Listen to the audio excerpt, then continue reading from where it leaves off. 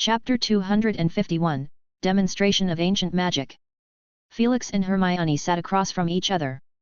He lightly tapped the dark armrest of the couch, and through a small table in front of a young witch, they found themselves silently transported into the room of thought. The professor's spell casting has become increasingly subtle, Hermione thought to herself. It had been over a year since her first time in here. The colors and shapes had twisted, then transformed, and now she was brought in without a single sound. Professor's mastery over this magic was evident. Hermione was very familiar with the room. She casually surveyed the furnishings, then her brow furrowed. The half that belonged to the professor hadn't changed much, dominated by shades of brown, black, and deep green, occasionally adorned with beige and soft grey. It presented a rich yet dignified ambience. The deep chestnut carpet was soft and inviting, piled high with thousands of weighty books. These books complemented the black bookshelves against the wall, the dark, matte-finished square table, and the thick emerald curtains. Of course, there were also more and more ancient runic symbols of various colors, dancing like vibrant spirits throughout the room, providing a lively and magically visual spectacle. Hermione could almost imagine the professor coming into the room alone, sinking into the couch, summoning a book with a casual gesture, a mischievous runic symbol leaping into his view, flicked away by a gesture. But today, she felt that something was off. Was it the slightly dimmer color of the carpet underfoot, or the occasional stillness of the green curtains in the corner? Perhaps it was all in her imagination? Miss Granger. Felix gave his assistant a curious look as she nervously glanced around upon entering. Hermione, equally puzzled, said, "Professor, your room of thought feels strange to me, like, heavier? Or more solemn?" She stood at the boundary between their two halves of the room, scrutinizing her own space.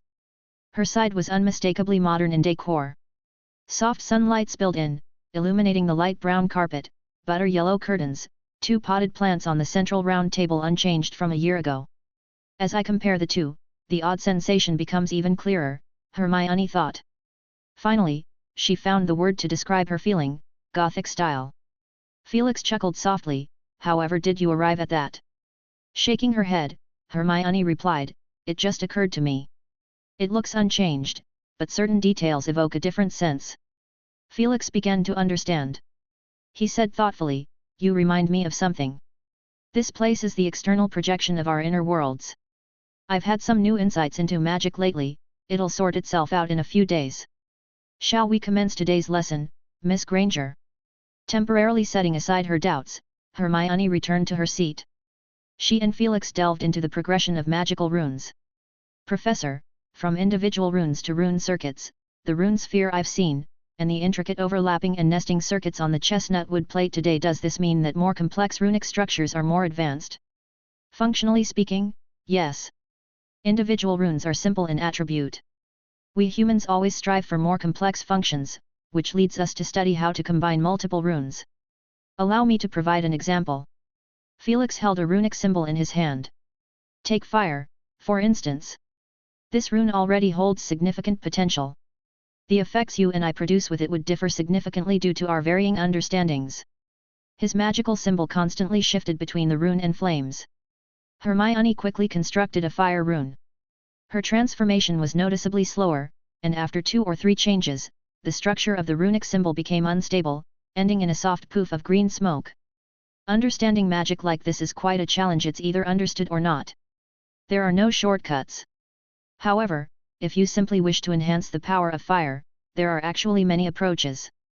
Felix Harp conjured a series of runes from the air. "For instance, I'd like to magnify the flames." Over a dozen runes connected to the original one representing fire. The small flame that was initially palm-sized swelled to the size of a pumpkin in an instant. "I also want it to burn more fiercely." He added more runes, as if seasoning a dish. The pumpkin-sized fireball erupted into intense flames with crackling bursts. By this point, controlling this magic becomes quite challenging, and I must emphasize that the room of thought isn't reality. What I can do here doesn't necessarily translate perfectly outside. But let's get back on track. I also want to increase the temperature." New runes combined and were poured into the flames. The orange fire became vibrant, transitioning rapidly from bright yellow to brilliant white, and then a hint of blue appeared. Felix's tone remained relaxed as he explained, "If this were reality and we had no protection, we'd be on fire ourselves. So, the notion that ancient magic is dangerously powerful isn't entirely untrue. From what I've gleaned from ancient texts, many individuals faltered on their first successful spell-casting attempt. Continuing on technically, we've already achieved a potent magic. However, obviously, we want more: control, accumulation of magical energy, or even shaping. If you have a deep understanding of magic, and you're adept at manipulating magic power, you can skip some steps. In theory, all magic in the world is a result of manipulating and transforming magic power. However, for most of us, including you and me, we're far from being able to bend it to our will. Hermione nervously observed as the professor's blue fireball grew to a meter in diameter. The air around it began to warp. Despite knowing that everything here was a construct of thought, she couldn't help but feel a sense of apprehension. Felix waved his hand, making the blue fireball vanish. "All right, the game's over. What you just witnessed was a mental demonstration. In reality, it's not nearly as easy for me. I hope that doesn't give you any misconceptions. I must reiterate, ancient magic is very perilous." Hermione seemed to accept his explanation. Next, she diligently practiced the ancient runes step by step. Apart from learning new content, she also needed to deepen her understanding of the runes. One major criterion for understanding was being able to transform runic symbols into corresponding magical meanings. She counted on her fingers and realized that she had genuinely comprehended only a few, like buffalo strength, lumos, and fire. The road ahead was long and demanding. Felix encouraged her, saying, "At the upcoming Runes Club meeting, I'll dissect an ancient spell and integrate it into the lesson. If your progress is swift enough, I'll teach you the combination of runes for that ancient spell. The same goes for everyone else." Hermione's heart raced. She knew that the professor had always approached ancient magic with great caution. Throughout this past year, their discussions on the topic had been sparse. Did this mean that the professor found her learning progress and magical control satisfactory? She began to reflect. In her first year, she focused on translating practical runes and delved into rune circuits in the second semester. Before the term ended, she successfully restored a broken bead pouch. During the summer holidays, she practiced engraving runes and rune circuits with a runic knife. At the start of the new term, she had already delved into rune transformation, emphasizing understanding the runes themselves. She couldn't help but wonder, by the end of her third year, would she perhaps be capable of mastering an ancient spell directly? Seeing Hermione brimming with enthusiasm, Felix added, "It's the simplest of ancient spells, don't imagine it has any lethal power." But this hardly dampened her enthusiasm. As the practice session concluded, Hermione, unusually tired, stood up to stretch. Her gaze swept across the entire room. The unsettling feeling persisted, more pronounced the longer she looked. Although the professor attributes the change to newfound insights, it still appears rather gloomy. She decided to shift her focus, standing in one corner of the room and surveying. Suddenly, her eyes lit up. She lifted a potted plant and placed it on the professor's book-laden square table. Squinting her eyes, she smiled. "It looks much better this way." Chapter 252, Mocking the Reasons of Pureblood Families. Felix Harp raised his head from the black cover of Magical Traits. "Miss Granger, you're wasting your efforts here. This is an external mapping of thoughts, not thoughts themselves. Once the magic is undone, everything will vanish." The young witch spoke cheerfully, "At least it looks good, doesn't it?" Felix shook his head, burying it behind the book, but he couldn't help but curl up the corners of his mouth. The feeling of being cared for was quite pleasant. Then there were the presents he had unwrapped today, which had put him in a good mood. Even though Christmas was tomorrow, some friends from far away had already sent gifts. But he found it strange why Belby would think of giving him a bottle of Wolfsbane potion. Belby had already given it once, hadn't he? Did I really look like a werewolf? Even if Belby wrote the most satisfactory work at the moment in the note, what did it have to do with him? The only comforting thing was that Little Red Book Publishing and LCA Comic Publishers sent the latest dividends, totaling 8,000 galleons. This time, the lion's share of the income went to Andis. In his letter, he mentioned selling like crazy 3 times, and the rest of the words were all suggesting that he hurry and prepare a new book. Felix tossed his mail aside. Jokingly, 1 book a year would be enough, any more than that was really unnecessary. By the time the title of Master of Memory Charms became deeply ingrained, he intended to extend the frequency of publication to every 2 or 3 years. Thinking like this, he should release his new paper. This paper contained the treatment data of the lump atoms and a complete set of simple treatment methods. He believed the entire wizarding world would follow his quill's lead. However, he should find a professional journal this time. The Daily Prophet was completely lacking in credibility. And there was Navy, he also sent a gift. As for the outcome, Felix had no way of knowing. Hermione's figure gradually became translucent, resembling the castle's ghosts to some extent. This was a manifestation of overuse of the mind, she could no longer maintain her consciousness stably. Felix lifted the thought room spell. No need to rush, Miss Granger.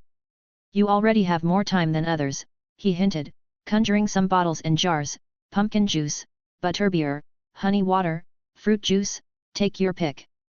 Hermione poured herself a glass of fruit juice and added 2 drops of elixir of euphoria and invigoration draft. She drank a big gulp, feeling rejuvenated. Hermione couldn't help but ask, why do I feel like I'm running out of time? Felix turned away, unsure if he had anything to do with it. After all, he had handed her ancient runes papers from 3rd and 4th year. Upon closer consideration, that might not have been appropriate, his little assistant was already busy this year. He pondered that he could possibly delegate a part of the exam work to the members of the Rune Club. The 6th year students had plenty of free time. Idle hands were the devil's workshop, after all. Have a snack, remember, it's the holidays. You don't need to fight for extra time for yourself, right? Felix said. The effect of the elixir of euphoria made Hermione's brow relax.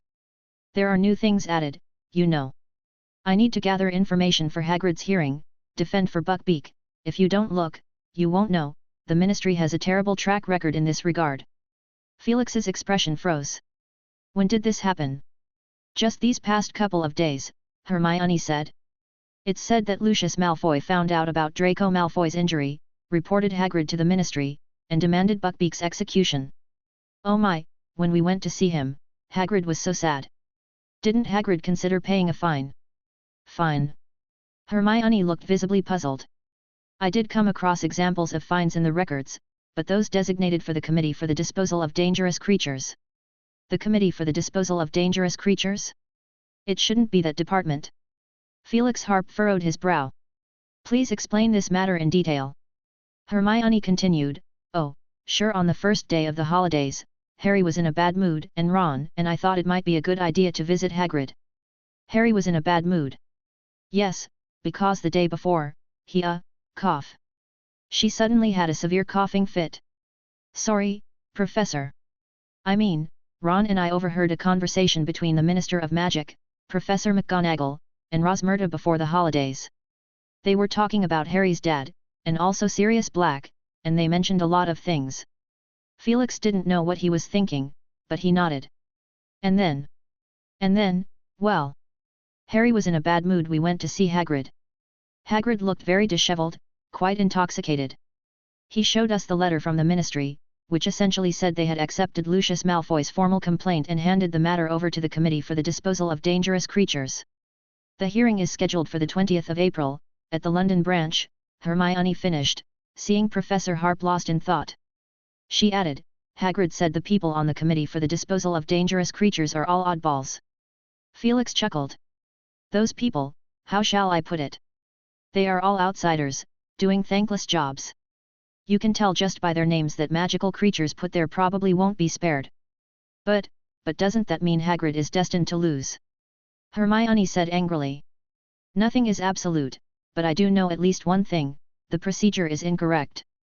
What? The procedure is incorrect, Miss Granger? Normally, according to the law set by the Ministry, even if someone appeals, the matter should be first passed to the Department for the Regulation and Control of Magical Creatures, the superior department of the Committee for the Disposal of Dangerous Creatures, so they handle it. Unless the case is of particularly heinous nature and requires almost no trial, then it would be directly sent down. And the outcome of such hearings is rarely favorable.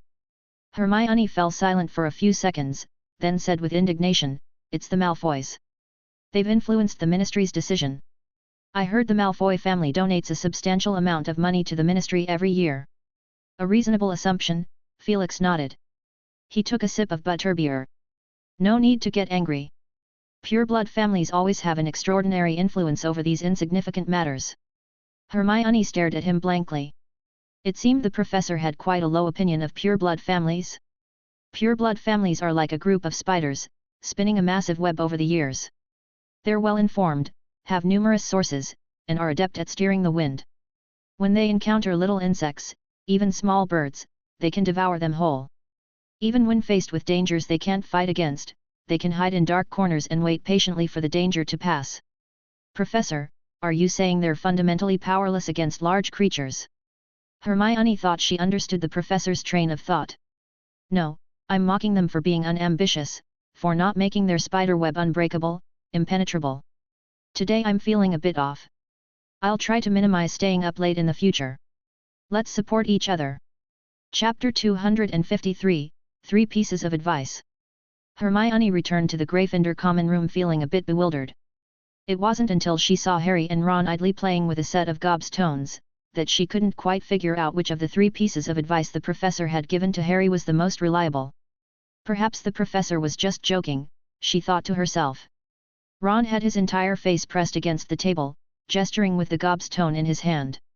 I think this one might work. Dean told me a Muggle technique for playing marbles. He flicked his fingers, and the gobstone shot out, curving through the air. Harry's gobstone suddenly swelled up and erupted with a foul-smelling, sticky liquid that splattered all over Ron's face. Oh, damn it! Ron wiped his face, his eyes stuck shut by the goo. Can you two ever act mature? Hermione snapped, not in the best mood. She drew her wand and pointed it at Ron, saying, "Scour Jiffy." The sticky substance on his face disappeared instantly. Care for a game, Hermione? Ron said playfully. Hermione frowned. I won't waste my time on childish games. Ron retorted, this isn't a kid's game. My dad told me there's an official Gobstones Club on level 7 of the Ministry of Magic. They win honors internationally. Hogwarts actually has a Gobstones Club too, but you've never paid attention. He stopped talking when he saw Hermione's expression. Harry changed the subject. What did Professor Babicombe say about Bogget-Bakbook?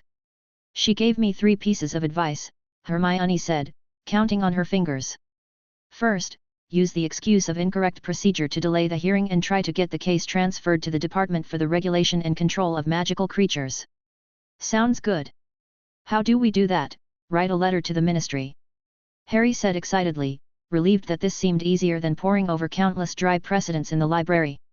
Ordinary people won't do, the Ministry probably won't pay attention, Hermione said. Professor Harp's suggestion is to gain the support of a person of influence, not be afraid of the Malfoy family's power, preferably someone connected to magical creatures and knowledgeable about the relevant laws. That sort of person wouldn't know us, Ron said dejectedly, picking up a gobstone from the floor. Harry thought hard. The only person he knew related to magical creatures was Hagrid.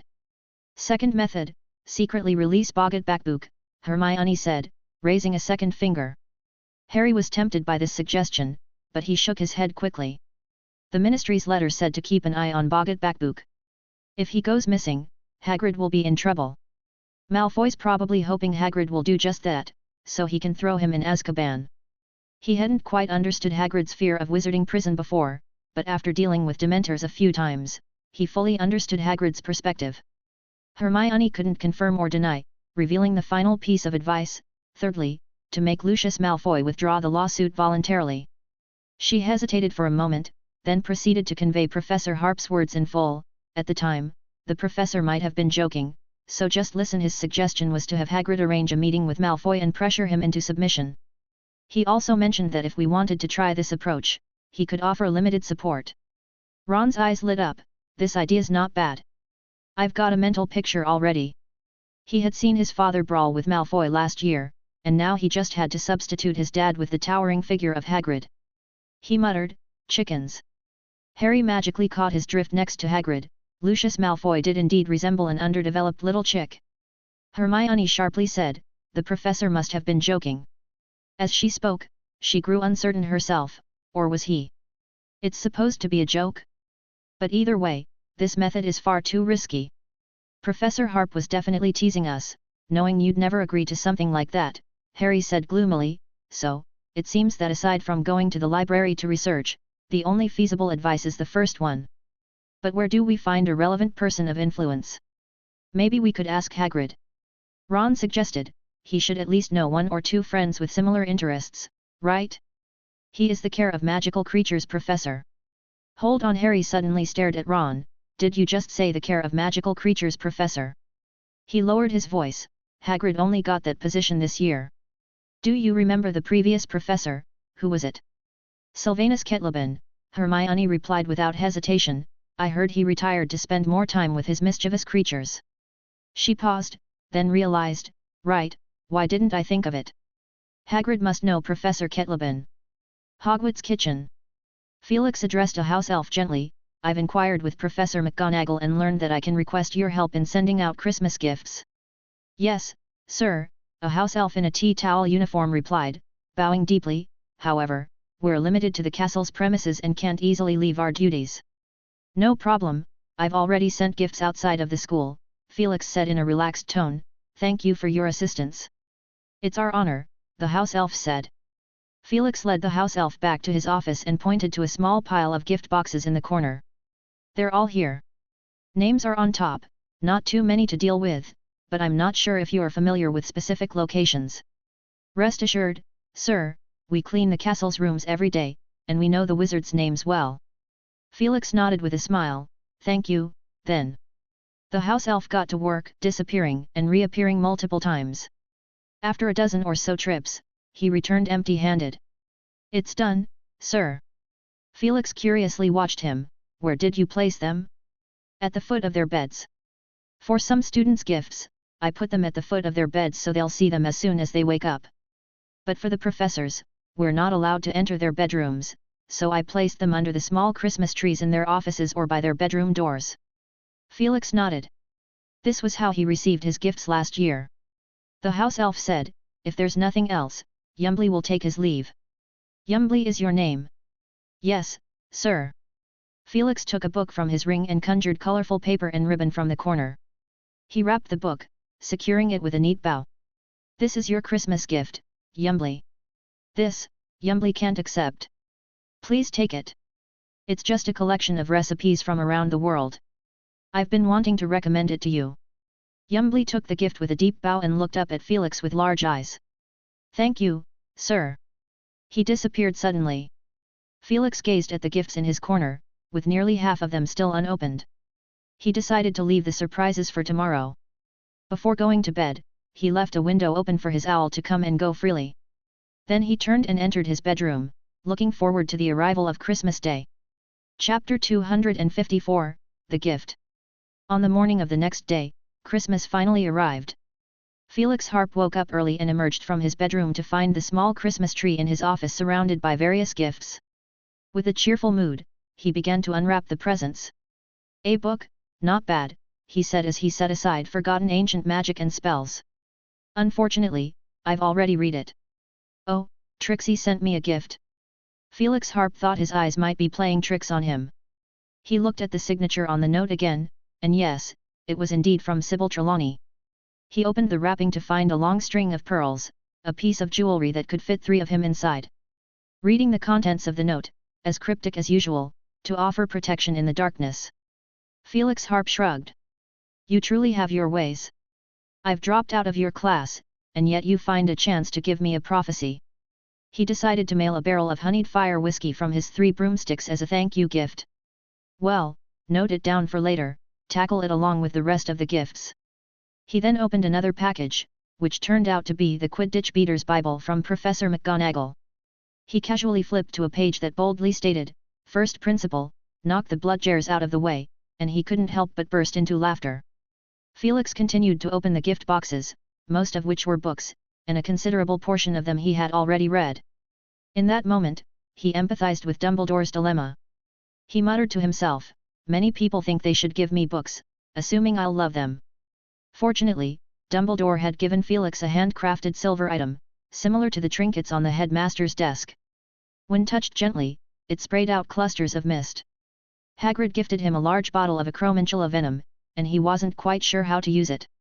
Perhaps he could pass it on to Professor Snape next year? Snape gave him a small bottle of potent antidote.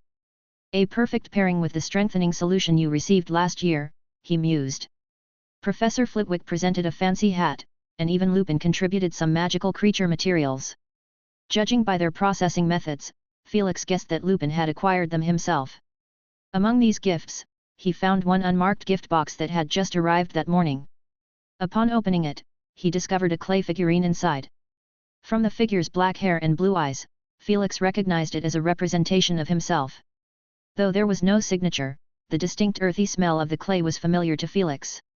He picked it up and examined it for a moment before putting it away. The unwrapping process continued for an hour, and he noted down a list of names on a parchment next to him. These were the ones he needed to give gifts to. Even Christmas requires work. At the same time, Harry and his two companions arrived at Hagrid's cabin. "Hagrid, open up. It's us." Harry knocked hard on the door as Fang excitedly pushed his way out, his slobbery tongue licking their hands and leaving a cold sensation as the wind carried the moisture away. The door swung open, revealing Hagrid's disheveled beard-covered face. "You're here pretty early today, don't really need to be, the hearing's not till summer, gotta get myself together, heek." He burped, a sour breath that hit Harry's face. Harry quickly squeezed through the gap in his arm, finding the cabin's fireplace roaring with flames. Stacks of firewood were piled nearby, and Buckbeak lay in the corner, a large iron bucket in front of him. Ron followed, brushing off the snow from his feet. "Hey, Buckbeak, how's it going?" He glanced at the bucket, where squirming, finger-sized white worms were visible. He looked nauseated. "Hagrid, what is this? Looks like giant maggots or something." Hagrid lifted Hermione up, as if he were carrying a small creature. "Oh, thank you," Hermione exclaimed in a flustered tone. Hagrid glanced in the direction Ron was pointing, and in his booming voice, he explained, "Those are blast-ended scroot larvae, something you'll be learning about. They're easy to care for, eat just about any plant. I'm off to the kitchen to see what's left to feed 'em." Ron stammered, "Don't tell me you're planning to make us raise these in class." His face turned as pale as Draco's. Blushing, Hagrid replied, "I might not have much focus for teaching in the classroom for a while, you see, because of Buckbeak, but actually, blast-ended scroots are quite good, safe, and they've got value all over. Their slime can be used in potions, and they can serve as food for other creatures." Concerned, Hermione interjected, "Don't do this, Hagrid. We were here for Buckbeak's case." Harry and Ron nodded together, attempting to dissuade Hagrid. "Don't lose hope, Hagrid. You're still quite popular," Ron said, "except among Slytherins." Since the incident in the first class, Hagrid had worried he might be dismissed. However, after Felix Harp reassured him, he felt at ease. Following Felix's advice, he taught classes on creatures like unicorns, krups, bowtruckles, doxies, and snidgets. Except for the classes about acromantulas and augures, the feedback had been rather positive. For instance, the young unicorns, with their golden fur, were utterly charming and looked like creatures straight out of the most wonderful fairy tales. The krups, chubby and covered in fur, were flightless birds, but they were remarkably agile and could teleport from one place to another in an instant.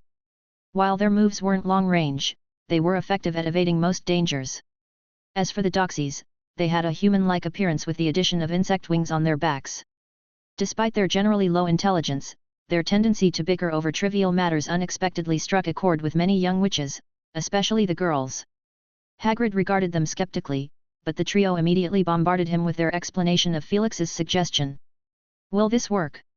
"Give it a shot, Hagrid. It can't get worse." So, Hagrid penned a letter to Professor Ketleben. The ink on Hagrid's note was nearly solidified on the windowsill, but it was Hermione who conjured a bright blue flame to melt it. As they exited Hagrid's cabin, Hermione said with hope, "I really hope Professor Ketleben can influence the Ministry." Harry and Ron wore expressions of agreement. However, in the next moment, Hermione's demeanor turned serious.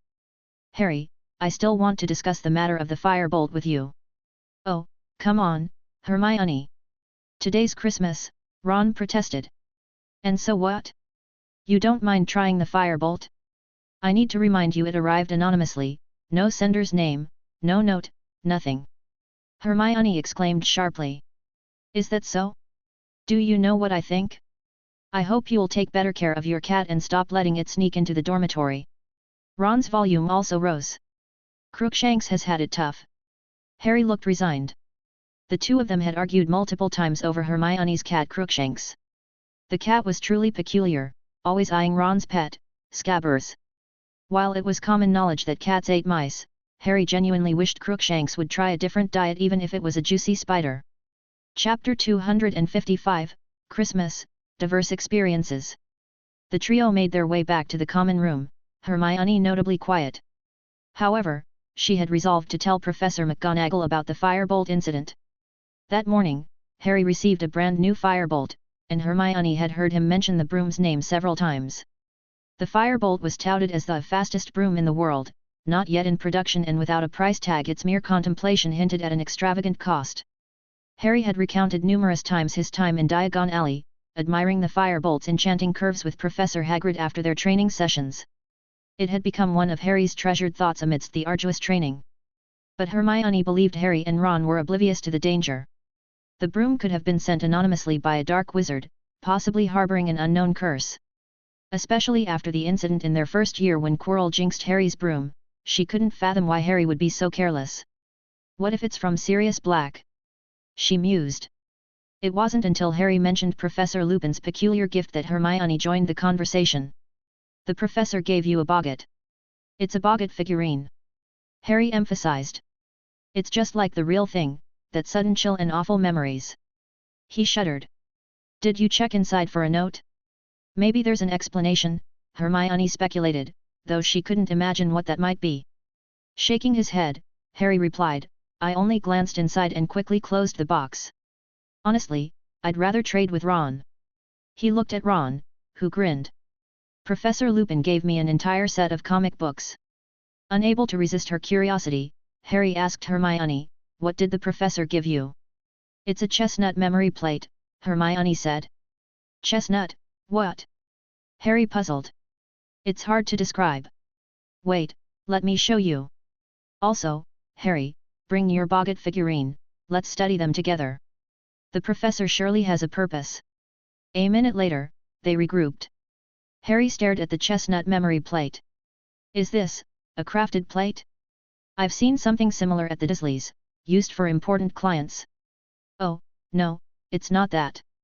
Let me demonstrate. Professor Lupin wants my input. It might feature in next semester's classes, Hermione said, tapping the plate with her wand. Intricate magical patterns lit up, silver sand forming clouds, and Hermione closed her eyes, recalling details before pointing at the cloud. The sand cascaded down, presenting a vivid three-dimensional scene to Harry and Ron. Merlin's beard, this is the chamber within. Ron's eyes widened. It's a reenactment of our past memories, Hermione whispered. Harry, revisiting the scene from a year ago, couldn't help but ask Hermione, did I really jump like that? He gestured, realizing the Slytherin statue was almost 5 or 6 times his height. If he'd misjudged, aside from the basilisk's tail, he'd plummet and become its prey.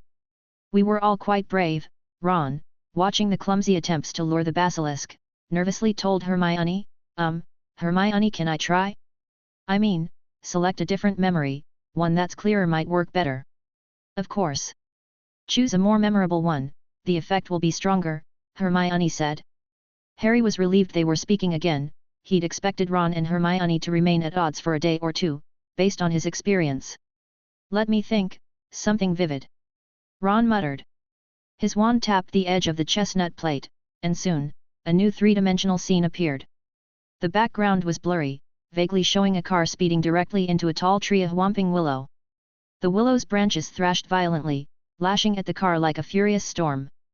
The car managed to escape, but with 2 heavy thuds, luggage, and 2 figures, Harry and Ron were thrown out.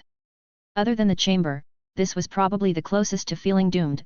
Ron observed the miniature figures, but there are many unclear parts, I can't recall the car's details. I hope it's doing well in the Forbidden Forest. Harry attempted his turn. Here's something for you to see, Voldemort's real appearance. Moments later, Ron and Hermione finally saw the scene from Harry's first year when he faced Voldemort alone, the unveiling of Quirrell's turban, revealing a face deathly pale, red eyes with snake-like slits below. Ron and Hermione gasped, both grabbing onto Harry's arms, startled. Did you exaggerate when you told us last year? It wasn't this dramatic, was it? Ron's attention always went to the oddest things. Harry almost laughed but managed to compose himself, trying to be objective. He was indeed quite ugly. I used to have nightmares about him for a while. Then the trio turned their attention to the box, a gift from Professor Lupin. Ron couldn't resist confirming, "Are we really opening it? Your expression the first time nearly scared me to death." He explained to Hermione, "Imagine opening a present happily and then your mate falls off the bed, looking ghostly pale." Harry glanced at Hermione, and she nodded. "We need to be sure." Harry took a deep breath and opened the box. At first glance, it seemed like a finely crafted boggart figurine, nothing out of the ordinary. But in the next second, a wave of coldness swept over them. The figurine seemed to come to life, the boggart's robe started fluttering, and they even saw such an image: a grey, decomposed hand emerged from beneath the black robes, like a body soaked in water for too long. Before Harry could suffocate in the eerie feeling, he hastily closed the box, panting, "You both saw it?" Ron looked genuinely concerned. "The card," Hermione suddenly said. "What?" "The card, Harry, there's a card beneath the boggart figurine." Harry and Ron exchanged looks as Hermione retrieved the card. "Hermione, you're brilliant," they praised. Hermione waved it off. "Oh, I just overthought a bit, you both jumped to conclusions." She read aloud from the card. "Harry, heard you've been learning the Patronus charm from Lupin. Maybe this could help you. P.S. The figurine's enchanted. As long as you avoid eye contact, it won't affect you." She looked at them. "That's all it says, quite clear." "Wow, that's cool," Ron said. "Let's try it again." Harry felt a weight lift off his chest. He nodded, opening the box. The chill returned, but as soon as he shut his eyes, the terrifying cold, damp feeling abruptly vanished. He heard Ron's excited voice, "It works. Just look away." Opening his eyes, Harry watched Ron repeatedly swivel his head, glancing at the boggart figurine and then swiftly turning away. It was comical. Harry finally couldn't contain his laughter. Malfoy Manor. Draco Malfoy was unwrapping his gift, neatly stacked inside a box labeled Felix. Harp's gift to Draco Malfoy were a whole set of comic books he was quite familiar with, The Adventures of Little Wizard Mickey. For a while, this book had stirred quite a bit of conversation. His mother, Narcissa Malfoy, entered. With her blonde hair and blue eyes, she gently rested her hand on Draco's shoulder. "Draco, it's lunchtime. Have you finished opening your gift? What did Pansy give you?" Draco muttered, "A set of formal robes." "Oh, our Draco is growing up," Narcissa chuckled. Her gaze landed on the book in Draco's hand. "Whose gift is this, a comic book?" "A gift from a professor at school," Draco said, flipping a page casually. Longbottom Residence. The old house rejuvenated, dark tapestries cleaned to reveal their original crimson and gold hues. Christmas trees adorned almost every corner, colorful ribbons hanging from their branches. A round-faced boy attempted to hang a golden ball onto the Christmas tree. "Nev, Nev!" Alice Longbottom called from afar. "Your Uncle Algy and Aunt Enid have arrived." "Comey coming, Mum," Neville responded. He tiptoed, spending seconds trying to finally hang the ball, beads of sweat forming on his nose. As he turned around, Alice stood behind him, watching quietly. "Mum," Neville blushed, feeling embarrassed about his earlier struggle. Around the dining table, a bunch of relatives gathered, celebrating Frank and Alice's return. Mid-feast, Algy, gaunt and sporting a goatee, exclaimed, "Great! Absolutely great!" Downing 2 hefty glasses of spirits in quick succession, his face flushed. He looked at Neville. "Kid, I heard you've made progress lately, show us what you got." Neville, hesitant, shrank behind Alice. She patted his shoulder, encouraging him. Neville stepped forward, drew his wand, and a red light sparkled from the tip, casting a spell. "A silent charm." Algy gasped, nearly toppling from his chair. "Easy there, Frank, no need to help me, I never had that skill at his age." Neville scratched his head, grinning sheepishly. "Muggle world, London suburbs. Justin, it's 11 o'clock. Remember our agreed-upon excuse for when the guests arrive." "Got it," Justin, with his curly hair, replied, looking somewhat unhappy. "The reason I couldn't attend Eden was due to poor health. We had to hire tutors, and every year we had to visit places with fresh air." "Mum, don't you think this excuse is too lame? Every time they see me, I'm perfectly fine. Who would have thought we'd have a little wizard in our family, unable to attend Eton? I'm more disappointed than you, but Mrs. Finch Fletchley playfully winked, after the guests leave, tell me about your school days. I still can't believe Lockhart turned out to be a fraud despite his captivating books. Justin discreetly rolled his eyes. Hogwarts. Exiting his office, Felix strolled through the lavishly decorated halls, holly and mistletoe garlands guiding the way to the Great Hall. Armor throughout the castle gleamed. Entering the hall, 4 long tables had been shifted against the walls, leaving only one in the center for a dozen or so people to dine. Dumbledore, McGonagall, Snape, Sprout, and Flitwick were present. Filch had donned a slightly worn-out tailcoat. I hope I'm not late, Felix smiled. Merry Christmas, Felix. I love the woolen socks you've gifted, 12 colors in total, I can rotate wearing them, Dumbledore exclaimed joyfully. We're waiting for the students. They might think it's regular timing, but we're slightly early. To pass the time, we're taking turns telling jokes. It's Severus's turn, Flitwick added. Felix glanced at Snape, who wore a stern face, his expression full of resistance. Chapter 256, Interlude. Severus Snape ultimately didn't share his joke, which, Felix Harp thought, was quite regrettable. He believed that the professor indeed possessed a talent for telling witty, icy jokes. Felix quietly made a mental note, he had a Christmas present idea for next year. Seated next to Snape, Felix was about to make a playful remark when the great doors of the hall suddenly swung open, ushering in a gust of wind and snow. A short, plump witch dressed in pink entered. Felix heard Professor McGonagall, 2 seats away, inhale sharply, her black eyebrows furrowing. The short, plump witch was Dolores Umbridge. She was accompanied by 2 individuals. One was a lean, dark-skinned wizard of middle age. An earring adorned one of his ears, and he exuded an air of arrogance. Felix recognized him. When Minister Fudge visited the school last year to inspect the serpent-like creature, this person accompanied him. Minister Fudge referred to him as Kingsley. The other was a witch, similarly dressed in an arrogant fashion. Her face was wrapped in a thick scarf, and her youthful energy showed through her lively gestures. Walking beside Kingsley, she appeared quite young. Dumbledore's smile faded, replaced by a fleeting look of surprise. He rose gracefully, saying, "A rare visit indeed. I didn't expect you on this special day." Elusive as ever, Professor Dumbledore, Dolores Umbridge's toad-like face creased with a conspicuous false smile. "I must say your deputy headmistress lacks diligence and responsibility. All in the name of fulfilling duties, just like me. Even during Christmas, I can't escape concerns over Minister Fudge." Dumbledore replied calmly, "I have full faith in Professor McGonagall. She has carried out her responsibilities exceptionally well." Umbridge seemed entirely unfazed by the awkwardness, but the young witch behind her turned her head away, unable to meet anyone's gaze. Kingsley stepped forward, his voice low and deliberate. "Dumbledore, we've come to share new information." Umbridge immediately shrilled, "Kingsley! I'm the appointed investigator by the minister." Kingsley didn't acknowledge her. His next words provided an explanation. "I answer only to Minister Fudge and Scrimgeour. Dumbledore, there's been progress regarding Sirius Black." Eager to listen, Kingsley, Dumbledore said gently. "Someone has sighted a figure resembling Sirius Black in Nocturne Alley. According to our sources, an unfortunate wizard was attacked from behind, and the assailant took his wand. So, he's rearming himself." Dumbledore mused. "I had thought he might linger between the school and Hogsmeade." Kingsley continued, "We assumed the same initially, which led us to relax our vigilance there. But he might be even more cunning than we imagined. I'll be headed to London tomorrow, and this is Tonks.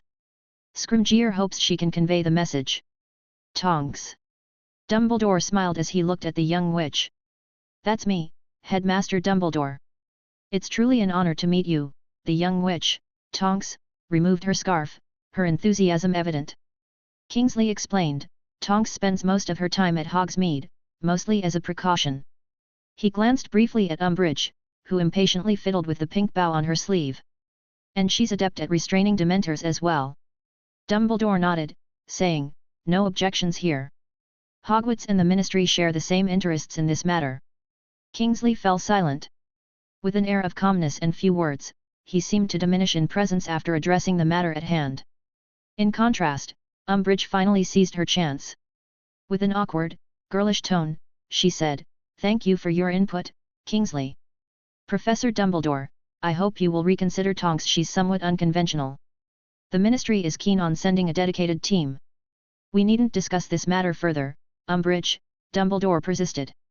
"Tell Fudge that if he has any thoughts, he should come directly to me." Felix, standing nearby, grasped the situation fairly well. Umbridge and Kingsley weren't allies. Umbridge had Fudge's backing, perhaps as a trial or because of her own initiative. Regardless, she aimed to meddle with Hogwarts affairs but was thwarted successively by Professor McGonagall and Dumbledore. While Kingsley followed Fudge's orders, he clearly disregarded Umbridge's investigator role. He was here on Scrimgeour's behalf, the head of the Auror office. They departed swiftly, leaving behind an interlude that dampened the professor's moods for light-hearted conversation. The topic inevitably shifted to Umbridge. Sirius Black's threat was distant, but this toad-like woman was hard to like. Professor McGonagall remarked sharply, "I'm not one to badmouth others, but Umbridge," her nostrils flared, a sign of her obvious annoyance. "If you knew how she treated her subordinates and her own family, you'd understand my sentiments." "Umbridge mistreats her family?" Felix inquired. "Ha! She repeatedly claims her late father was a prominent figure in Wizengamot. But he's alive and well, I assure you." Flitwick furrowed his brow as he recalled, "I seem to recall something. The name Umbridge is rather rare. I remember over a decade ago, there was a cleaning staff member at the Ministry by that name." Just then, students began to arrive. 2 first years appeared together, followed shortly by a sullen 6th-year Slytherin. His only reason for staying was family matters.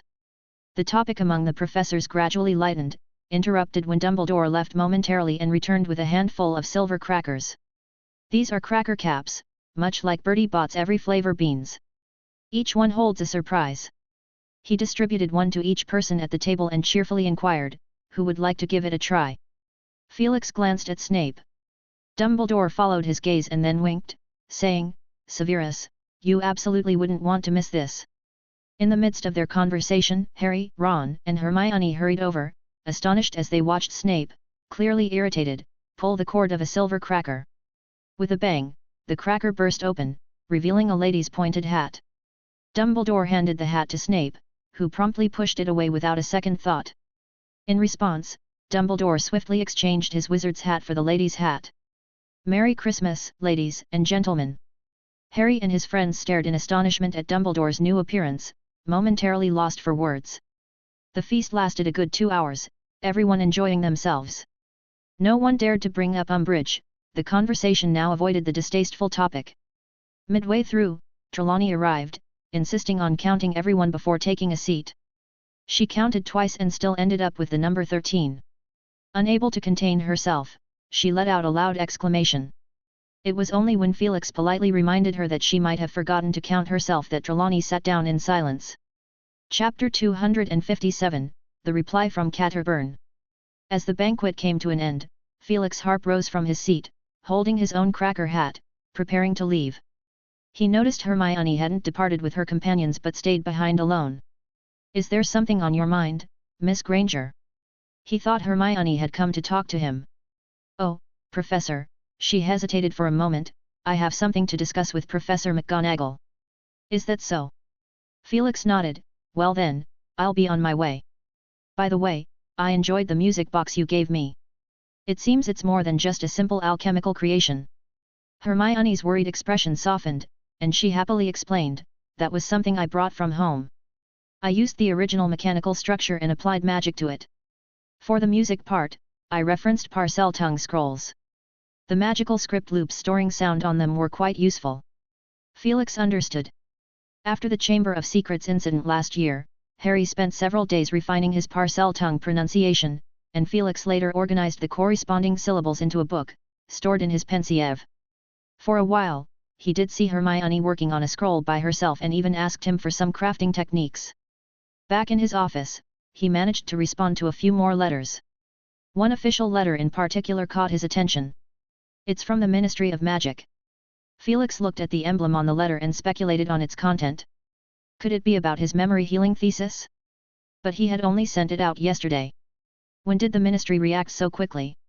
Opening the letter, he first glanced at the signature at the bottom, Waldrick Cydric of the Office of the Minister for Magic, before reading the contents. Dear Mr. Harp, it has come to my colleague's attention that your new book, Magic in the Muggle World, has been recommended reading by the magical ministries of 12 countries. Coupled with your previous 2 publications on Muggle studies, it is evident that you possess a profound understanding of the Muggle world. We cordially invite you to deliver an internal lecture for the Ministry of Magic's members. The proposed time is the first Thursday afternoon after the Christmas break, at 2 o'clock, in Reception Room 2. If you have any objections or scheduling conflicts, please contact me promptly. Yours faithfully, Waldrick Seidrick, Office of the Minister's Advisor, Ministry of Magic. Below were several departments listed. If he accepted, these would be his audience, including the Muggle Relations Mediation Committee, Muggle Liaison Office, Prohibition of Muggle Artifacts Office, Reversal of Accidental Magic Incidents Unit, Memory Modification Command, and other interested parties. Reasonable enough, all dealing frequently with the Muggle world. Felix pondered for a moment. He was quite eager to propagate his ideas and also wished to learn more about the Ministry of Magic's actual situation. Among the people he had interacted with, Fudge was a standard politician, Umbridge was equally divisive, even more nauseating, and Kingsley Shacklebolt was composed and capable. As for the rest, either he didn't know them or they had only corresponded through letters, making it hard to judge accurately. He took out a piece of parchment, dipped his quill, and wrote, "Dear Mr. Seidrick, I am delighted to accept your invitation. However, regarding the timing, I propose shifting it to Friday. I have no classes in the afternoon that day." Once the letter was sent, all he could do was wait. In the last few days of the holiday, he didn't immerse himself in the library or study magical texts in his office. Instead, he developed a new habit. Several runic symbols were always by his side, about the size of his pinky, and he would pick them up and play with them from time to time. He maintained this even during meals and sleep. At this stage, simply increasing the quantity of runic symbols had limited effect. Many ancient runes he learned from various texts and alchemical items were not deeply understood. He decided to set aside time to organize his knowledge. Creating a magical rune book would be far more beneficial than acquiring a few hundred new practical rune effects. He also visited several ancient runic experts. His friends in this field were few and far between. Even his most amicable companion, Tophadai, had a quite limited understanding in this area. In Felix Harp's view, he might as well impersonate an alchemist and blend into the alchemical circle. Previously, Nearly Headless Nick had introduced him to a few people, and they exchanged some letters expressing their interest in communication. However, gradually it faded away because their focuses were completely different, making the exchange feel awkward. Alchemists paid more attention to the selection and proportion of alchemical materials, as well as the fusion of different properties. A rare formula could fetch a high price or remain a closely guarded secret. They also focused on so-called alchemical formulas, particularly unique ways of achieving specific functionalities. Felix exchanged some knowledge with them but then maintained a lower frequency of communication. He wasn't in a hurry either. If he couldn't find a suitable circle, he would create his own. There were 8 or 9 students who had graduated last year and kept in touch with him through letters. Among them, a girl named Clemmy Virella was the most enthusiastic. She had become a curse breaker at Gringotts. Curse breakers had a fairly dangerous and serious profession. They could be killed by ancient curses, dark hexes, or curses during their work. However, the rewards were also substantial. Clemmy Virella wrote to him, informing him that she was currently working in Egypt, where there were vast numbers of ancient tombs and historical sites, and her colleagues were friendly. She even discovered a practical application of runic magic. Many ancient defenses and traps were inseparable from alchemy, and practical runic magic outperformed other alchemical symbols due to its superior magical properties and greater capacity to store magic. As a result, ancient wizards often selected it as the core of their defense and counterattack systems. In one recent operation, Clemmy discovered a practical runic inscription hidden in decorative patterns within a pit, and she used it to bypass a perilous curse, successfully becoming a full-fledged curse breaker. Felix was generous with his guidance. In his reply, he pointed out that for some alchemical entity traps that weren't highly aggressive but were temporarily difficult to crack, one could attempt to overlay a runic circuit, drawing out the magical energy and rapidly depleting its power. On the other side, Harry, Ron, and Hermione were far from idle. Since Hagrid had written to Professor Catterburn asking for assistance, they had been visiting Hagrid's hut every day to see how things were progressing. Having something to do somewhat lessened Harry's resentment towards Hermione. He knew she meant well, but his newly acquired crossbow bolts had been confiscated by Professor McGonagall to be examined for potential dark magic or curses. And now he had to endure the old Comet series broom, which left him feeling quite aggrieved. It was nearing the start of the term when Hagrid finally received a reply. "Read it, Hagrid, read it." Harry couldn't contain his excitement. Hagrid tore open the letter and cleared his throat. "Hagrid, delighted to receive your letter and sympathize with what happened to Buckbeak. But I'm powerless in this regard. I don't have much influence at the Ministry, can't expect a wretched old man who was kept on the school's staff for 62 years before receiving honorary tenure upon retirement to have much sway, unless you want to meet one or two giant friends." The expressions of Harry and his friends were quite peculiar. They felt both regretful that Professor Catterburn couldn't help and amused by his witty self-deprecation.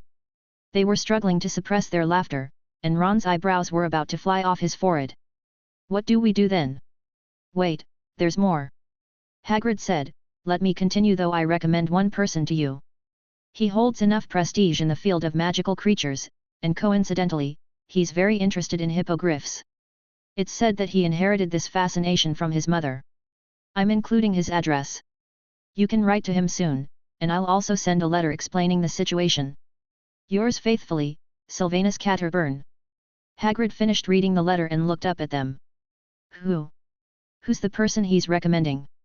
Hermione asked hoarsely, as she had caught a cold recently.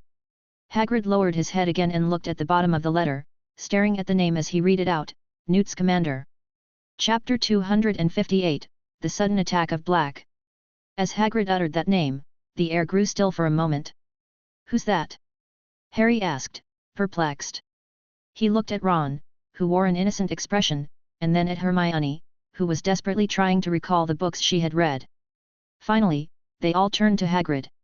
Uncomfortably, he said, "You should have known, but I switched your textbooks only for the third years, wanted to try something." His last sentence was barely audible. Harry and the others were still puzzled. Hagrid had to continue explaining, his face turning visibly redder by the moment, even his bushy beard couldn't hide it. "Mr. Scamander wrote Fantastic Beasts and Where to Find Them. Before I took over care of magical creatures, that book had been the textbook at Hogwarts." With that, the trio understood. No wonder they didn't know about it, because Hagrid had introduced a new textbook this year, and it happened to be only for the third years. Harry couldn't help but think, perhaps the creatures in Fantastic Beasts and Where to Find Them weren't interesting enough, which led Hagrid to consider replacing it with monster manuals. They finished writing their letters in Hagrid's hut, ready to go to the Olori to send them via Hedwig. Passing the Whomping Willow, Harry suddenly heard a sinister gust of wind behind him. Instinctively, he lowered his head, drew his wand, and glanced upwards, catching sight of the silhouette of a large, black-furred dog leaping high. Harry's eyes widened in fear. It was an omen of death. He could even see the light eyes and inch-long teeth of the Grim. Before he could react, it had flown past him, turned around, and pounced on Ron, its wide mouth gripping Ron, about to drag him toward the depths of the Forbidden Forest. Expelliarmus. The intensive summer training and recent dueling practice paid off, as Harry employed one of his most adept spells.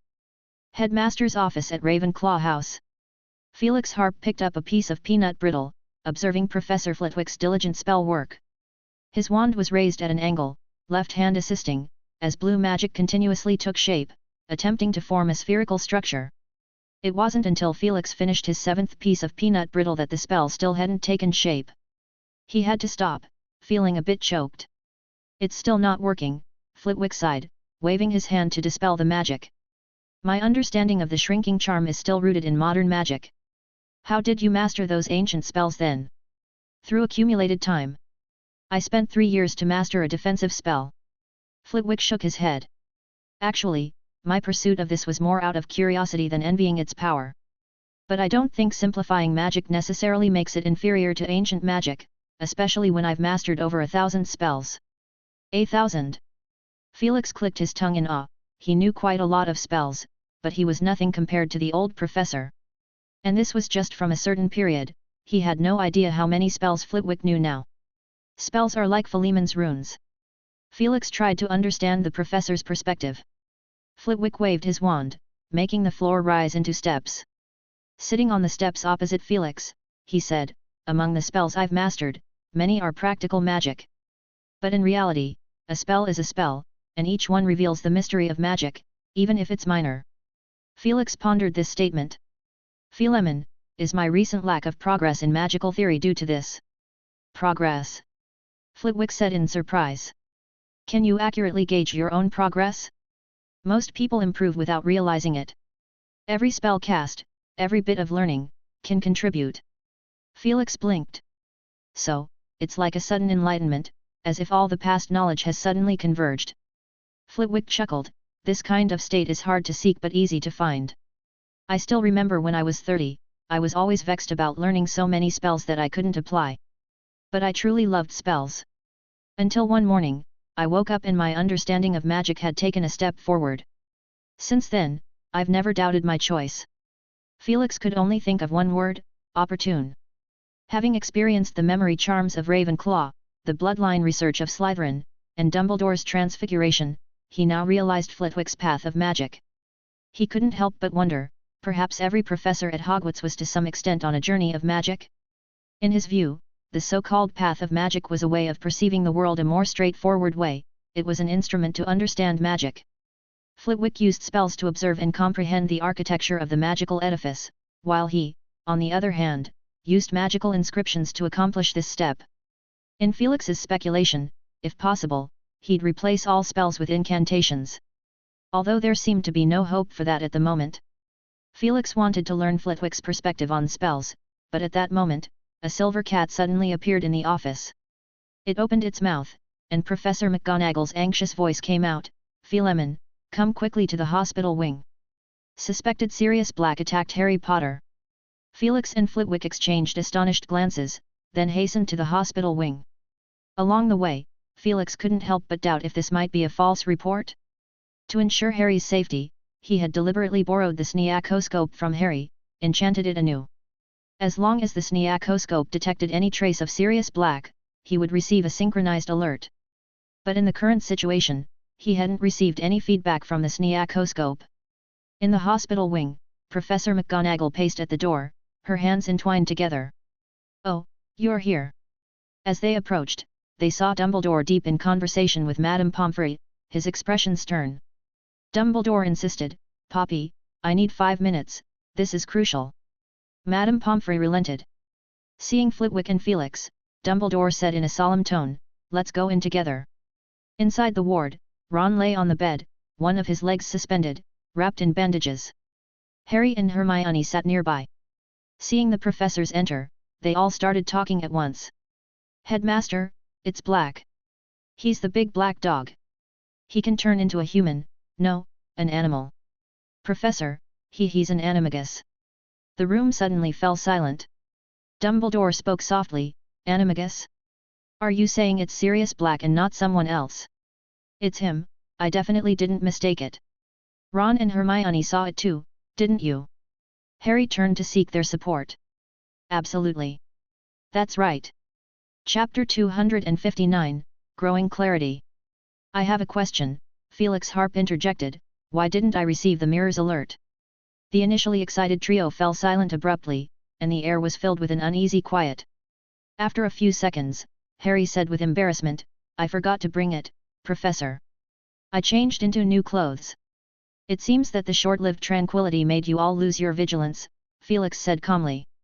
He appeared not to be angry, but Harry felt even more guilty, his face burning. Dumbledore looked at Harry and his friends. So, you failed to detect Sirius Black because you forgot to carry the mirror. What happened next? Why did you accuse him of being animagus? Harry looked up. We were coming back from Hagrid's because of Buckbeak's case, he paused, as we passed by the Whomping Willow, a large black dog suddenly leaped out. He attacked Ron, trying to drag him away. Felix noticed a hint of doubt flicker in Dumbledore's gaze, a doubt he shared. After all, wasn't Black supposed to be after Harry? Why give up an easy opportunity to attack Harry and instead go after his companion? To make Harry experience the pain of losing someone dear to him? It didn't add up. My mind went blank at that moment. I instinctively cast the disarming charm, and it hit the big black dog, sending him flying. It was then. Harry stared, his eyes wide. I saw the dog's head flicker for a moment, turning into Black's face. I've seen his wanted poster many times, I couldn't possibly mistake it. The black dog rolled on the ground twice, and then Hagrid burst out of the house and yelled in our direction. Black turned and fled. Harry left something unsaid. The black dog had looked at him strangely, with a mix of resentment and something resembling satisfaction. Was he seeing things? Why would he think like that? He continued. Hagrid carried Ron to the hospital wing, and then he left, saying he was going to search the entire Forbidden Forest. It sounded like an exaggeration. The Forbidden Forest was not just the small patch next to Hogwarts. It could house acromantulas, centaurs, unicorns, giants, and werewolves all at once, definitely not something small. In fact, Hagrid's emotions seemed much more intense than what Harry had said. From the way he was seething, it looked like he wanted to tear Black apart. Dumbledore said softly, "I see." He closed his eyes and sat quietly. Flitwick couldn't help but ask, "Felix, can your mirror detect animagus forms?" Felix nodded. "In theory, it's possible. I designed it to target names, bloodlines, and magic simultaneously." He hesitated and looked at Professor McGonagall. "Of course, I am not animagus myself." "If that's the case," Professor McGonagall pondered, "it should work. Animagus transformation is not the same as a regular animal transformation. Wizards retain their magical abilities and human thinking. Moreover, it's unclear in what form Black was attempting to infiltrate the castle last time. If it was his animagus form, then it clarifies a lot." "Animagus forms don't change easily," Dumbledore agreed.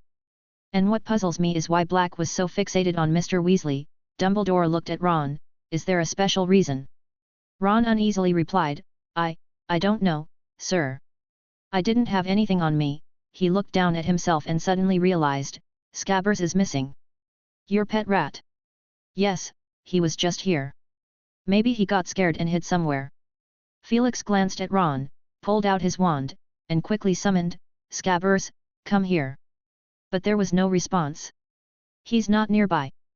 Black's inexplicable fixation on Ron, the sudden appearance of animagus, and if Ron was fine, then what could be the issue? He looked at Dumbledore and said solemnly, "Headmaster, things might be different from what we initially thought." Dumbledore refrained from making hasty judgments. "There's someone who might have the answers." "Minerva, is Lime still in his office?"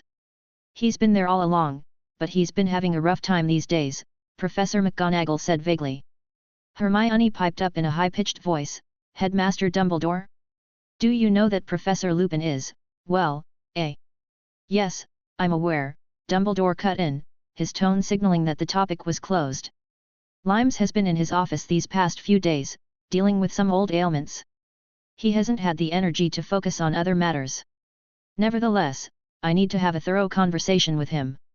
He might provide us with some information we're not privy to." Dumbledore stood up, his gaze shifting down from his high nose bridge to Harry.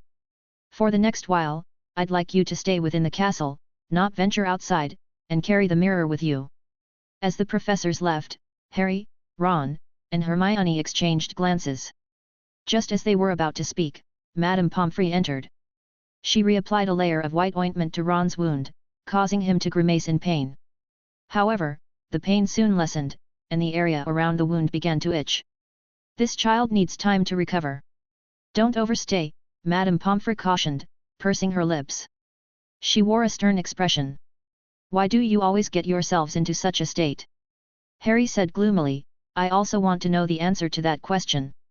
With only the three of them left in the infirmary, the room fell into a quiet stillness, intermittently broken by Ron's sharp inhales. His wound, though both painful and itchy, seemed to be healing at a rate several times faster than normal.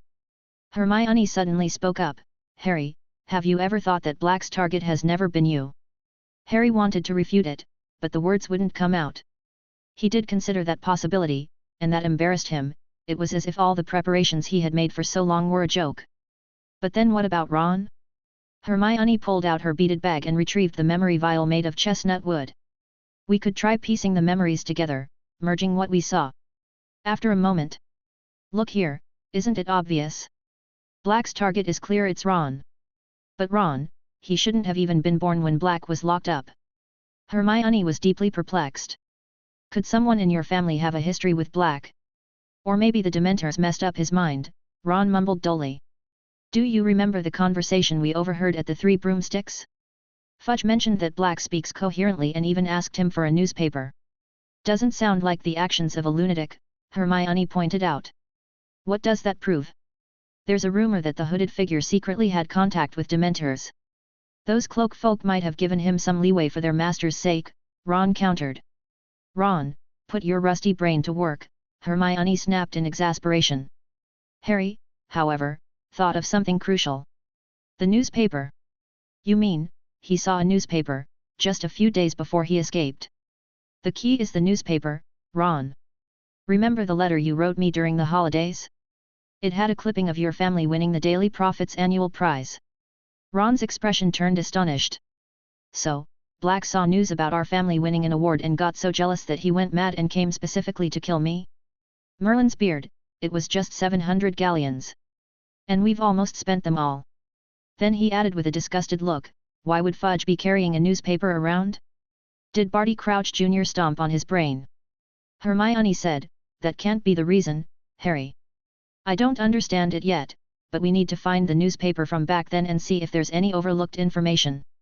Harry added, and Professor Lupin. I bet he knows something. You can tell from Dumbledore's demeanor. Hermione appeared somewhat hesitant. Oh, Harry, I think it might be better if we wait a couple of days until the professors confirm that everything is okay before we pay him a visit. Meanwhile, Felix had parted ways with Dumbledore midway. Dumbledore didn't want anyone interrupting his conversation with Limes. However, for Felix, some clues were already laid out in front of him. He just needed to reorganize the information at hand and extract the most likely speculations. Chapter 260, The Nicholas Flamel of Rats. Felix Harp sifted through the currently known information. Based on today's events, it's clear that Sirius Black's primary target isn't Harry, but Ron Weasley. Could it be that the Ministry of Magic got it wrong from the beginning? But that doesn't make sense. 12 years ago when Black was imprisoned, Ron was just 1 year old. Is this some kind of personal grudge, a feud from a previous generation? Felix Harp recalled the impression he had of Arthur and Molly Weasley when he saw them at the Leaky Cauldron. They seemed very friendly, warm wizards, despite having quite a few children. No, my thinking is off track. If Black and the Weasley couple had a feud, he could have easily found them. The Weasley house doesn't have the double protection of Dementors in Hogwarts. So, Ron Weasley is the key. Felix Harp attempted to recall what made this student stand out. Apart from the remarkable courage displayed during the Chamber of Secrets incident, he seemed quite ordinary afterward, with homework that showed clear signs of patchwork and a seeming lack of intelligence. Getting off track. He shifted his focus to Ron Weasley's life and circle of friends, his friends, parents, brothers, and even the sister who had been briefly bewitched by Voldemort's Horcrux. Naturally, his thoughts led to Ron's pet rat, Scabbers. If Ron wasn't Black's true target, the only suspicious point about him, or rather the living being, was his pet rat, Scabbers. A rat, Felix Harp sighed. Normally, I wouldn't suspect, but since Black managed to hide the fact that he was animagus, could the same be true for this rat? Or is it a victim of a curse? Felix Harp pondered for a moment and inclined toward the possibility that the rat was animagus, not under some malicious forced transformation. This could be inferred from Black's multiple daring assaults on Hogwarts despite the risks. Black certainly despises that rat. Felix Harp sensed a prickly situation. Though all these thoughts were built upon assumptions and reasoning, they seemed highly likely. In fact, if Scabbers were a victim of malicious transformation, it wouldn't be too difficult. Felix could find it, send it to St. Mungo's for treatment, and be done with it.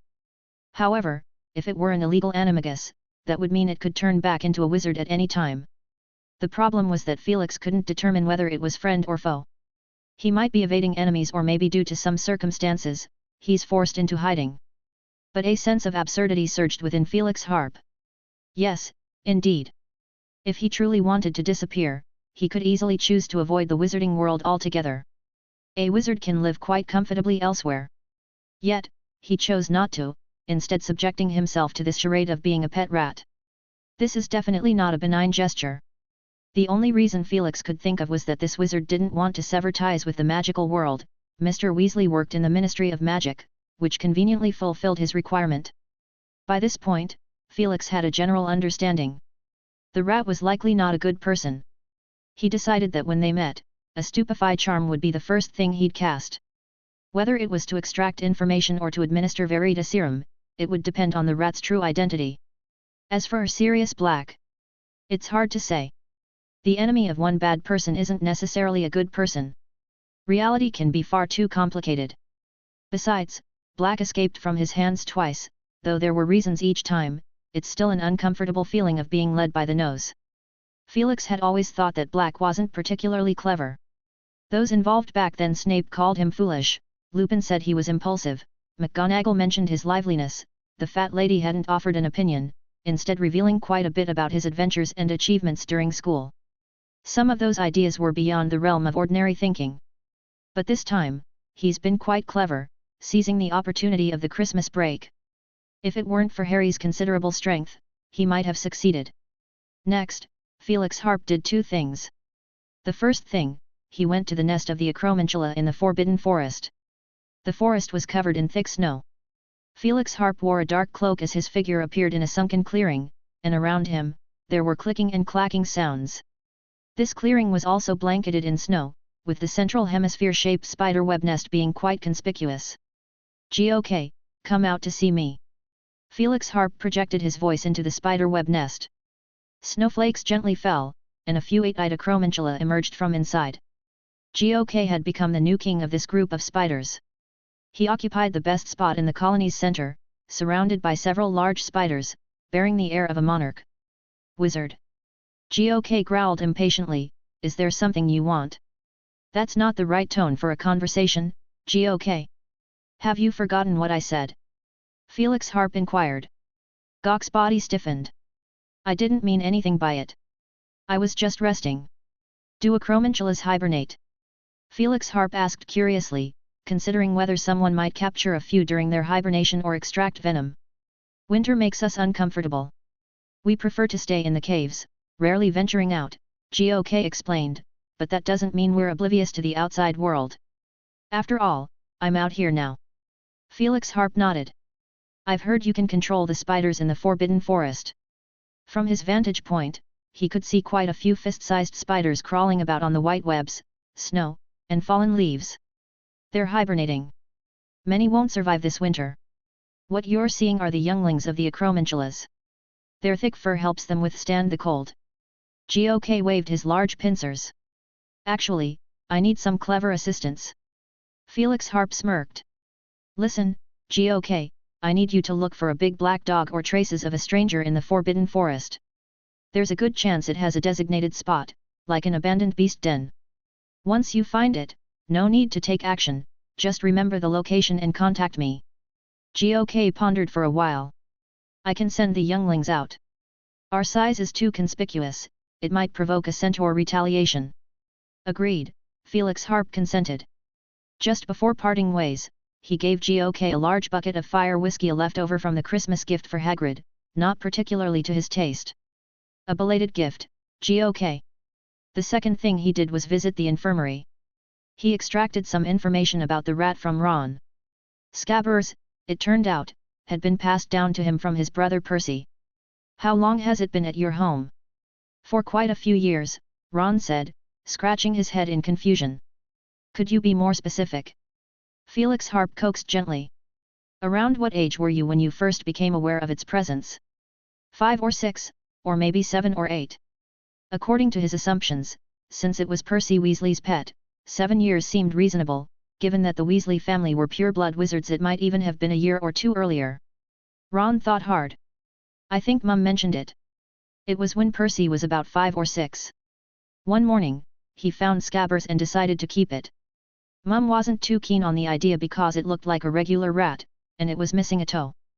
But Percy had an unusual fit, crying and throwing a tantrum, and Mum had to give in. It's one of Percy's secret embarrassments, he won't talk about it." Ron grinned, then winced as he touched his injured leg. "A regular rat, missing a toe." Felix Harp repeated softly. He looked impressed. "So, you're saying Scabbers has been around for at least 11 or 12 years. I recall regular rats usually don't live more than 3 years. This is like the Nicholas Flamel of rats," Ron laughed. Chapter 261, Lupin's Thoughts. Professor of Defense against the Dark Arts Office. The room was dimly lit, with scarce light filtering through. Remus Lupin sat quietly on the couch, the wolfsbane potion continuously suppressing his body, as if some dreadful ethereal creature was sapping away his strength, bit by bit. The full moon hadn't arrived yet, but he was already utterly exhausted. Gurgle. The kettle in the corner boiled, releasing bursts of steam as it danced. Lupin lifted himself up, avoiding magic as much as possible around the full moon. After 2 minutes, he brewed a pot of tea for himself. He tossed the tea bag into the bin, a white mist hovering above the cup. Lupin's eyes sparkled in the dimness. Sirius. He had always been reserved in his emotions, rarely displaying his true feelings. But under the double strain of his body and spirit, he found himself sinking into a lingering melancholy. He once again found his thoughts drifting back to that person. The photo on the wanted poster barely captured his true likeness. Lupin always subconsciously superimposed the young Sirius onto it, making his emotions even more complex and sorrowful. Should I reveal Sirius's animagus form to Dumbledore? This question had been tormenting him for a long time, yet he couldn't muster the courage to confess to Dumbledore. He hadn't just betrayed Dumbledore's trust during their student years, leaving the Shrieking Shack and wandering with 3 others. Dumbledore's trust meant everything to him. When he was just a child, Dumbledore had walked into his home, convinced his father and mother, and secured his enrollment. In the initial year or 2, Dumbledore or Professor Pomfrey accompanied him during his transformations. As he grew, he persuaded Dumbledore to allow him to transform independently during the full moon. The chains of the Shrieking Shack were exceptionally sturdy, that was one of the reasons he mentioned. Dumbledore reluctantly agreed, setting rules. Professor Pomfrey would take him to transform, but she wouldn't watch over him all the time. Occasionally, she allowed him to go to the Shrieking Shack alone. He carefully guarded this secret, even though a couple of perceptive students had discovered it as early as his 2nd year. The number of people who knew he was a werewolf gradually expanded to 6, Dumbledore, Professor Pomfrey, Professor McGonagall, James, Peter, and Sirius. Once, James had a whimsical idea. He wanted to learn animagus transformations so that he could accompany the werewolf as an animal, since werewolves posed danger only to humans. Sirius immediately embraced this idea, and for a time, their enthusiasm ran high. At the time, Lupin hadn't paid much attention. Instead, he was quite pleased to provide them with some statistics, informing them how complex animagus transformation was. He told them how many wizards had tried and failed over the century, and how the names of the successful ones barely filled 2 lines on paper. "I absolutely adore your dry humor, Remus," James had said then. In their 5th year, things took a turn. On the first full moon after returning from the holidays, he locked himself in the Shrieking Shack as usual. He had become very skilled at it, but as the full moon waned and he slowly returned to his human form, he opened his eyes to see 2 massive creatures. A large black dog and a stag.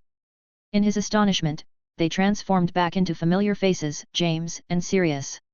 Grinning widely at him, they said, "We kept it a secret all summer just to see the look on your face." It was hard to describe his feelings at that moment, joy mixed with sorrow. They had injured themselves quite badly to get across the Whomping Willow, and there was even some reproach, what if he had hurt them? But looking at their smiles, he compromised once again. 2 more months passed, and with the help of James and Sirius, Peter finally succeeded. Their companionship brought a greater sense of calm to his state as a werewolf. He wasn't always irrational anymore. Perhaps it was because both James and Sirius had animagus forms that could subdue his werewolf side, preventing him from going berserk. They embarked on adventures. A werewolf and several animals running amok in the night. In hindsight, Lupin still felt puzzled by his youthful recklessness, but at the time, they treated it as a joke, a source of pride. Yet, he couldn't help but feel guilt for breaking Dumbledore's safety rules with his own hands. Though he had been uneasy for a long time, he didn't refuse to participate in the next adventure. In his office, the tea had grown cold. Lupin deceived himself, thinking, at the right moment, I will tell Dumbledore everything, including my hypocrisy and cowardice. He told himself that, then self-disgustingly thought, oh, forget it, you should have told Dumbledore long ago, during the incident when Sirius attempted to breach the castle. Subconsciously, however, he repeatedly postponed this decision and, much like an ostrich, naively believed that Sirius had been deterred and wouldn't show up again. Perhaps he learned dark magic from Voldemort. But with Dumbledore at Hogwarts, he won't succeed. Lupin's expression turned to self-loathing. He picked up the cup and gulped down the cold tea. He thought of Neville and Harry, his attention drawn to them almost involuntarily. His attitude toward Neville was more sympathetic. His parents had been his comrades, and though their interactions had been limited, the Longbottoms were friendly people. He could see Neville's timidity quite clearly. He hoped Neville could overcome his fear, but Snape's counterattacks seemed to subject the boy to even more reprimands. He wasn't sure if his attempts at comforting had made any difference. As for Harry, he resembled a nephew, though he concealed such feelings well. Right, he needed to teach Harry the Patronus charm. Lupin collected himself. He should find a boggart. He was quite knowledgeable about these creatures due to the bedtime stories he'd heard as a child. His father was an authority on non-human paranormal phenomena, well versed in mischievous poltergeists, boggarts, and other kinds of spirits. Even his parents' bond was connected to a wild boggart. Suddenly, Lupin thought, Harry would surely inquire about his parents. When that time comes, how much should he reveal? And Sirius, the more he said, the more complicated things became. Knock, knock. The deep knocking interrupted Lupin's thoughts. He opened the door to find Dumbledore standing outside. Dumbledore, why are you here? Lupin asked in surprise. Dumbledore's tone was grave. Bad news, Remus. Sirius Black attacked Harry and his friends while they were visiting Hagrid. What? Lupin's eyes widened, his mind reeling. Harry, are they all right? Nearly, very nearly. He almost succeeded, Remus, Dumbledore said. Harry's best friend is currently in the hospital, and no one can guarantee when the next attack will occur. Lupin leaned against the door frame, seemingly drained of all strength. After a while, he sighed and said, I will tell you everything I know, Professor Dumbledore, including Black's secrets and my deception towards you. I just hope you can hear the entire story without storming out in anger. That is precisely why I've come to see you, Remus, Dumbledore said calmly. Chapter 262, Responses. Emerging from the infirmary, Felix stood by the window in the castle corridor. In the distance, he could see the young wizards and witches returning from the holidays, appearing from below the long slope. Even though he couldn't hear their voices, he could imagine their excited conversations from their gestures. School starts tomorrow. I should probably ask Percy Weasley during the feast, the 7th and 6th years. This time period tends to evoke certain thoughts. Felix murmured to himself. And there's Dumbledore's conversation with Lupin. Though I'm not privy to the specifics, one can infer from the headmaster's demeanor afterward. It's as if I'm standing at a crucial juncture of a play. What lies ahead, an ordinary resolution or a mind-bending twist? Felix. Professor McGonagall's voice echoed from the other end of the corridor. She was hurrying, her robes trailing behind her. My patroness couldn't find you. She reached Felix, her chest heaving, and rapidly spoke, Dumbledore has arranged a series of tasks. Hagrid and Snape went to the station to pick up students, Filch is adjusting the school's protective enchantments, and a few secret passages need to be temporarily sealed. Dumbledore himself is meeting with the Centaur chieftain. A flicker of realization crossed Felix's mind, and he cautiously asked, did Headmaster Dumbledore mention anything about the rat in his orders? Oh, Professor McGonagall gave him a strange look. Dumbledore said you might know and instructed me not to keep it from you. But it's best not to spread this information. I need to go to the infirmary and the common room, check if Weasley's rat is still there. Merlin's beard, when Dumbledore told me, I could hardly believe it. It turns out Scabbers might actually be an animagus, possibly a black wizard. Is there anything I can do, Miller? There are 2 secret passages directly connecting to Hogsmeade within the castle. We need your help to seal them. Later, in the staff room next to the Great Hall, Felix once again encountered Dumbledore. He was engaged in an intense conversation with Professor McGonagall, both wearing grave expressions. Percy Weasley told me, it was 12 years ago. Apart from McGonagall, Felix also noticed Lupin, whom he hadn't seen in a while. He appeared tired, even more so than before. McGonagall was reporting the tasks assigned by Dumbledore. Hagrid and Snape carried out their duties perfectly, without any mishaps. Filch will need some more time. As for the 7 secret passages, 4 were sealed a long time ago. The other 3, the one under the Whomping Willow, I was advised to leave it be, and then the remaining 2. She looked at Felix. Felix responded, the one leading to the one-eyed witch statue on the 4th floor has been sealed with a spell. The collapsed passage behind the mirror on the 5th floor. After a brief pause, he couldn't help but inquire, Dumbledore, I'm having a hard time understanding. Are you concerned that Black might use these passages to enter the castle? Why not set traps in them? Dumbledore shook his head gently. The risks are too great. They directly lead into the heart of the castle. I've only left the one near the Forbidden Forest, hoping it might reveal some trace of Black. He looked at the three present, his voice low. Until matters become clear, I'd rather not have too many people know. The three of you, one entangled with the past, one my trusted deputy, and another who might have caught a glimpse. I must tell you, Sirius Black's betrayal of the Potters is in doubt. The presumed dead Peter Pettigrew might still be alive, and he might have been living as Ron Weasley's pet rat, Scabbers, for 12 whole years. McGonagall exclaimed, Merlin's beard. Is that true, Albus? You mentioned a dark wizard before. Lupin gazed at Felix, his expression calm and composed, devoid of any surprise. Just as Dumbledore had mentioned, Felix Harp was an exceedingly perceptive individual, perhaps the most exceptional Slytherin student in decades. Half a term had passed, and he had developed a certain understanding of this astonishingly young professor.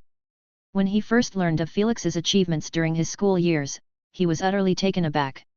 These accomplishments far surpassed anything they themselves had done, including the dueling event that had caused a sensation in the wizarding world. Lupin had heard a more complete version of that story, and since then, he had maintained a respectful distance from Felix. He believed that getting too close could lead to his own identity being uncovered. Dumbledore responded in a hushed voice, I'm uncertain, Miller. The two most crucial figures, Black is still at large, and Scabbers is nowhere to be found. He might even have vanished for good. Lupin interjected, that possibility is quite low. I know him. If Scabbers truly is Peter, he'd be observing from a distance he deems safe, waiting until events align with his expectations before revealing himself. Dumbledore nodded, that's another reason why I've refrained from disclosing this secret. Aside from the lack of evidence, I'm secretly hoping Ron Weasley's pet might emerge on its own. It would save us a great deal of time. Uneasily, Professor McGonagall inquired, Albus, should we inform the Potters?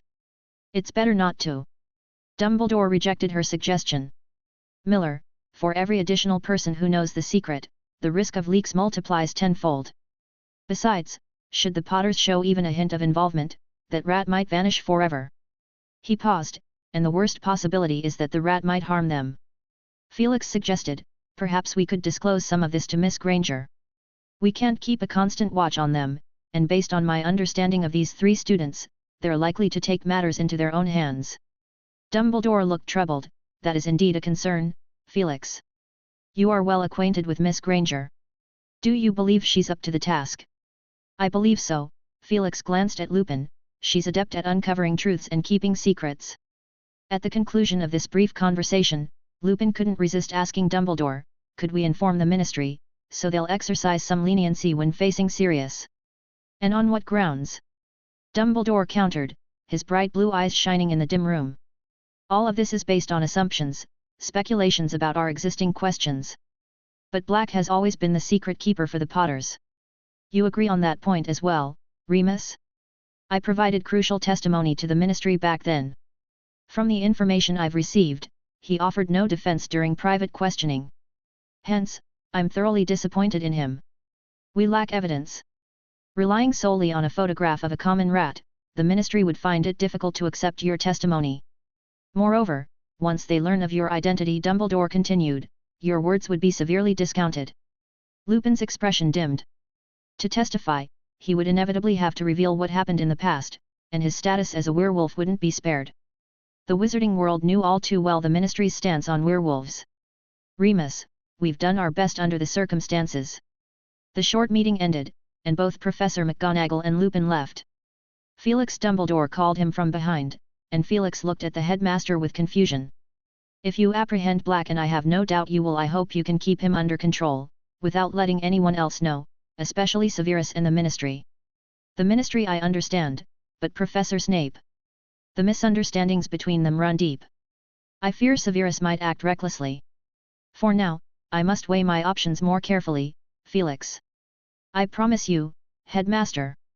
Felix left the staff room and entered the bustling Great Hall. Waves of excited voices filled the air as everyone chatted loudly. He spotted Fred and George tapping their goblets and empty plates with their utensils, creating a crisp sound. The banquet concluded amidst laughter and cheers. Felix returned to his office and replayed the day's events in his mind. He realized that the crux of the matter lay in Sirius Black and Scabbers. Capturing either one of them could unveil the long-buried truth. Shaking his head, he decided to focus on his teaching for the new term. The room of requirement had undergone significant changes, giving him a great idea. As I attempt this in the Ancient Runes class for 7th years, the world of thought is becoming increasingly marvelous. What it will transform into by the end even I cannot predict. Chapter 263, The Seed of Miracles. On the first day back from the holidays, the students appeared in the classroom with full spirits. Felix stood at the podium, gazing at the 7th year students below and uttered words that filled them with excitement. Today's lesson is a bit different. The students' attention swiftly focused on the professor. If there was something they cherished the most, it was the Ancient Runes class from last year. Back then, the professor had just arrived, the sky was still blue, and they were carefree 6th years. Professor Harp's classroom was always filled with novel and intriguing experiments, especially when it came to practical runic magic. But when 7th year commenced, all of that had been swept aside like leaves in the wind, due to the looming Newt's exams. Yet today, the former Professor Harp had returned. "Professor, are we going to the practical classroom?" An excited Hufflepuff student shouted. Privately, they referred to the room of ancient runes as the practical classroom. "No need for that. We only need..." He gently snapped his fingers. The students were captivated, their gazes seemed momentarily distant, but in the next moment, all was normal again, making them wonder if they had imagined it. They looked around, noticing perplexed expressions on others' faces as well. Clearly, they weren't the only ones who noticed the peculiar occurrence. "All right," Felix clapped his hands, "next, we need to make a little improvement to the classroom." The students watched as the professor raised his arms, and the classroom space expanded, the walls seemingly sprouting legs and stretching far away. Before they could fully comprehend, the classroom had grown 100-fold larger, with distances between each person spanning several meters. Professor! The transformation wasn't over. Lush green grass sprouted from the ground, wand trees emerged from the earth, and golden sunlight spilled from an unknown source. The distant sound of melodious bird songs reached their ears.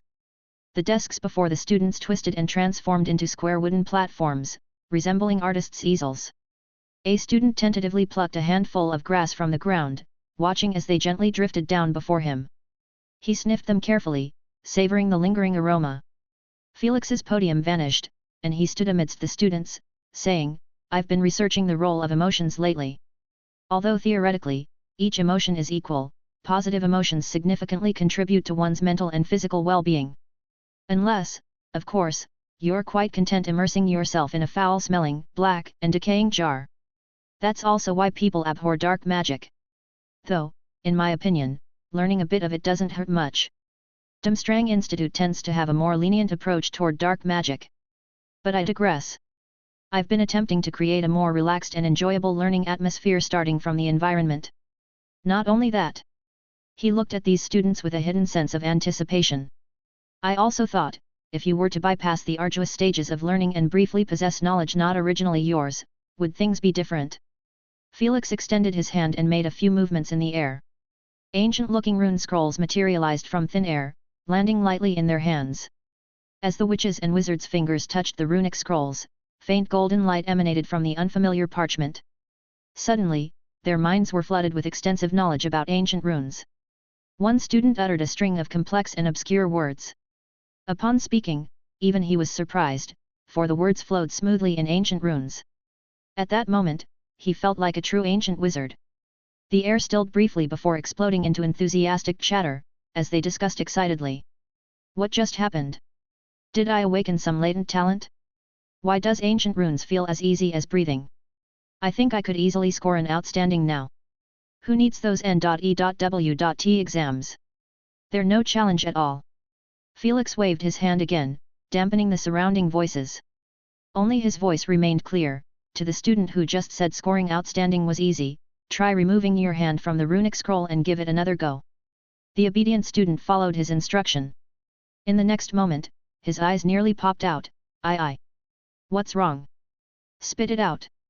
A neighboring student looked at him, anxious and eager for an answer. Beside them, a trembling girl spoke, "The knowledge, it suddenly vanished." "No, not vanished, but it never belonged to us in the first place. She looked at Felix, who remained calm.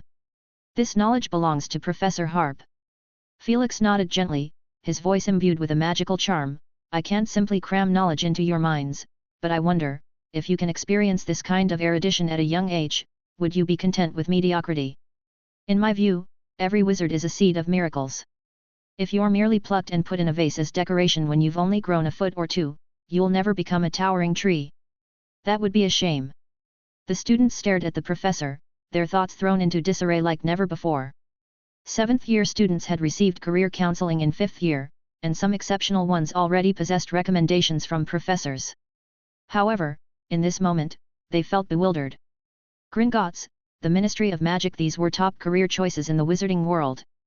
But was that all they should aim for? Was it truly what they desired? They had never doubted before, but Professor Harp presented another path. He told them that they were seeds of miracles, with boundless potential. Each of them was moved, not only by his words themselves but also because Felix had allowed them to experience what it felt like to be an ancient runes expert ahead of time. Coupled with his speech, the impact was profound. It was akin to planting a magical bomb in their minds. Felix clapped his hands. This time, paper exams descended from the sky. He wore a pleased smile. 12 papers, the questions are quite astonishing, but for you now, they should be straightforward. He addressed the students. Memory can't be forced, that's an ironclad rule. But we can attempt to sidestep it. In this realm of thought, you can briefly use my knowledge of theoretical runic magic, just the knowledge itself. In essence, it merely saves you the effort of flipping through books. But consider, between struggling to find answers through tedious research and instantly having the answers, which one gives a greater sense of accomplishment? But Professor, Percy raised his hand, if the knowledge isn't truly ours, what's the purpose of this? Does it merely broaden our horizons? Felix skillfully persuaded, think about it. When do we learn the fastest? Percy adopted a thoughtful expression, and other students strained their brains as well. When we use it. Exactly. Although you're borrowing my knowledge, your learning speed has also significantly increased. According to my estimate, let's say, hypothetically, if you don't slack off and maintain focus, after half a year, you'll likely grasp about 30 to 40%. Theoretical ancient runes tend to be simpler because they don't involve practical practice. In the end, it all depends on your effort. The more you use it, the more familiar it becomes, and the more knowledge you retain. The students were already eager to dive in. While they would still need to put in the effort themselves, the professor's message was clear: this could accelerate their learning speed. Could anything be better? Among them, quite a few had bought Baruffio's brain elixir and consumed dragon claw powder. Felix was pleased with their change in attitude. He reminded them, this kind of class won't happen every time. I'll maintain a certain ratio. But at least I can promise that every few lessons, you'll experience this magical sensation. Eagerly, they spread out their exam papers. In this realm of thought, writing became effortless. Quills appeared before them, moving quickly. The 7 types of transformations in ancient runes are quite simple. Let me think, the first one. The evolution and development of runic magic symbolizing thought. Hey? There are actually 11 variations? I wouldn't have known in my normal state. Haha, this is so intriguing. I'm a genius now. This question's repetitive, I just did it. Even without the runic scrolls, I can remember. Oh, another repeated question. Percy didn't rush to answer. He placed his hand on the runic scroll, attempting various sentences in ancient runes. A string of unfamiliar and complex pronunciations flowed from his mouth. Minutes later, he astonishingly said, I've translated the entire magical creatures protection textbook. Only a few words don't correspond. Could it be because they're missing? The crisp sound of birdsong became even more melodious. Flowers of various hues emitted fragrant scents. Felix watched them eagerly tackle the questions, a smile playing on his lips. He couldn't help but wonder, how many of them would dive into the study of ancient runes later on.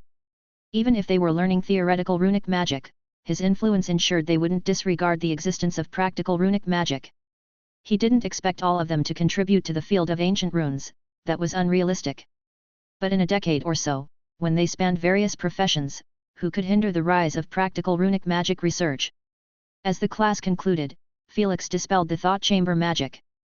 The students wore expressions of wistfulness, they seemed to have suddenly become less capable.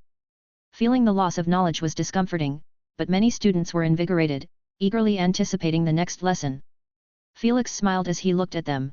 You have 2 assignments for today. Hand them in next week. First, write a 2-foot-long essay discussing how you might appropriately utilize today's lesson. Second, using what you've learned in the past 5 years, create a comprehensive map of ancient runes knowledge.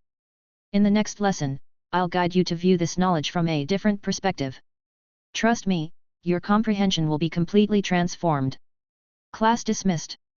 Chapter 264, The Room Behind the Curtain.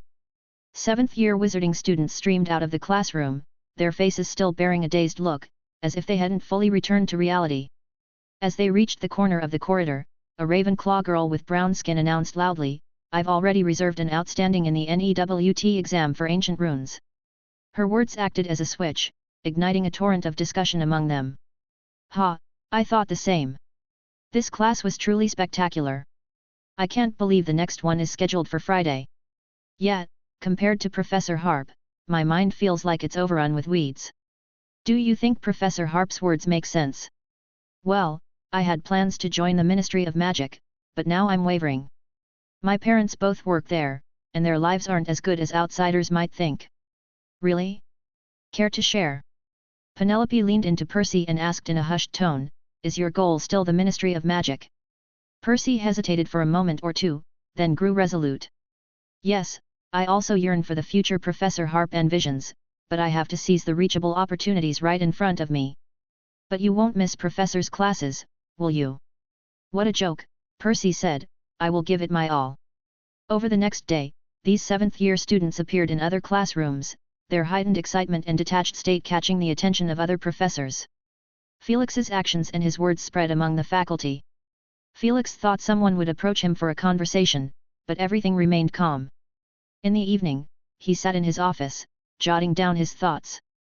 The Room of Thought's magic is growing stronger, to the point where even I find it somewhat unfamiliar. Without resistance or obvious defense, I can instantly pull the surface consciousness of a dozen or more people into the Room of Thought. This was the basis of today's lesson. 2 branches can extend from here. First branch, the offensive direction, however, the Room of Thought can't truly harm the opponent. After all, what's brought over is just an external mapping of true consciousness. If the opponent resists, the attempt fails. It's challenging to use in actual combat in the short term. He paused, heavily underlining the phrase challenging to use in actual combat. The faintly terrifying prospect presented by this direction alone made it impossible for him to give up. Imagine, at some point in the future, him toppling an array of wizards with just a glance. Second branch, the auxiliary direction, used for accelerating thought and teaching ancient runes. The former is incredibly useful for both combat and learning, while the latter. Felix stopped to contemplate. Combining the Room of Thought with memory charms yields equally astonishing results. I have a real chance to become one of the greatest teachers in history. He thought again, whether it's a cause for celebration or regret, knowledge can't be forcibly infused. A person's memories are intricate, and hasty alterations can lead to unforeseen consequences. Even with my Obliviate All spell, it only minimizes the side effects, not eliminates them. Most memory charm operatives at the Ministry of Magic usually erase memories from the past few hours, but those whose memories are erased generally suffer from a day or two of forgetfulness and sluggish reactions. I've tested this firsthand on a dark wizard.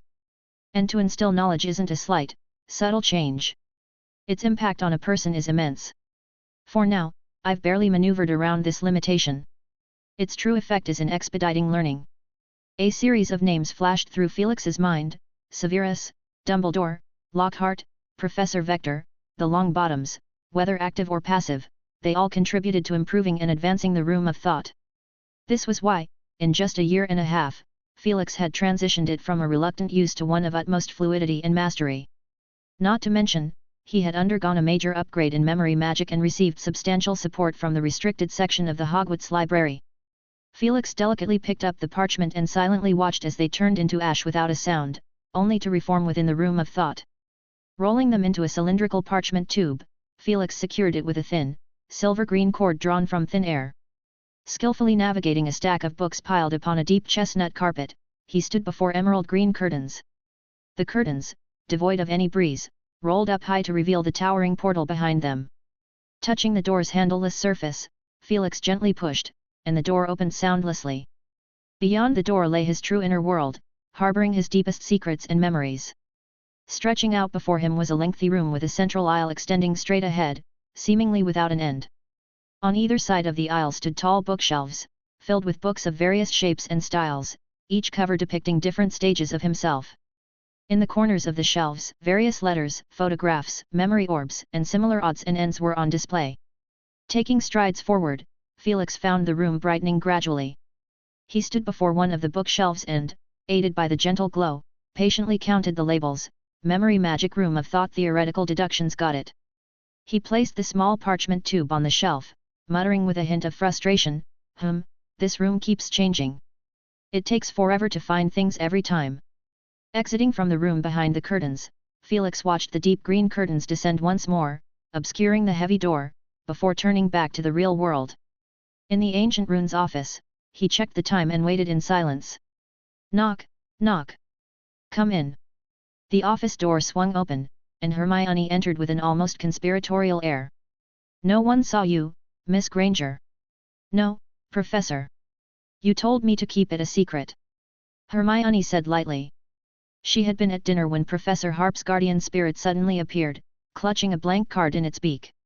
As her magic touched the card, it filled with tiny words, Time Turner, tonight at 8, keep it secret.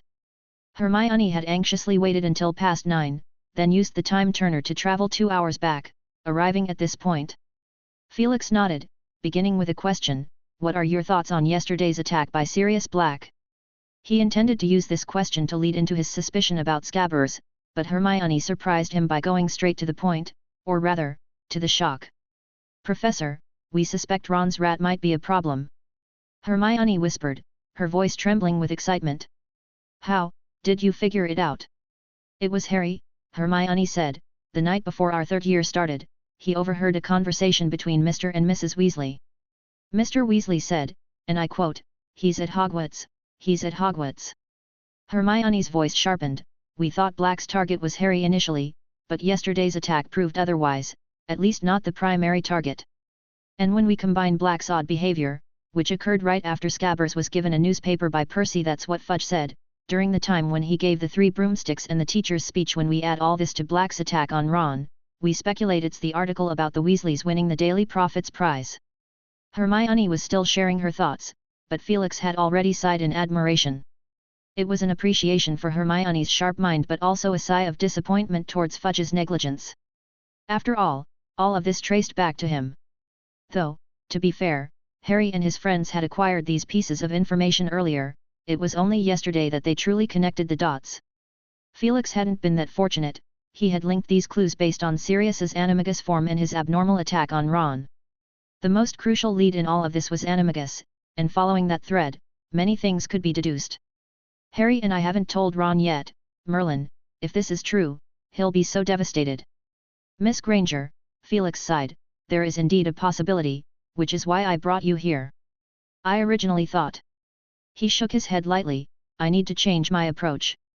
Since you've reached this point in your investigation, I hope you realize the potential danger and prioritize your safety. Felix summoned 3 coins that could transform into serpent fighting rings and placed them in Hermione's hand. I prepared these for the Runes Club, a few days ahead of time shouldn't be an issue. You can use these to contact me in case Harry forgets to carry his sneakoscope again. 3 of you are more reliable than just 1. Also, keep your bead pouch on you at all times. It can momentarily ward off a snake under sudden provocation, an ordinary dark wizard wouldn't stand a chance against you. If you spot Scabbers, knock him out immediately, no hesitations. Then find a nearby professor to alert them, or contact me directly. Chapter 265, Twins and the Whomping Willow Trap. The next morning, freezing rain mixed with snowflakes fell from the sky, forming a smooth and transparent layer of ice on the ground. Young wizards had to carefully navigate through the courtyard and open spaces. Ouch! Just out of the infirmary, Ron stumbled and fell to the ground. He struggled to get up, but the ground was incredibly slippery. Luckily, Harry extended a hand to help him. He watched enviously as the twins conjured a pair of ice skating shoes for themselves and glided around the courtyard. "Wanna give it a try?" Ron. Fred appeared in front of him, winking. Nah, thanks, Ron grumbled. He knew he would end up even worse if he tried. Don't you guys have class? Don't talk nonsense. Of course, we do, Fred said. Hey, George, watch out.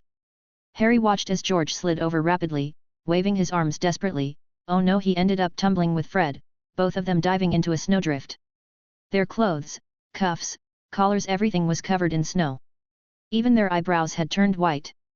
They pointed at each other's comical faces and burst into laughter. Harry, Ron, and Hermione exchanged glances. Let's go, we still have quite a few classes today. Wait, Harry. Fred caught up, his arm draped over Harry's shoulder. He spoke quietly to him. Listen, the secret passage is blocked. What? Harry said incredulously, not immediately grasping the situation. The secret passage, the one leading to Hogsmeade, Harry. Fred gave him a meaningful look, and suddenly, Harry understood. He stammered, that map. It's not about the map. Yesterday, we wanted to sneak into Zonko's for some supplies, you know. Fred winked at him, dung bombs, fireworks, and the like. But the statue of the one-eyed witch on the 4th floor seemed to have died, and then Filch's cat appeared. We had to make a quick escape. Harry suddenly realized. It was a chain reaction after the black attack. The professors were on high alert for any sudden intrusions into the castle. If something like that were to happen, the castle's defenses would be compromised, and either he or Ron could easily get stuck in the dormitory. Harry. Ron called from a distance. Anyway, we'll have to rely on the passage behind the Whomping Willow. George and I are planning to explore it. Wait for my good news, Fred said before leaving. Wait. Harry reached out, watching the twins run off. He wanted to tell them that he had been grounded by Dumbledore, confined to the castle except for classes and occasions with professors around. He couldn't even visit Hagrid's hut casually anymore. Afternoon brought clear weather at last. Harry and the others finished lunch and stepped out of the Great Hall, breathing in the fresh air. By the way, Harry, what did Fred tell you? Ron inquired curiously. Harry informed Ron and Hermione about the situation. Ron looked disappointed. So, that means you can't even use the invisibility cloak to go to Hogsmeade. Hermione, on the other hand, visibly relaxed. She told Ron, don't forget, you can't either. Professor McGonagall told you directly, until they catch Black, your treatment is the same as Harry's. Ron's face contorted. I've been trying to forget that. Harry exchanged a glance with Hermione. They hadn't told Ron about their suspicions regarding the rat yet. Despite Ron's constant complaints about Scabbers being useless, Harry knew Ron still cherished the rat. He changed the subject. Maybe we can check out the Ancient Runes classroom this weekend. I heard it's quite popular, and we barely got to explore during the last club meeting. I'm actually more interested in trying out your firebolt, Ron said. Harry's mood grew gloomy. Don't dwell on it. Wood went to see Professor McGonagall, but it was no use. We can only wait. Hermione immediately turned her head elsewhere, pretending to be very interested in the distant scenery. But suddenly, she pointed in the distance. Oh my goodness, look at that. They were standing on a slope in the open area, and from their vantage point, they could catch a glimpse of Hagrid's hut and a corner of the Forbidden Forest. At this moment, the irritable Whomping Willow was thrashing its whip-like branches wildly, and two small black figures were running towards it frantically. It's Fred and George. They hurried towards the Whomping Willow, but due to the slippery ground, they fell multiple times along the way. When they reached the scene, they found Professor McGonagall angrily scolding the twins. What on earth were you thinking? Haven't you had herbology class? How dare you provoke the Whomping Willow? Gryffindor loses 50 points and a week of detention. Can't you show some sense at this crucial time? McGonagall's anger hadn't subsided. She turned her head. And you three, Potter, Weasley, Granger, what are you doing here again? I told you just yesterday to stay within the castle. Professor, we saw Fred and George in danger. Harry said. McGonagall's tightly knit brows eased slightly. Very well, there's a reason behind this, but I hope you won't resort to such excuses in the future. Come back with me. The Weasley twins hung their heads and followed behind McGonagall. As they passed the three, Fred exaggeratedly mouthed. Trap. It wasn't until evening that they saw the unlucky twin brothers again. Fred plopped himself down between Harry and Ron, showing no sign of being sullen from his detention. He said with enthusiasm, "You can't even imagine what we encountered today." "A crazy whomping willow," Ron said with a teasing tone. "Much more interesting than that," Fred's eyes sparkled. "George and I were being cautious, ready to retreat at any moment. Until we saw an entrance near the whomping willow's roots, very well hidden. George spotted some strange green stuff. It seemed to be some kind of branch, slightly familiar, but not much of it was visible, so I couldn't identify it," George regretfully said. Fred continued, "So, we decided to get closer, and the whomping willow started thrashing like a gnome that had swallowed weedkiller. We quickly ran away, hoping it would calm down. But we got surrounded. The professors descended upon us from the sky," George said with a mixed mood. "Headmaster Dumbledore, Professor Snape, and of course, Professor McGonagall." Harry and the others listened in astonishment. This was far more thrilling than anything they had witnessed. Ron looked incredulous. "So you're still alive?" He reached out and lifted Fred's arm, but it suddenly dropped, and Fred made a mocking face at Ron. Finally, George said, "Headmaster Dumbledore and Professor Snape left after a glance, leaving Professor McGonagall to sort things out, which means us. I bet she regretted becoming Gryffindor's head of house at that moment." The twins soon departed, having gleaned some information from Harry, like the fact that the whomping willow trap was likely meant for Black. Cool. However, they also unusually turned serious and focused their attention on the upcoming dueling club that had been rumored before the holidays. "We can make some money from this." Ron stared at his two brothers' retreating figures and suddenly said, "I know what they want. A shop in Diagon Alley. The family can't afford it." Harry's lips parted, but he didn't voice his willingness to lend them money. He knew the twins wouldn't accept it. The door to the common room swung open, and Neville walked in. "Have you noticed Neville's a bit different?" Hermione said thoughtfully. "Have we? I can't quite describe it, maybe he seems more spirited." Harry stared for a while and judged, "He's probably gained more confidence. I had a similar expression after my special training." "Did Professor Lupin say something to him?" "Only Neville was kept after class today." Chapter 266, Reconciliation. In the office, Felix Harp was still reminiscing about the recent events. He and Narvaez stood before the clock tower, gazing at the distant scenery. The overcast clouds had transformed into freezing rain and snowflakes, making this evening's twilight unusually splendid. Although there were no colorful hues refracted by the clouds, the orange sunlight seemed vast and all-encompassing, an unobstructed spectacle. "A magnificent sight, isn't it?" Felix whispered. Narvaez nodded. He opened his mouth to say something, but it felt like his lips were glued together. He couldn't seem to open them no matter how hard he tried. "I believe I owe you an apology, Narvaez," Felix began. Although Narvaez's gaze remained fixed on the outside world, he could sense the professor's eyes upon him. Ahem. I mean, Professor Harp, it should be me who should express gratitude. You cured my parents, inspired my talents." I. He trailed off, his face reddening. Felix changed the subject. "How are your parents?" Narvaez seemed to exhale in relief. "Mom and Dad are doing well. They spent Christmas at home, and everyone was joyful. Grandmother got tipsy, even though she didn't have more than a few sips. Uncle Algernon mostly drank most of the alcohol. After the holiday, Mom and Dad returned to St. Mungo's for follow-up treatment. These years took a toll on their vitality, they need to recover for a while. But Aunt Miriam said these were minor issues. The previous treatments were hindered by memory damage, and many methods couldn't be employed." Narvaez paused and continued, "Before school started, they asked me to convey their gratitude to you." He pulled out a parchment from his pocket and handed it to Felix. Felix took the letter, sealed with a golden red wax emblem. The emblem bore a three-dimensional L-shaped design, quite formal looking. His fingers lightly brushed the wax seal, and the parchment opened on its own.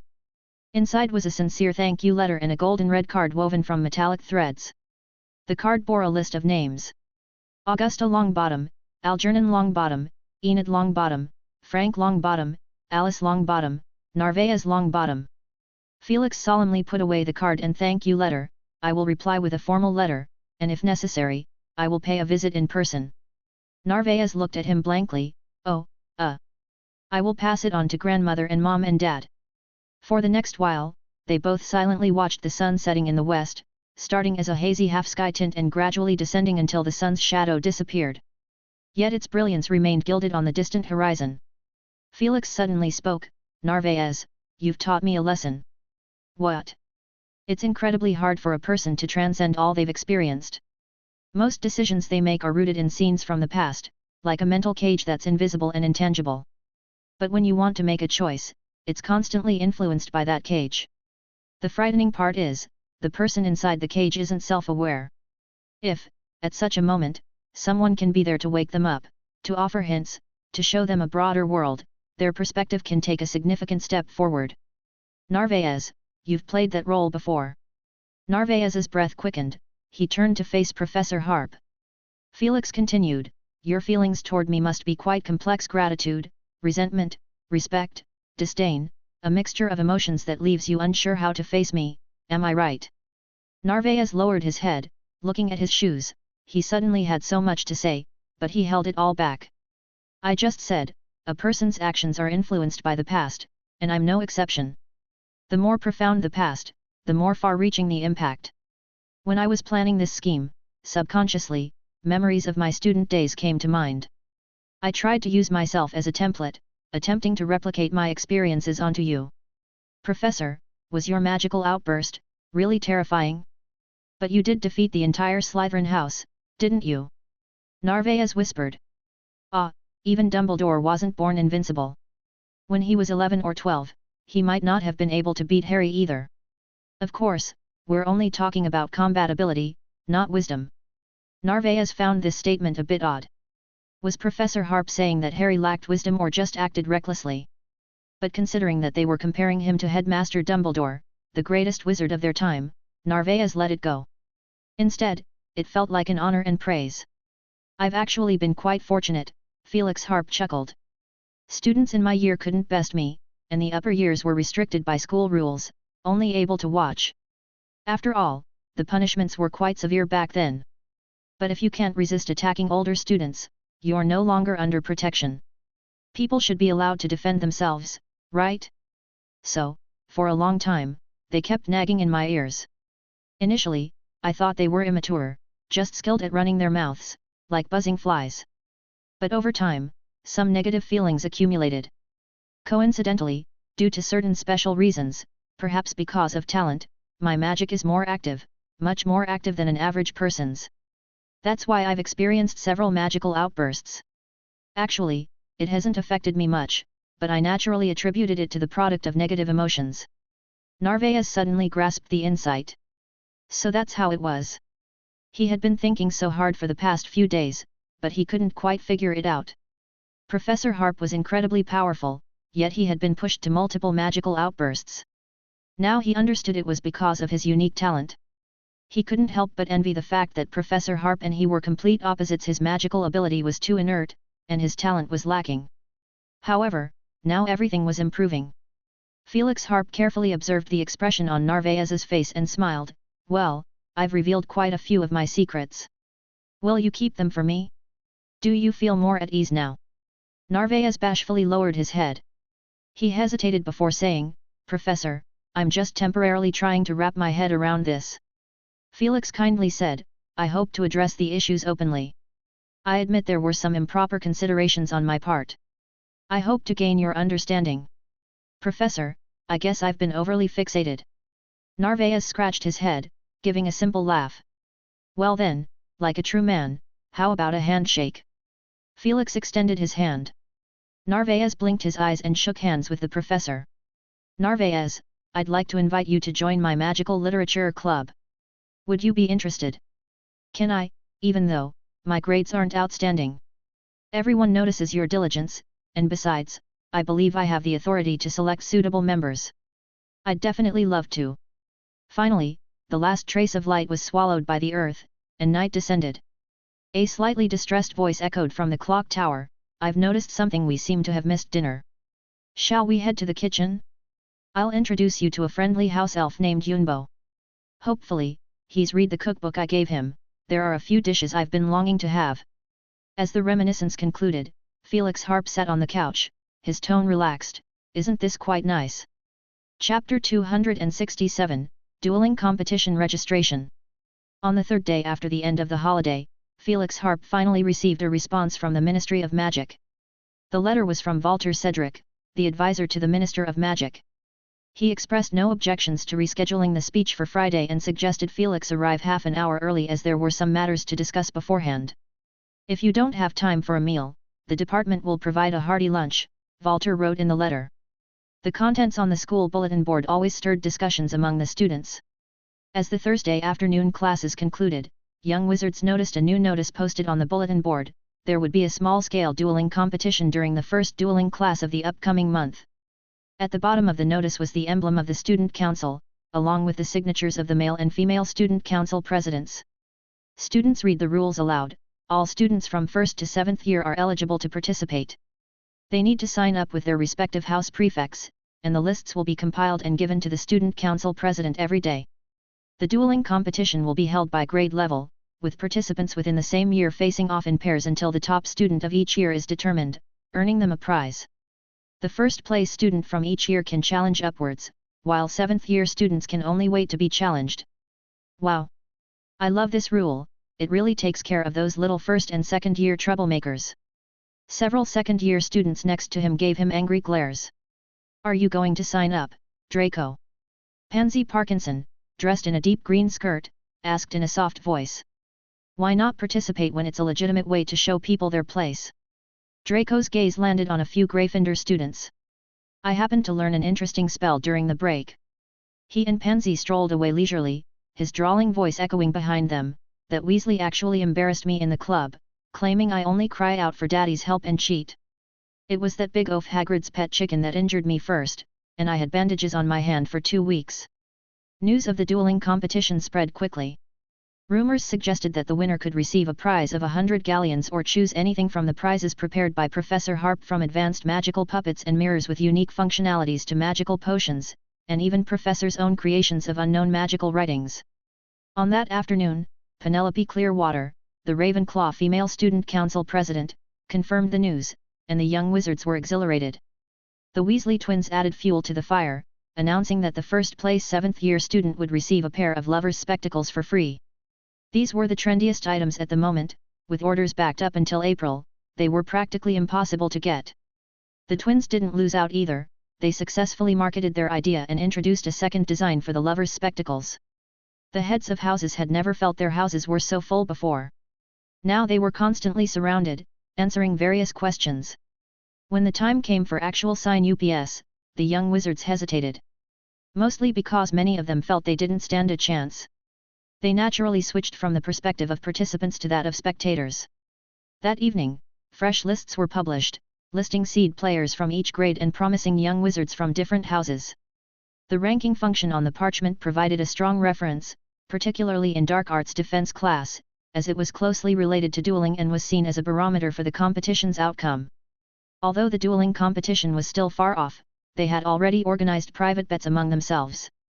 On Friday morning, the 7th-year students arrived for their second Ancient Runes class of the week. As Felix walked into the classroom, he noticed the students were already gathered ahead of time. Increased enthusiasm, eh?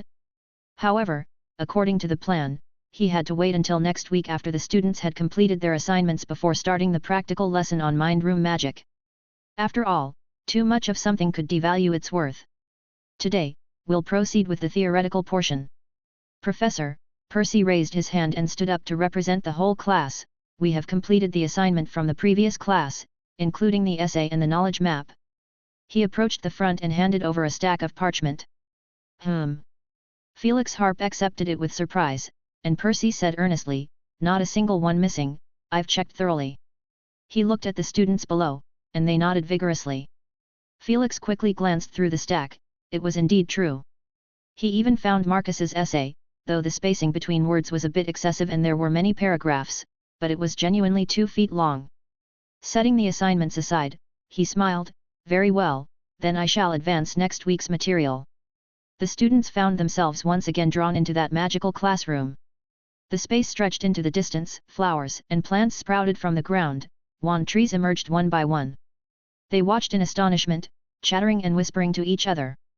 Several students couldn't wait and left their seats to explore around. Wood was particularly eager to see if he could snap a branch of the wand tree.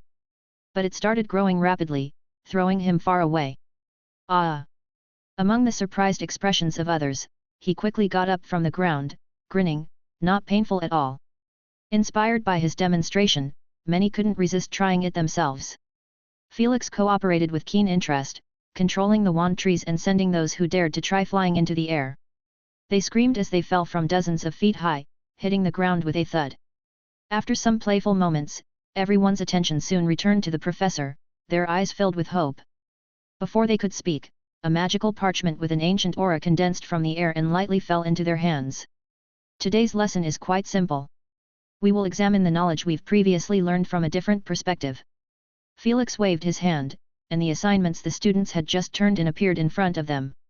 Take another look at your own essays and identify the issues. Later, I will guide you through these concepts, and you will discover that they form a clear and intricate connection. Felix intentionally ended the mind room magic half an hour earlier, allowing them time to organize their insights. As one of the few in the class who struggled academically, Marcus Flint discovered for the first time that he could easily follow the professor's reasoning. Learning wasn't about racking one's brain but about passionately advancing forward. He finally understood the joy of learning. As a repeat year student, his requirements weren't high, he just wanted to pass and graduate smoothly. But now, perhaps he could be a bit ambitious, aiming for an E. At noon, Felix Harp arrived a bit earlier than the appointed time at the visitor entrance of the Ministry of Magic, a red telephone booth. Welcome to the Ministry of Magic. Please state your name and purpose of visit. A female voice spoke, identical to what Felix had heard last time he attended Belby's awards ceremony, even the indifferent tone hadn't changed. Felix Harp, invited to give a speech for the Ministry of Magic staff.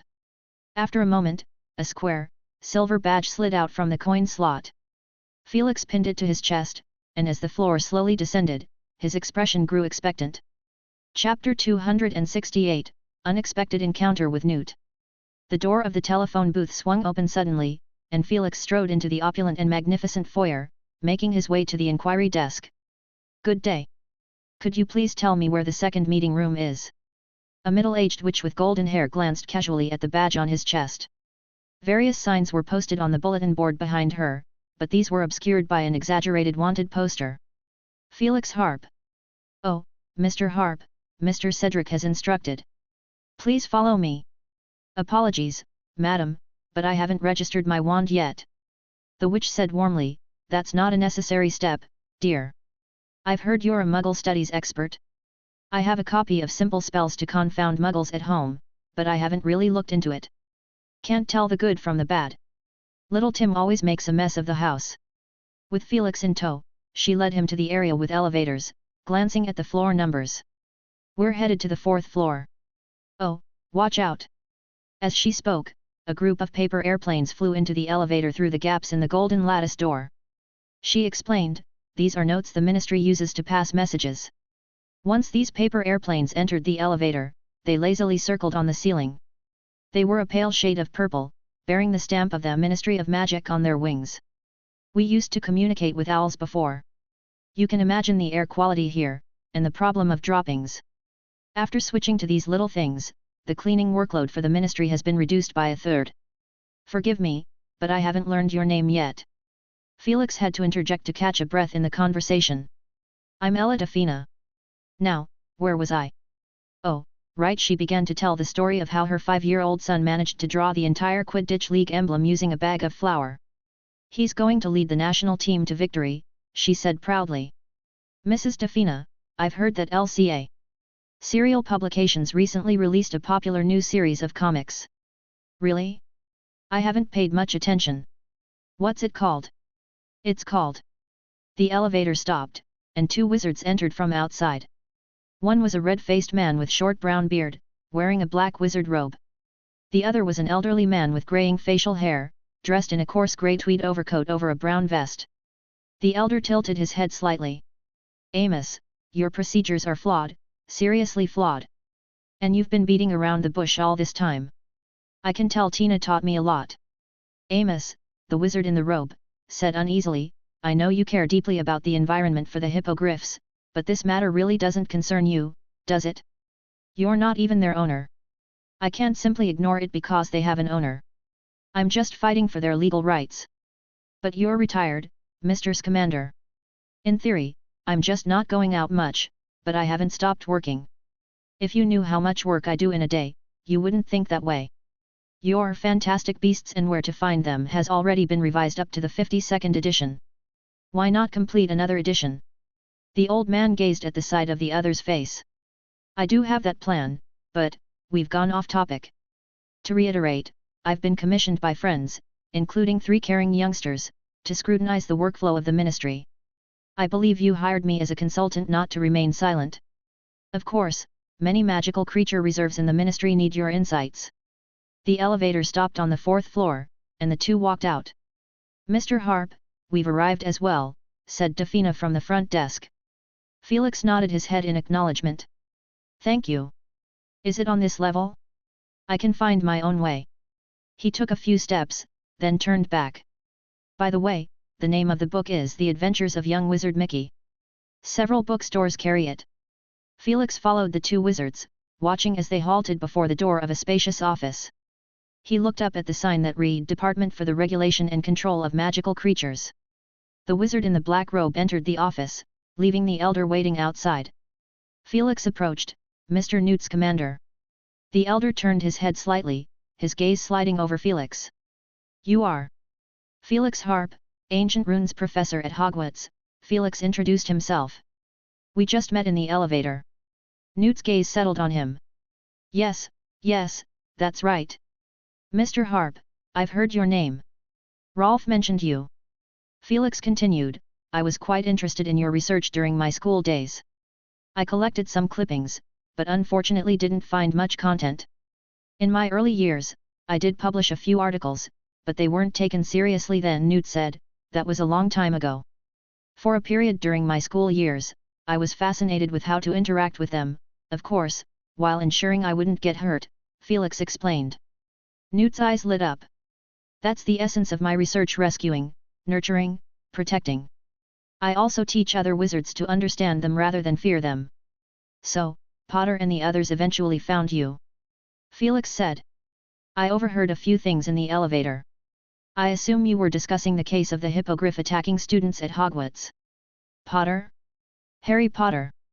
Harry Potter, Ron Weasley, Hermione Granger, and, of course, at the heart of it, Rubeus Hagrid and his Buckbeak. Newt nodded. That's correct. They wrote to me, saying a hippogriff was being treated unfairly and asking for my help. Honestly, I've been away from the ministry for many years, and things have changed since I left. Sorry, things have changed a lot.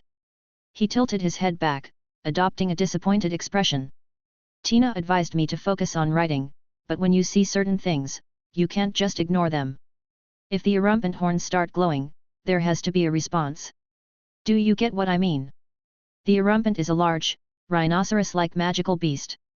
It stores a deadly fluid in its long, sharp horn that causes anything injected with the peculiar venom to explode. We can't tolerate injustice that happens right before our eyes, Felix expressed his understanding. Exactly. You summed it up well. Oh, wait a moment, I need to deal with a little trouble. Newt swiftly reached into his pocket, producing a silver pocket watch. The watch abruptly expanded and contracted, looking as if it was about to explode. Mr. Scamander, Felix widened his eyes, quickly casting a human transfiguration spell on himself. Don't worry, it's not a bad thing, Newt hurriedly reassured. The front lid of the silver pocket watch sprang open, revealing a beak-like, pink snout that extended outward. The next second, a palm-sized snidget crawled out of the watch, deftly climbing onto Newt. In quick succession, 2 more snidgets appeared. One of them immediately faced the smooth cover of the pocket watch, smoothing its black, soft fur, while the other seemed interested in the silver chain of the watch. Felix observed them with curiosity. These were small, furry creatures, resembling a cross between a mole and a niffler. They had an extraordinary obsession with shiny objects. Hey! Valen, Sol, Sop, calm down a bit, Newt muttered softly. He skillfully caught the snidget perched on his shoulder, struggling to unfasten the silver button. He then tucked it back into the pocket watch. The other 2 snidgets were also tossed inside, and the front lid was closed. Newt looked around to make sure no one was watching before slipping the pocket watch back into his pocket. He winked at Felix. Technically, I'm not supposed to bring my magical animal friends along, but they were just born not long ago, and I can't help but worry. Well, I can't finish this anymore. More tomorrow, I promise. Chapter 269, Avery. Recalling the palm-sized Snidget he had just seen, Felix Harp understood that the adult Snidgets were at least a foot in size. Newt glanced at him, then peered back into the office where Amos's voice sounded rather exasperated. Where are those forms placed, anyway? Can I be of assistance? Newt asked. What? Felix looked at him somewhat bewildered. I need to administer some potion to them. These three are a bit frail, not as strong as their fellow siblings. Of course, Felix thought for a moment and said, discovering a unique quality about the old man. It was a mixture of seriousness and innocence, a feeling he had only seen in underage children. What should I do? Just hold on for a moment, Tias. Newt shifted his body, taking out a silver pocket watch from his pocket, then retrieving a thumb-sized glass bottle from another side. He unscrewed the lid, and Felix noticed that the cap was combined with a dropper. Just 3 drops. Newt focused on the watch. I'm about to open it, Mr. Harp. Click. The front cover of the watch popped open, and a small black creature immediately sprung out, agilely leaping in Newt's palm. Here comes Snidget. Felix whispered, watching Snidget's flat palm flapping continuously, but it futilely flew back, caught in Newt's hand.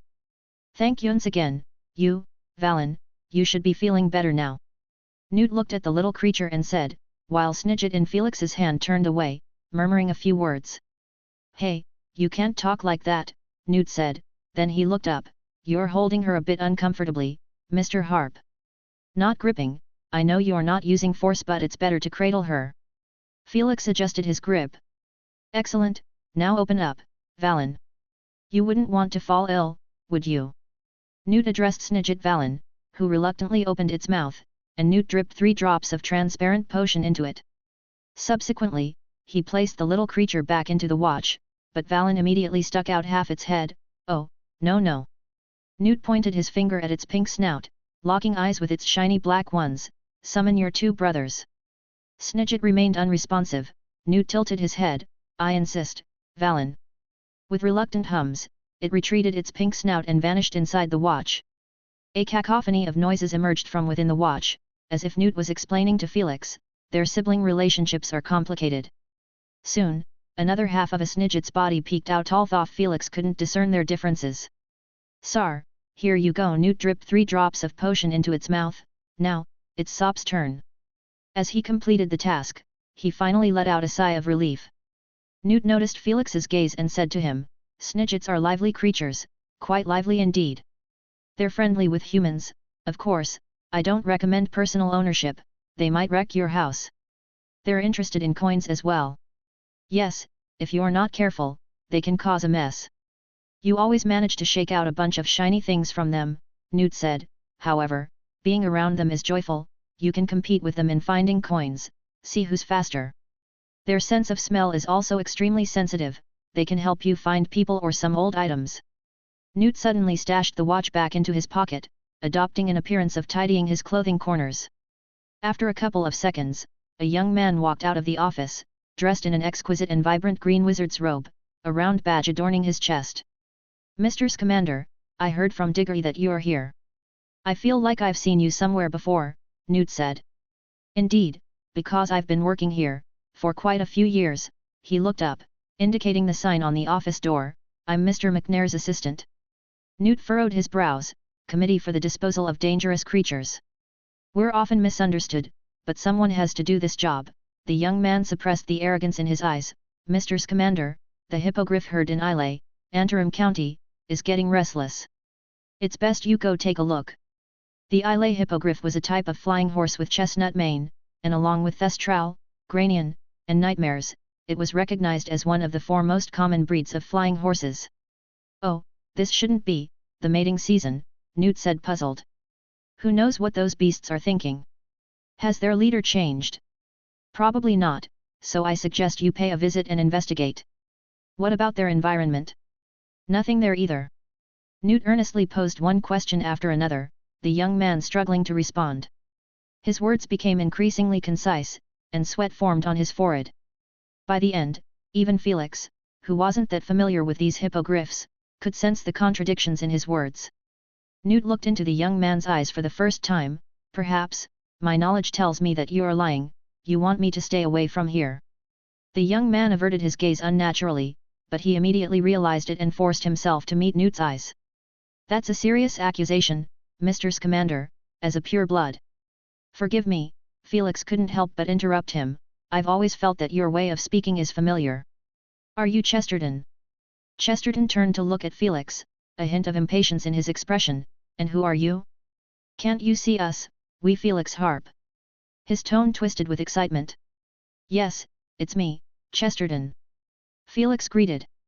The young man appeared a bit flustered. Oh, hello, I didn't know. After a dozen seconds, he finally calmed down. Long time no see, Mr. Harp. Felix nodded. Indeed, it's been a while. You were a prefect when I started at Hogwarts, and your words left quite an impression. Is that so? I don't quite remember. Chesterton said. By the way, what family are you from? Felix asked bluntly. Chesterton muttered something. I didn't catch that. Felix fixed his gaze on his eyes. It's, Ever. Ever Chesterton stammered, Everard. The head of the Everard family is your maternal uncle.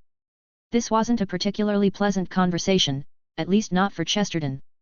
After exchanging a few words, he attempted to leave. Mr. McNair might need me. Felix watched his departing figure, while Newt stood silently at the side, occasionally casting a curious glance. At this moment, Amos finally emerged, sweat dripping from his flushed face. These forms haven't been used in years, found them in the previous member's cabinet, infested with bugs. Who are you? Felix Harp, I work at Hogwarts, Felix said.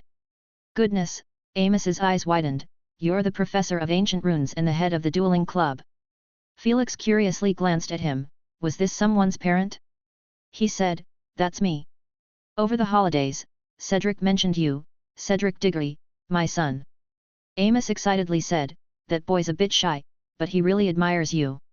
He told me you've given him a lot of extra pointers in the dueling classes, and about the power of spells, it's remarkable. Cedric, indeed, he's quite outstanding and excelled in ancient runes as well. He's also the captain of the Hufflepuff Quidditch team. I was talking to his mother recently, whether he should join the ministry or the national team after graduation. She told me to ask for the child's opinion. Haha. Amos continued to chatter away like all parents in the world until a tall man hurriedly walked over from the other end of the corridor. Mr. Harp. The tall man said, I'm Walsh, the one who's been corresponding with you. You finally made it. What happened? I arrived an hour early. Minister Fudge is waiting for you, Walsh Siddlewick said, grabbing Felix's arm. Sorry, Diggory, but I have to take your friend with me. No problem, urgent matters take precedence, Mr. Amos said. Felix halted his steps, causing Walsh to stumble a bit. Oh, wait a moment, I need to say something. He looked at Newt. Mr. Scamander, regarding Hagrid's case, I've also been keeping an eye on it. We'll have a chance to talk later. Newt hadn't spoken yet, but Amos beat him to it. The lecture at 2 o'clock today? They said the Muggle expert is you? I'll definitely go to see that, Mr. Harp. Felix smiled at him and then left with Walsh. Newt spoke thoughtfully, Muggle expert? His attire is indeed quite comfortable. Chapter 270, Speech. Welsh Cedric led the way ahead, hurrying forward. We need to hurry. Minister Fudge can't wait much longer. Felix said, I didn't know I would have to meet with him. It was a last-minute decision. Minister Fudge has a busy schedule every day. Originally, he wouldn't have paid attention to these small matters, but, here we are. He pushed open a heavy door, revealing an ancient and dignified reception room. The decor in the reception room was similar to the third reception room Felix had visited before. There were rows of glossy black chairs, and at the front of the room stood a small podium. This way, Felix was led under the curtains at the side of the podium, passing through an inconspicuous door, into a more private room. Fudge was solemnly engrossed in reading a newspaper, a thick stack of clippings beside him. Hearing the sound, he looked up and smiled warmly. Felix Harp, delighted to meet you. Minister Fudge, I believe we've met before. What brings you to me? Ah, of course, when Dolores wrote to me, I realized I had missed an outstanding individual. He patted his protruding belly. and the shiny copper buttons struggled to keep his dark red vest from popping open. An expert in ancient magical languages, a Muggle studies specialist, and a master of hidden memory trauma therapy. I must say, I envy you. Felix understood. It seemed that news of him curing the Lumpatons had finally reached the ears of the minister, courtesy of Dolores Umbridge. Bernie in the Wisengamot office has already submitted a proposal, now we're waiting for the confirmation from St. Mungo's. If all goes well, you'll receive a second-class order of Merlin. This is the basic level. The first-class order isn't out of the question either. Sounds promising, Felix said slowly. I need to persuade some people, pull some strings. Fudge said, his chubby fingers intertwining. I enjoy making deals. Such as? Felix asked curiously, wondering what plans Fudge had in mind. Dolores has run into some trouble, and I want her to take on the role of deputy minister. But her qualifications fall short at the moment. She needs an irrefutable achievement, like capturing Sirius Black, of course, under my guidance. Fudge said, toying with his quill. Felix patiently replied, I can't help you catch him. The ministry has plenty of aurors and operatives for that. Well, what I mean is, if you can convince Dumbledore to have Dolores bring a group into Hogwarts, believe me, it's for the good of the students. Black is an extremely dangerous criminal. He's capable of anything. Fudge said indignantly. Felix looked at him deeply.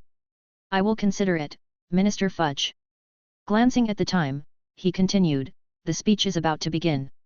I need a few minutes to prepare. Fudge clearly hadn't expected such a straightforward refusal. He hesitated, I await your response. I'll have Dolores contact you. I might not have the time in the near future, Felix said. Perhaps I could arrange a meeting with Dumbledore for you.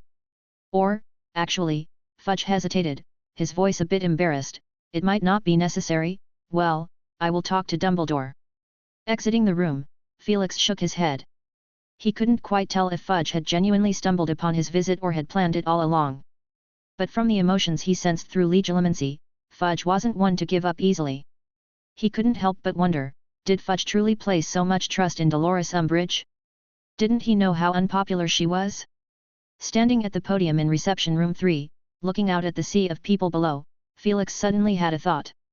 Perhaps it was precisely because of Umbridge's unpopularity that Fudge chose to rely on her. At least in the eyes of outsiders, anything vile she did wouldn't reflect directly on Fudge. He thought of the relationship between ancient monarchs and their sycophants. How many of the sycophants' deeds were truly inspired by the rulers themselves? Felix's gaze swept over the audience. He began his speech. Some of you may know me or have heard my name, but many might be unsure of my role. So far, I have written 3 books on Muggles, making me somewhat of an expert in that field. He raised his wand, causing his name to appear in the air. Felix swiftly moved through the introduction and delved into the topic of the day. I assume you are all here today out of pure interest or perhaps willing to gain some fresh insights due to your work. From the guest list, you are likely the group most closely connected to the Muggle world. In a way, you and I are aligned. We are the wizards looking outwards. But how many of you truly realize this? The crowd murmured, Newt Scamander in the corner watching the cracks in the walls, his ears perking up. A tall, well-proportioned wizard with sparse stubble on his lips spoke in a rigid, indifferent tone, why should we care about these lesser beings?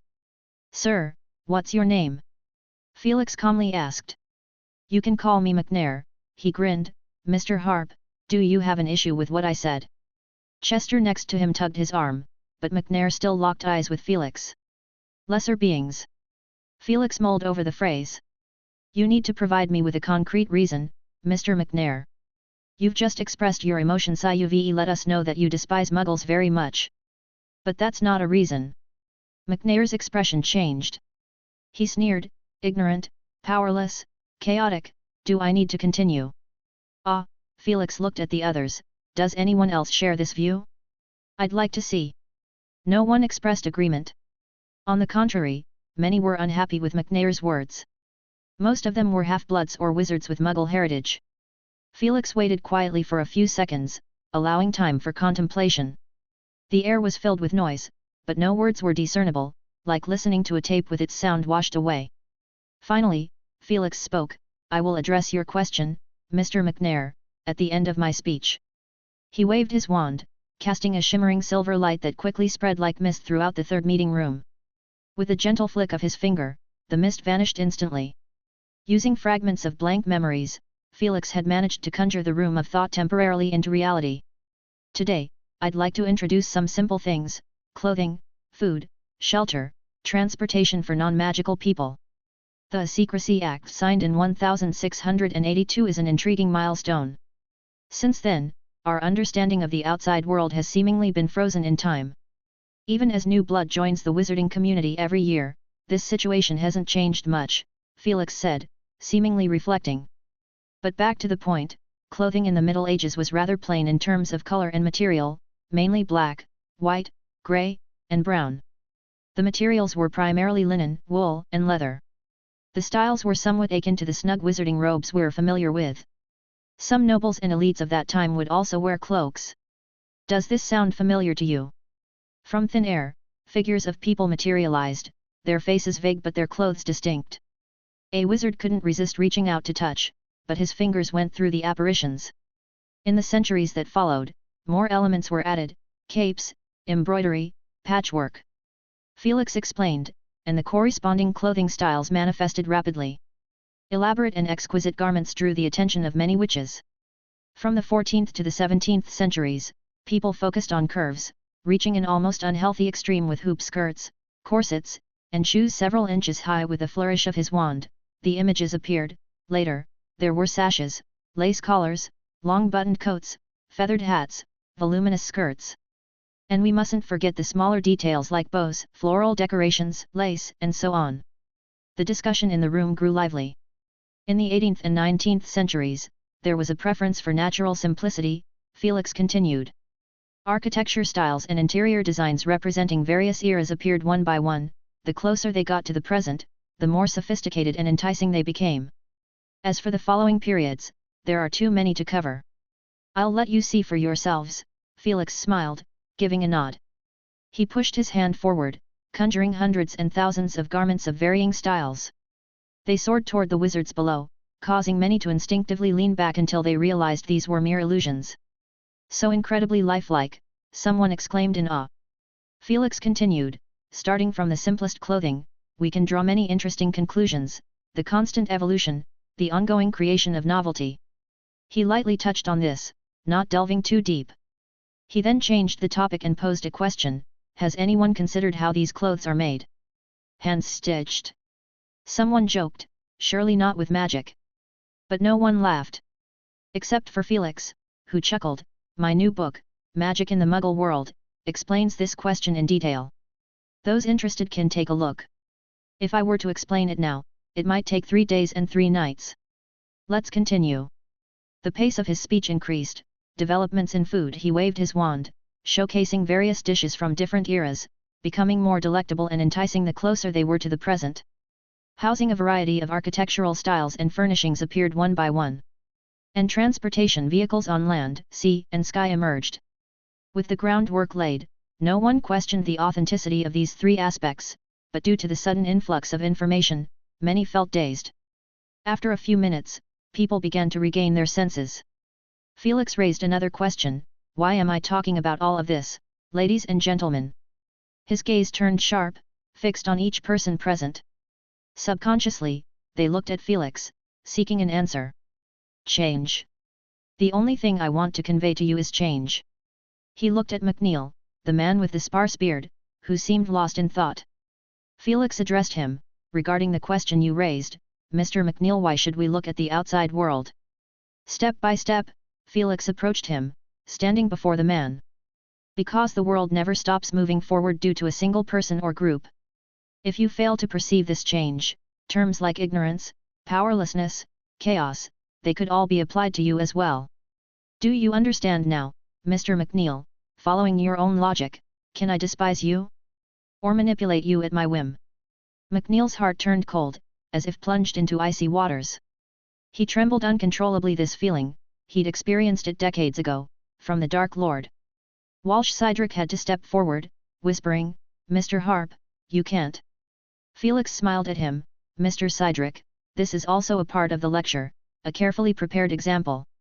You see, I haven't even taken out my wand Mr. McNeil is cooperating with me.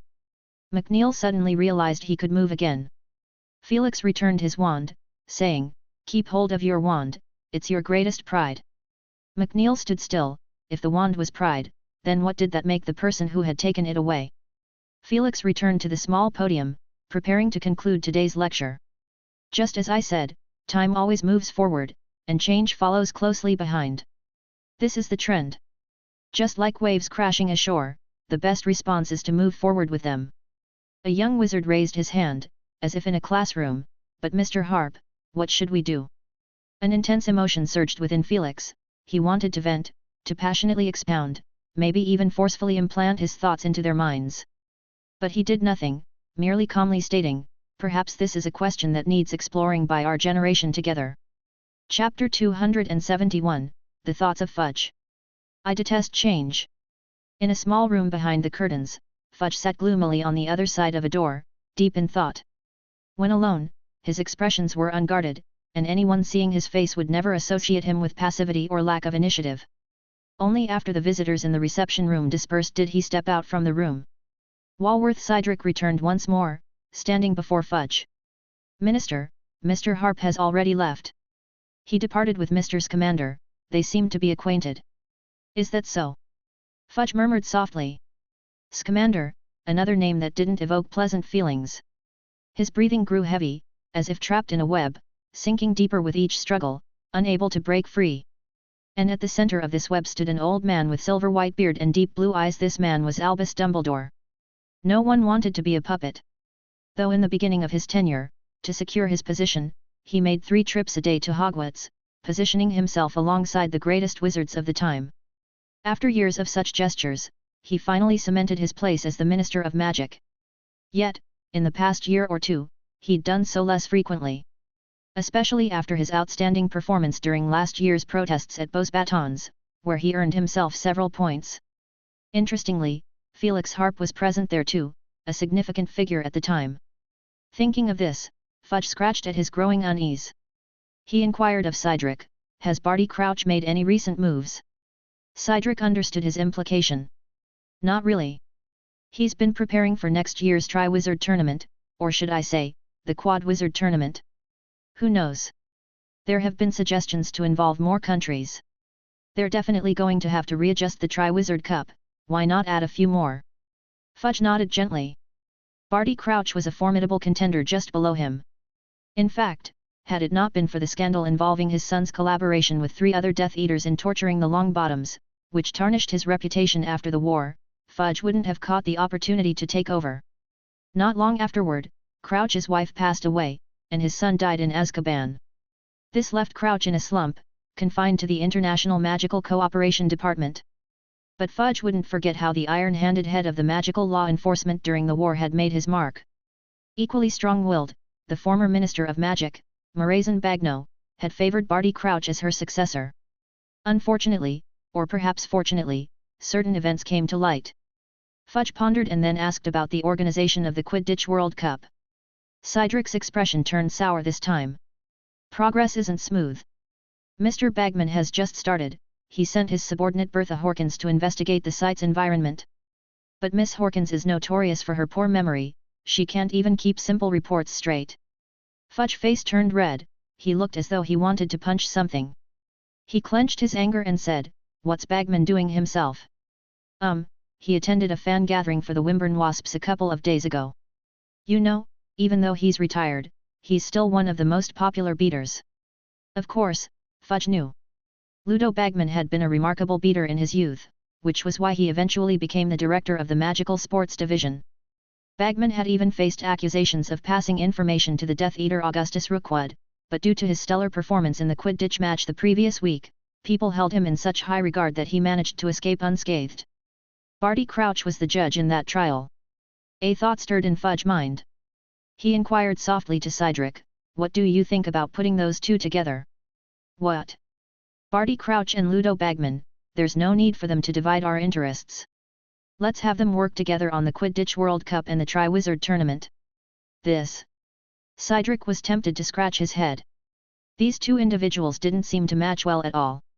He couldn't help but recollect the impressions they left on him. Barty Crouch was extremely solemn and serious, a man of strict discipline.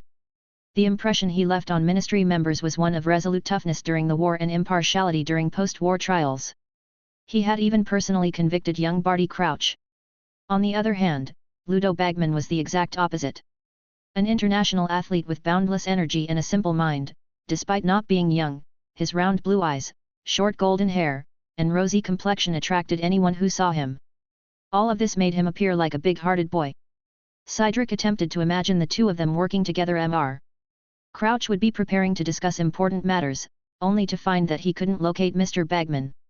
The latter would either be meeting fans or busy placing bets on some Quidditch match. But speaking of which, Mr. Bagman did have an uncanny knack. Half of his wealth had been acquired through gambling. Maybe Fudge should also consider participating in this year's Quidditch World Cup betting. Rumor had it that Bagman was quite generous and enjoyed involving others. Wilkins. Walworth. Cydric snapped back to reality. He pondered carefully and finally offered a vague suggestion. Mr. Crouch is serious and Mr. Bagman is enthusiastic. Their cooperation might yield unexpected benefits. Then it's settled, Fudge said decisively. You bring it up in the next meeting, and I'll support your proposal. Understood. Also, what's Umbridge up to? Why did I hear that she went to Diagon Alley, and I've received several complaints. Minister, it's actually Nocturne Alley. We received accurate intelligence that Sirius Black appeared there, attacking a wizard. It seems to be a dark wizard. Anyway, he managed to steal his wand. Fudge frowned, this wasn't what he had expected. Send her back to Hogwarts, he wanted to say Hogwarts, but Dumbledore was strongly against it, and given the unpleasant incident with the Dementors running wild before, this matter brought back some headaches. And to think this could be related to Felix Harp, only Merlin knew how surprised he was when he learned the Dementors had shrunken. Since then, he had been paying attention to this person. His previous title as a Muggle expert, a Hogwarts professor, didn't amount to much, at most commendations for his potential. But recently, this man's name had been frequently mentioned in his ears. Suppressing the attack by Beauxbatons students on the international conference venue, curing the Longbottoms, sentenced to death by the Dementor's kiss, and drastically shrinking Azkaban's Dementor guards. On the surface, there was no connection, but all of this actually represented one thing: strength. This Felix Harp possessed remarkably strong practical abilities. Is he another Dumbledore? How can I make him work for me? These thoughts churned in Fudge's mind. Chapter 272, The First Collaboration of the Club. Felix and Newt exchanged addresses. Felix learned that after retiring, Newt and his wife lived in the countryside of Devon County, where they had a spacious underground sanctuary for magical creatures in need. I don't always keep them, more like a healer. Once the patients are well, I let them return to nature, Newt told him. Although he had guessed the answer, Felix still inquired, Mr. Scamander, if you don't intend to gain something from them, how have you maintained your love for them over the years? Newt smiled and replied, how do you maintain love? It's because of the love itself, of course. The next weekend, at the meeting of the Magical Arts Club, Felix presented the Ring of the Serpent's Embrace to the members. He flipped the emerald green coin in his hand, deftly maneuvering it between his fingertips. His actions quickly captured the attention of the students. In the next moment, the coin transformed into a small snake, coalescing into a serpent-shaped ring on his right pinky. With a wave of his wand, dozens of coins flew out from a corner table, accurately landing in front of each young witch and wizard. Consider it your belated Christmas present. It can replace the copper nuts I gave you before. It has two forms: coin and ring, your choice. If you want it to transform into the latter, just think unlimited and infuse it with magic. You can try it now. The club members extended their hands, letting the coins fall into their palms, feeling their weight. Navaimal, attending her first gathering, traced the patterns on the coin's surface. It exuded a unique and substantial sheen, yet didn't feel like metal. She looked up at Harry, who mouthed to her, basilisk scales. Harry had learned this from Hermione, who had learned it from Professor Snape. When Harry first heard about this, he was surprised. He thought the basilisk had been returned to the Chamber of Secrets after the incident. But Hermione informed him that basilisk materials were valued magical ingredients and had been divided among the professors. Navaimal's heart raced as if completing a ritual. She enunciated clearly, unlimited. The coin in her hand transformed, becoming a slender, emerald green snake in the blink of an eye. Cradling it, Navaimal tentatively asked, "Do you know how to do it?" The little snake slithered onto her right pinky, coiling twice and twisting into a serpent's embrace ring. The most excited ones were the Slytherins. Draco Malfoy, as soon as he saw the snake-shaped transformation, grew fond of it. He couldn't help but touch its head with his index finger. It didn't feel slippery as expected, instead, it was a warm touch, like being carved from an emerald gemstone. The little snake raised its head, its shining black eyes meeting his gaze. Draco extended his finger, and the snake swayed its body, winding around his finger and forming a circular loop. He gleefully looked left and right, catching sight of Pansy Parkinson and Daphne Greengrass. Their eyes were wide open, completely captivated. Others reacted more calmly. They didn't reject the snake motif, but they didn't show excessive fondness either. Cedric contemplated asking if he could have a different form, but he realized that this snake wasn't the emblem of Slytherin House, rather, it was the symbol of alchemy, representing the philosophy endorsed by the Magical Arts Club and Professor Harp himself, so he refrained. Then he heard Professor Harp's voice. "Its material comes from a 1,000-year-old basilisk. You should have some impression of it, the one in the Chamber of Secrets last year. I discovered that basilisk scales possess extremely potent magical inertia, making it difficult to channel magic through them. However, they also serve as excellent materials for isolating and storing magic. I used basilisk scale as the vessel, inscribing runic symbols with powdered African tree snakeskin and bird snake eggshell. That's how you have the ring of the serpent's embrace you see before you." When African tree snakeskin was mentioned, Hermione swiftly glanced at the professor.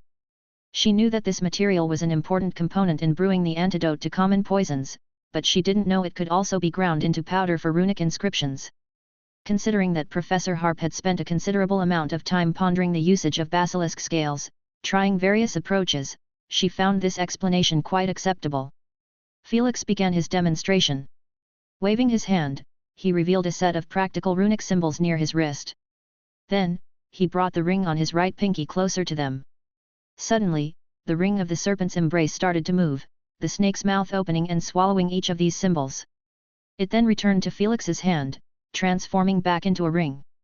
In my experiments, I found that it can store magical runes for an extended period, significantly slowing down the process of magical diffusion.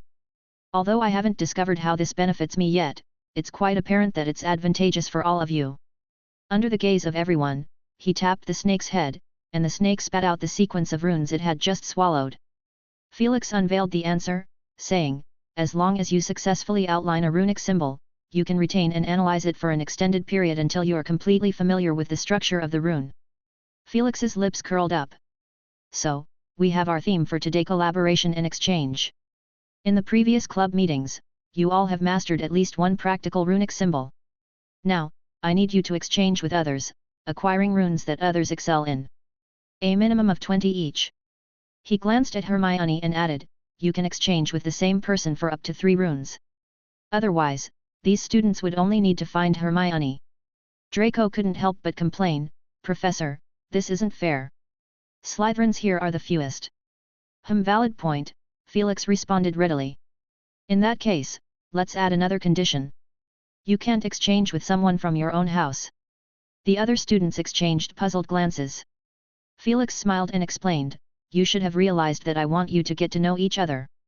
In the previous meetings, you all sat with your housemates. But that's not conducive to future collaborations. Now, let's begin." The club members sprang into action. It was evident which house was the most popular. Gryffindor, Ravenclaw, and Slytherin students gathered around the Hufflepuffs, implying that they were in demand. 6th-year Hufflepuff student Petra Selwyn couldn't help but exclaim, "This is an unexpected turn of events. Oh, Warren, you're here too." She giggled. Ravenclaw's Warren Partis wore a straight face. "Stop teasing. I've helped you quite a few times. Ever since last year when Professor Harp had called them up to participate in an ancient runes knowledge competition before they even had answer parchment, they had engaged in a friendly rivalry. Occasionally, they would work on assignments and research together in the library. It was a unique camaraderie they had built. At least, that's how he saw it." Harry stood on the outskirts of the crowd. He was never good at handling such situations, especially ones where he had to initiate social interactions. However, when he noticed that Draco Malfoy didn't seem too pleased either, his mood instantly lifted. It felt like being back in Diagon Alley, enjoying an ice cream at Florian Fortescue's on a sunny day. Draco caught Harry's gaze and sneered softly, "Pottery as annoying as Macadamuse, why don't you roll back to your punching telescope?" Harry looked at him in astonishment. He didn't care about Malfoy's sour attitude, their relationship had never been amicable. But what came out of Malfoy's mouth was quite unexpected. "Have you read the Little Wizard Mix Adventures?" "No, no way." Draco immediately denied. Harry stated with certainty, "You definitely have. Macadamuse and the punching telescope are both things from the book." He suppressed a smile, "And you've at least read the third volume." Draco's face darkened abruptly. He opened his mouth several times but couldn't come up with a retort. Celebrating the third patron of this book, thanks to patron AD98 for the support. Chapter 273, Unexpected Events During the Patroness Charm Practice. The verbal spat with Draco Malfoy temporarily pushed aside Harry's inner turmoil. However, Professor Harp seemed intent on keeping them on their toes, casually remarking, "Time is not always abundant, children. You must make the most of it." The crowd dispersed further, individuals pairing up like headless flies. "Which incantations have you mastered?" "Illumination, flames, and severing." "What about you?" "I only know illumination and livestock." Pressed for time, they shared the core meanings of the most essential incantations. Luckily, their thoughts aligned. Until Harry completed an exchange, he remained oblivious to the identity and house of the person across from him. He discovered that it wasn't as difficult as it seemed, prompting him to seek out unfamiliar individuals for the next 3 rounds. This time, he even remembered to politely inquire about their names. As for their houses, they all tacitly agreed to omit that detail. As he shared his thoughts with Ron midway, Ron widened his eyes. "You don't think everyone knows who you are, Harry?" Harry slapped his forehead, the question never having crossed his mind. He spotted Hermione approaching gleefully and immediately grabbed her. "How many have you swapped?" 15, Hermione said joyfully. "The trick is to find older girls. They're friendly and have less overlap with your knowledge." "Wait a moment." Hermione's eyes gleamed as she approached Daphne Greengrass, whispering something with an air of triumph. Harry watched for a while and eventually noticed the two of them sneaking into a corner. "Are they friends?" Harry asked, aware that the girl was a Slytherin. "Came out of dueling practice or something," Ron said. "At least that's what Hermione says." Felix Harp quietly observed, mentally noting down students who could be grouped together. While he wanted to break down the barriers between the 4 houses and encourage interaction, he wasn't interested in forcing incompatible individuals together. Fortunately, except for a few groups, most students' thoughts weren't as intense as they had initially anticipated. They just needed a suitable excuse. With this realization, his upcoming arrangements wouldn't appear too abrupt. When the last student completed their exchange, most had already attempted to capture runic symbols using the serpent's crest ring. Felix clapped his hands, signaling them to stop. Silently and seamlessly, their seats rearranged, once distinct clusters now mixed. "Let's discuss how to perceive the structure of objects. You should have encountered this in other classes, particularly transfiguration. Sensing runes is similar in concept. There are some tricks to it, allowing your magic to gently touch them, not forcefully inject magic, as that would cause them to burst. Imagine raindrops falling into a pond, creating ripples." Felix's fingertips tapped the air, and the air seemed to take shape, slightly indenting before a faint blue magic spread outward. "Channel your magic, delicate but unbroken. I must remind you, this is not an incantation." Boom! A student caused the runes to explode, resembling an orange firework. "Eddie Carmichael, listen to me," Felix ushered them into a mind chamber, "practice here first. Otherwise, the runes you just acquired will vanish even faster than a disillusionment charm." After the gathering concluded, Felix turned to Neville. "Are you able to keep up with the pace?" Neville scratched his head, saying, "It's a bit challenging, but much easier than I thought. I managed to decipher 4 runes." Emerging from the mind chamber, Felix finally allowed them to begin deciphering the runes themselves. The subsequent classroom resembled a fireworks display, though after struggling 7 or 8 times, most managed to find the key. They adapted the techniques honed within the mind chamber to real-world scenarios. Neville, however, was new to this, having no prior exposure. He hadn't even mastered a single practical rune. "You're doing well. I noticed you signed up for the dueling competition. Felix inquired. Neville blushed and replied softly, I thought I'd give it a try. Very well, prepare thoroughly. I recall Potter and his friends have a dueling practice group.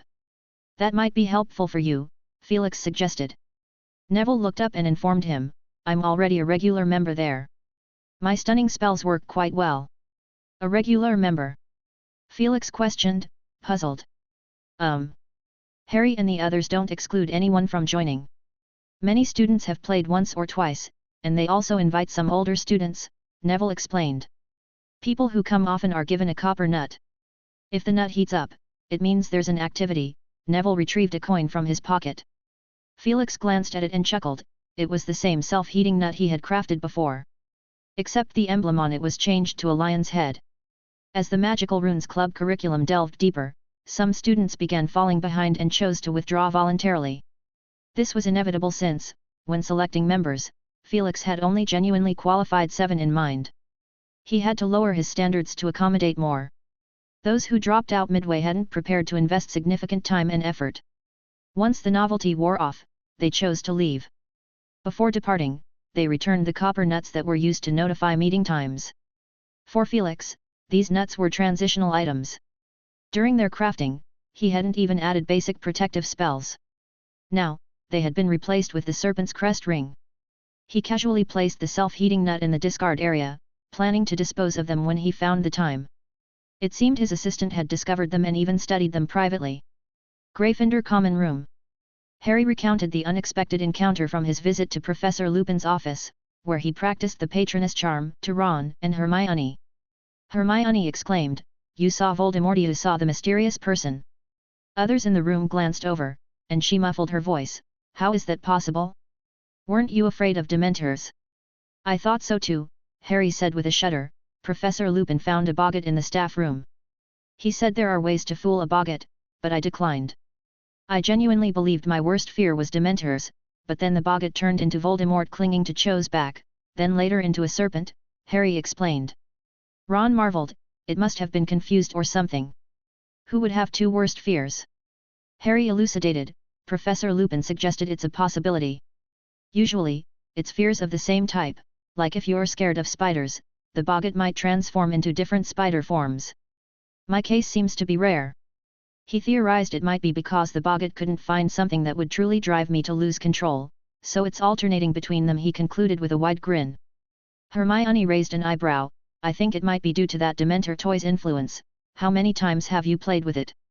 Ron emphasized, it's not playing, Hermione. It's about getting used to facing the feeling of Dementors. Look, Harry's not that afraid now. Hermione huffed, then turned to Harry, but how will you practice the Patronus charm?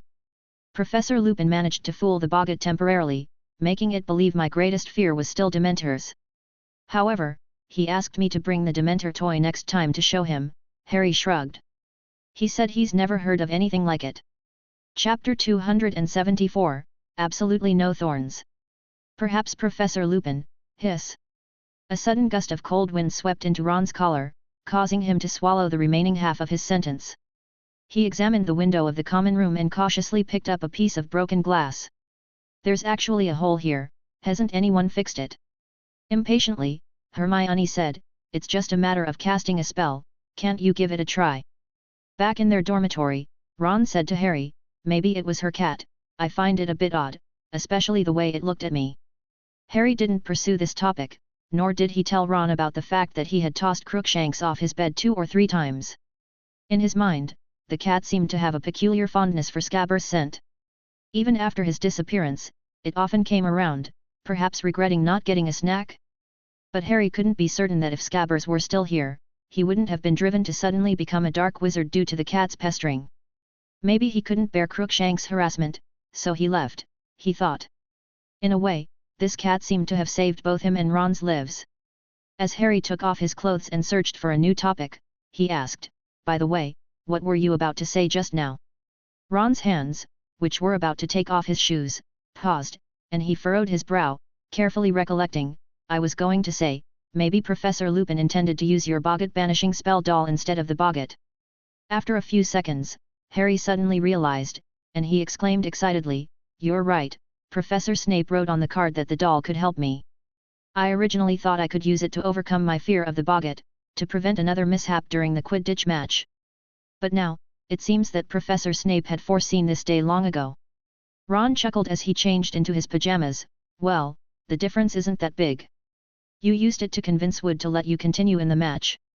Remember, the first time he saw that thing, he nearly passed out. Even though Ron was exaggerating a bit, Harry couldn't help but burst into laughter, especially when he imagined the burly Wood shrinking into the chair like a kitten. From the bed across the room, Neville mumbled sleepily, "Harry? What's going on?" "Nothing, just go back to sleep," he quickly replied. Lying in bed, Harry hoped fervently that he wouldn't miss the upcoming Quidditch practice, just like how Hermione never missed any of her elective classes. It was magical, but he wanted the results. In the following days, besides attending classes and going to the library, Felix spent a considerable amount of time sorting through ancient magic, the instructional steps for the Lumos spell, which he had borrowed from Dumbledore. He was preparing this as an end-of-term reward for the club. Although this magic could only be considered an infinitely enhanced version of the wand lighting charm, both its effects and safety were satisfying. The only consequence of this magic going awry was draining the magic of careless learners. Compared to the examples of spells backfiring and reducing someone to ashes or desiccating them into mummies, this one was quite friendly. Felix planned to break down this ancient magic and incorporate the knowledge into the upcoming club meetings, teaching it after the end-of-term exams. Additionally, his communication with Nearly Headless Nick resumed. Even though they only communicated through photos, Felix keenly sensed a hint of melancholy in Nick's words. His heart sank involuntarily, Dumbledore's words resurfacing in his mind. Nick's wife might not make it through this winter. But Nearly Headless Nick avoided discussing this, and Felix could only pretend not to know, avoiding reopening the old wounds of the elderly ghost. Perhaps during the summer break, he could talk to Nearly Headless Nick about staying with him for a while. During this period, Mundungus contacted him several times, sending over a few ancient alchemical products. He even presented an exquisite piece of silverware. From its craftsmanship, Felix deduced that it was crafted by the hands of a fairy, and such items were always valuable. It was clear that the owner had used it frequently. Felix speculated that it might have come from a pure-blood family. Montague tentatively inquired if he wanted more. He had a stable supply, which only further confirmed Felix's suspicions. He couldn't help but reflect that even some seemingly prestigious pure-blood families were discreetly selling off their assets. In the first dueling class of January, Felix explained the rules of a small-scale duel and arranged for some older students to demonstrate. Besides the prohibition on using dark magic, the restriction on using semi-permanent transfiguration, high-risk curses, and potions, there weren't many limitations. In this competition, we'll strive to mimic real-life conditions. The venue won't be a dueling stage. With the collaboration of several professors, we've decided to make full use of Classroom 7. Yes, the one that was converted from the Ancient Runes classroom. There's still a month until the official duel competition begins. You can prepare adequately. In this dueling class, apart from the information Felix divulged, the most eye-catching figure was Neville. His silencing charm successfully incapacitated several opponents, surprising those who knew him. Neville's heart was pounding. It was the first time he had won so swiftly and cleanly. Seeing Harry give him a thumbs up, he grinned.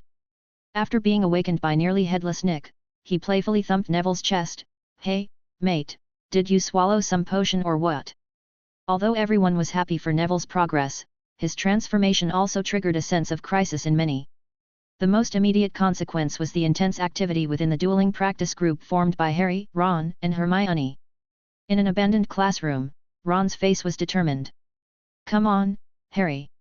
A small group encircled him, making his expression even more solemn. Harry hesitated a bit but eventually complied. He pointed his wand at Ron and shouted, "Impedimenta!" A magical rope formed and wrapped around Ron, binding him from head to toe. Ron crashed onto the cushion with a thud. Running over, Harry lifted the spell and helped Ron up, whispering, "Are you up for another round?" "Bring it on, I want to experience your magic a few more times." Hiss. Ron grimaced, "Did your magic mutate? I feel like my arse got pricked by thorns." The students surrounding them all took a step back. A few girls lavender brown, Parvati Patil looked at them with disdain. Harry hastily explained, "No, it's probably just his skin swelling, which caused the sensation. I've experienced it." He stopped short, realizing he was digging himself into a hole. Now even Ginny's gaze towards him turned odd. Harry gave up on explaining, and he glared at Ron, irritated, and said, "Are you ready?" "Wait." Bang! Ron fell to the ground again. Harry earnestly addressed the others, "You can check, there are absolutely no thorns."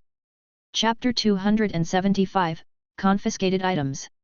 Felix descended the spiral staircase, his hands empty as usual. Unlike other professors, he never carried books or parchment with him. Passing the office of the castle's administrator on the first floor, he heard Lupin's voice. "I'm really sorry to bother you.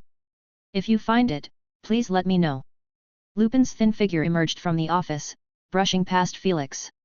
"Hello, Professor Harp," he said with a brief pause and a smile. "Hello, Professor Lupin. You look well," Felix replied. After Lupin left, Felix knocked on Filch's office door. "Mr. Filch, are you there?" The door swung open, revealing Filch's face from the shadows, his eyes fixated like those of a pair of goldfish. "It's Professor Harp. I thought," he mumbled, then stepped aside to let Felix in. It was a rather cramped room, adjacent to the castle's entrance hall. The room had no windows, appearing dim and confined even in daylight. The sole source of light was a greenish hanging lamp from the ceiling. Wooden filing cabinets lined the walls, some of them packed so full that yellowed and worn corners of parchment peeked out from the crevices. Several chairs occupied the office, but Felix had no intention of sitting. He discreetly cast a fresh air charm and finally dispelled the pervasive fishy odor. Felix locked eyes with a cat, extremely emaciated, on the desk. Its eyes were large and bulging, gleaming brightly. "She seems quite personable," Felix remarked. Filch was pleased that Felix used the term she. His chin trembled as he said, "You won't find a smarter cat than her anymore. In my opinion, she's more human, even better than humans. At least she won't break school rules and she'll lend you a hand." Felix patiently listened as Filch recounted how Mrs. Norris patrolled the corridors. When Filch wheezed to a pause, Felix interjected, "Although she does seem a bit malnourished." Filch cleared his throat, seemingly surprised by the question. He stammered, "She's a picky eater. I've advised her, but she only eats the fried fish I make. I have some nutritional supplements here, a very clever formula, and importantly, no side effects." Felix said, brushing his right hand over his left, and a small wooden box appeared. He opened the box, glanced at its contents with some regret, and said, "Only half remains." Filch hesitated, "Liz might not like." He retrieved a small glass bottle from the box, uncorked it, and a strange aroma wafted, overpowering the room's fishy smell. Mrs. Norris immediately raised her head, staring at the glass bottle with a longing expression. But instead of drinking, she gazed up at Filch. He reassured her, "It's all right, Liz. Go ahead." The cat emitted a contented, eerie purr, leaping off the desk and hurrying to her owner. She extended her tongue to lap up the bright red liquid in the bottle, not stopping until she had savored the last drop. With a satisfied stretch and a series of purr sounds, she curled up. Filch's eyes shimmered oddly. He couldn't help saying, "Liz has never done this. She wouldn't touch the remedies from the pet store." Felix explained with a smile, "The formula comes from a potion master who earned the Order of Merlin, 2nd class. It's a creation of Professor Burbage's, and though it was made casually, its effects surely surpass anything on the market. The formula. I can give it to you. The preparation is quite simple, and you won't even need a wand, although you might need some dragon blood." "That's not a problem," Filch quickly responded. "Do you have any parchment?" There Filch swiftly opened a drawer, revealing a stack of blank parchment. Felix beckoned a piece of parchment to float in front of him with a flick of his finger, and as he stared at it, a smooth string of letters appeared on its surface. During this process, Filch's eyes remained fixed on the parchment suspended in the air, his knobbly hands clenched together. Felix casually inquired, "By the way, I just saw Professor Lupin." "Yeah," Filch absent-mindedly replied. "He came over to retrieve confiscated items," Filch said, his gaze still on the parchment. "Professor Harp, don't blame me for stirring things up. He can hardly be considered a good person." "Why do you say that?"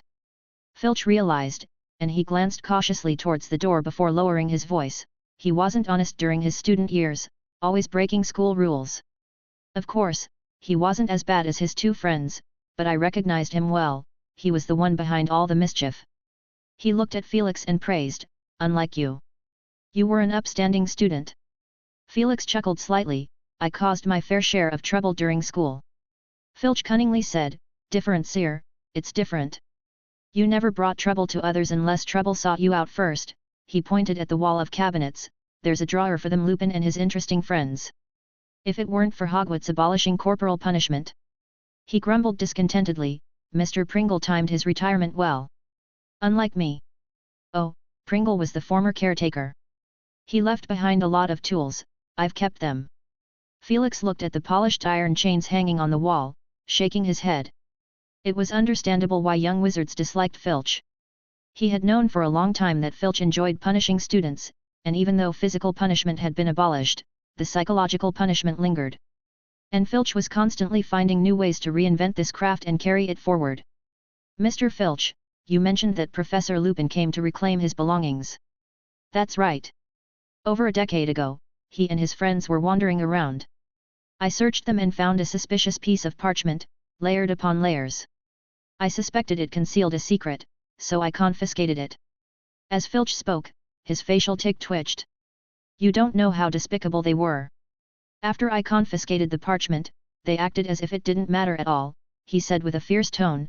"They must have thought I couldn't decipher the secret within and would just toss it away, allowing them to sneak it back. Booty didn't. Instead, I kept it all these years, locked in the drawer labeled highly dangerous. And now, that piece of parchment, did you give it back to Professor Lupin?" Felix inquired curiously. "It's lost," Filch sighed in frustration. "I can't remember when I lost it. Maybe they took it back themselves. But you said Professor Lupin came to retrieve." "Who knows? Maybe his friends didn't tell him, or other young wizards stole it from me over the years," Filch said regretfully. The parchment in midair descended, and Felix handed the formula to Filch. "Please keep this safe." "Thank you, thank you." "You're welcome, Mr. Filch. I also got what I wanted." Filch stared at him in astonishment, and Felix grinned. "You see, Mrs. Norris seems quite satisfied, doesn't she?" He gestured to the cat at his feet, lazily rubbing against his trousers. Chapter 276, Fame and Fortune. Emerging from Filch's office, Felix was pondering over what Lupin wanted to retrieve. At present, he only knew that this item was connected to his schooldays and likely involved the secrets of Black or the enigmatic Peter. Removing Filch's subjective lens, Felix extracted two particularly useful pieces of information. Firstly, Lupin and his friends didn't seem to care much when the item was confiscated, well, at least not on the surface. But now, Lupin was fervently eager to reclaim it. Secondly, the item was lost in the distant past, making it difficult to ascertain who took it. Many of the former illicit young wizards had graduated long ago. Lacking crucial information, Felix could only silently note it down for later use. He made his way to Hagrid's hut where Hagrid was clearing snow from his pumpkin patch. Fang was bounding around him, exuberantly running to and fro. A grey hippogriff, with the head and wings of an eagle and the body of a horse, was tethered not far away. It clicked its sharp beak like clinking blades as it saw Felix approach, its gaze following his footsteps. "Hagrid!" Felix called from a distance and patted Buckbeak's pointed beak. The creature had grown quite familiar with Felix, tilting its head back and emitting a resonant snort, then contentedly half-closing its eyes to enjoy his touch. The burly man straightened up, casually planting his shovel in the ground. He strode over, beaming with joy, and said, "Felix, Mr. Scamander has responded. He did it. The case has been sent back for retrial." Felix nodded. "That was my purpose in coming as well. I received a reply too, Hagrid. Now, what do we need to do?" "Do?" Hagrid blinked, looking at him with confusion.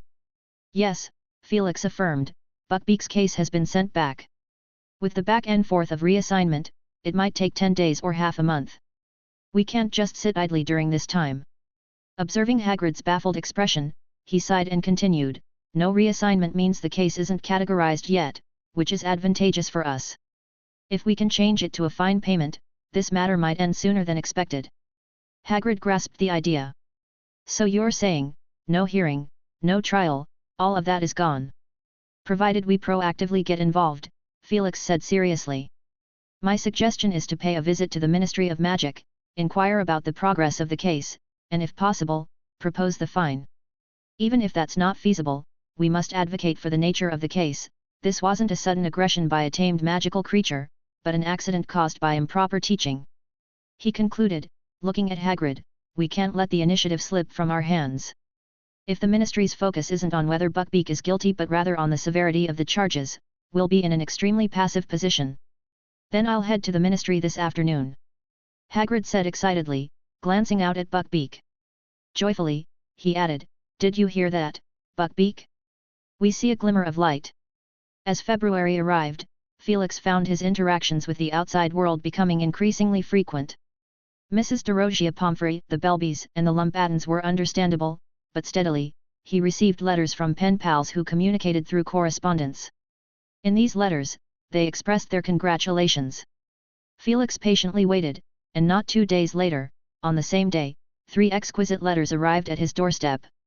One was from the St. Mungo's Magical Medical Association. Though it bore the name St. Mungo's, it wasn't much related to St. Mungo's Hospital for Magical Maladies and Injuries. At best, it could be said they were both established to commemorate the same person, Mungo Pomfrey. The St. Mungo's Magical Medical Association was similar to the Wizarding Courts of Wizengamot, except it was a circle of elite healers. However, the members of this association had a closer bond in their own journal, Dragon's Bile and Mandrake Essence. Within the official letters, there was an overflowing enthusiasm for Felix Harp's outstanding contributions to the magical medical field. It emphasized 2 points. First, it requested Felix to name his therapeutic method. Second, it intended to bestow upon him the St. Mungo Medical Badge and extend an invitation for his membership in the Magical Medical Association. Regarding the former, Felix couldn't come up with anything particularly appealing, so he settled for the conventional nomenclature, naming it Harp's Memory Healing Technique. As for the latter, Felix gladly accepted, responding with a letter of gratitude.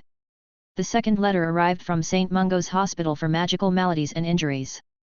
The letter detailed the clinical application data of his treatment method, highlighting its remarkable effectiveness, even on stubborn memory impairments. The current head of the hospital invited him to create a magical portrait, an honor for every founder. Felix struggled to imagine how his portrait would look when hung. However, considering that each portrait was akin to a pair of eyes and ears, his mild discomfort faded away. He inquired if he could take charge of the portrait himself, with St. Mungo's providing the dimensions. The final letter hailed from the Ministry of Magic's Wizengamot administration, its tone serious, announcing his nomination as a candidate for the Order of Merlin, First Class. It required him to submit the necessary materials according to the attached form, to be reviewed by all Wizengamot members. Felix followed each step meticulously. This was the process every recipient of the Order of Merlin in the academic realm needed to undertake. Belby had gone through the same procedure last year. Newspapers started to frequently feature his name. The Daily Prophet dedicated 3 full pages to showcasing his remarkable contributions over 3 consecutive days. His deeds in France were recounted anew, along with the assertion that this is a belated honor. During meals in the Great Hall, Felix would often notice Hogwarts young wizards carrying various clippings and whispering in corners. Apart from the newspapers, this was also tied to his frequent reception of Owl Post. Felix toyed with the idea of casting a shielding charm on himself, but it was just a fleeting thought. One afternoon, Professor McGonagall brought in a young witch with a peculiar expression. She introduced her as, "This is a journalist from the Wizarding Weekly, and she's here to interview you." Once the routine interview concluded, the journalist started directing him to pose in various ways. Felix felt like a puppet, and after enduring a dozen or so photographs, he firmly put an end to the ordeal. The witch journalist looked somewhat forlorn. "We could have taken even better pictures, Mr. Harp. You would have been a strong contender for this year's Most Enchanting Smile Award." Felix shuddered. "I'm sorry, but that's not something I'm interested in." He swiftly concluded the interview and, during a meal with Severus Snape, couldn't help but remark, "I haven't had time for research lately. The realm of fame and fortune is indeed an arena." Snape snorted in response to his sentiment. It wasn't until early February that Felix finally found some respite. By then, the ice and snow had gradually melted, and the open space in front of the castle was teeming with vibrant life. Young wizards shed their heavy winter garments and cloaks, took off their scarves, and lounged lazily in groups along the lakeside on the castle's south side, basking in the sun. They watched the giant squid swim in the lake. In this leisurely ambience, Valentine's Day arrived. In celebration of the fourth chapter's ascension as the leader, and with gratitude for the support of the Flying Carpet Society. Chapter 277, A Surprise Appearance. At Hogwarts, Valentine's Day wasn't emphasized by the professors, and there wasn't any reduction in the Friday assignments from the day before. However, for young wizards and witches, this was quite a significant holiday.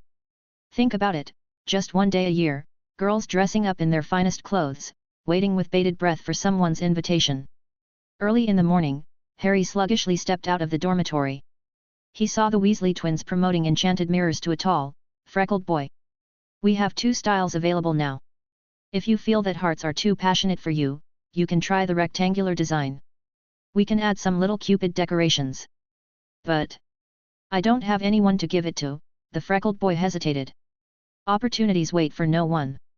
Buy our product, change into formal attire, and send out invitations during the morning hours, Fred said in an enticing tone.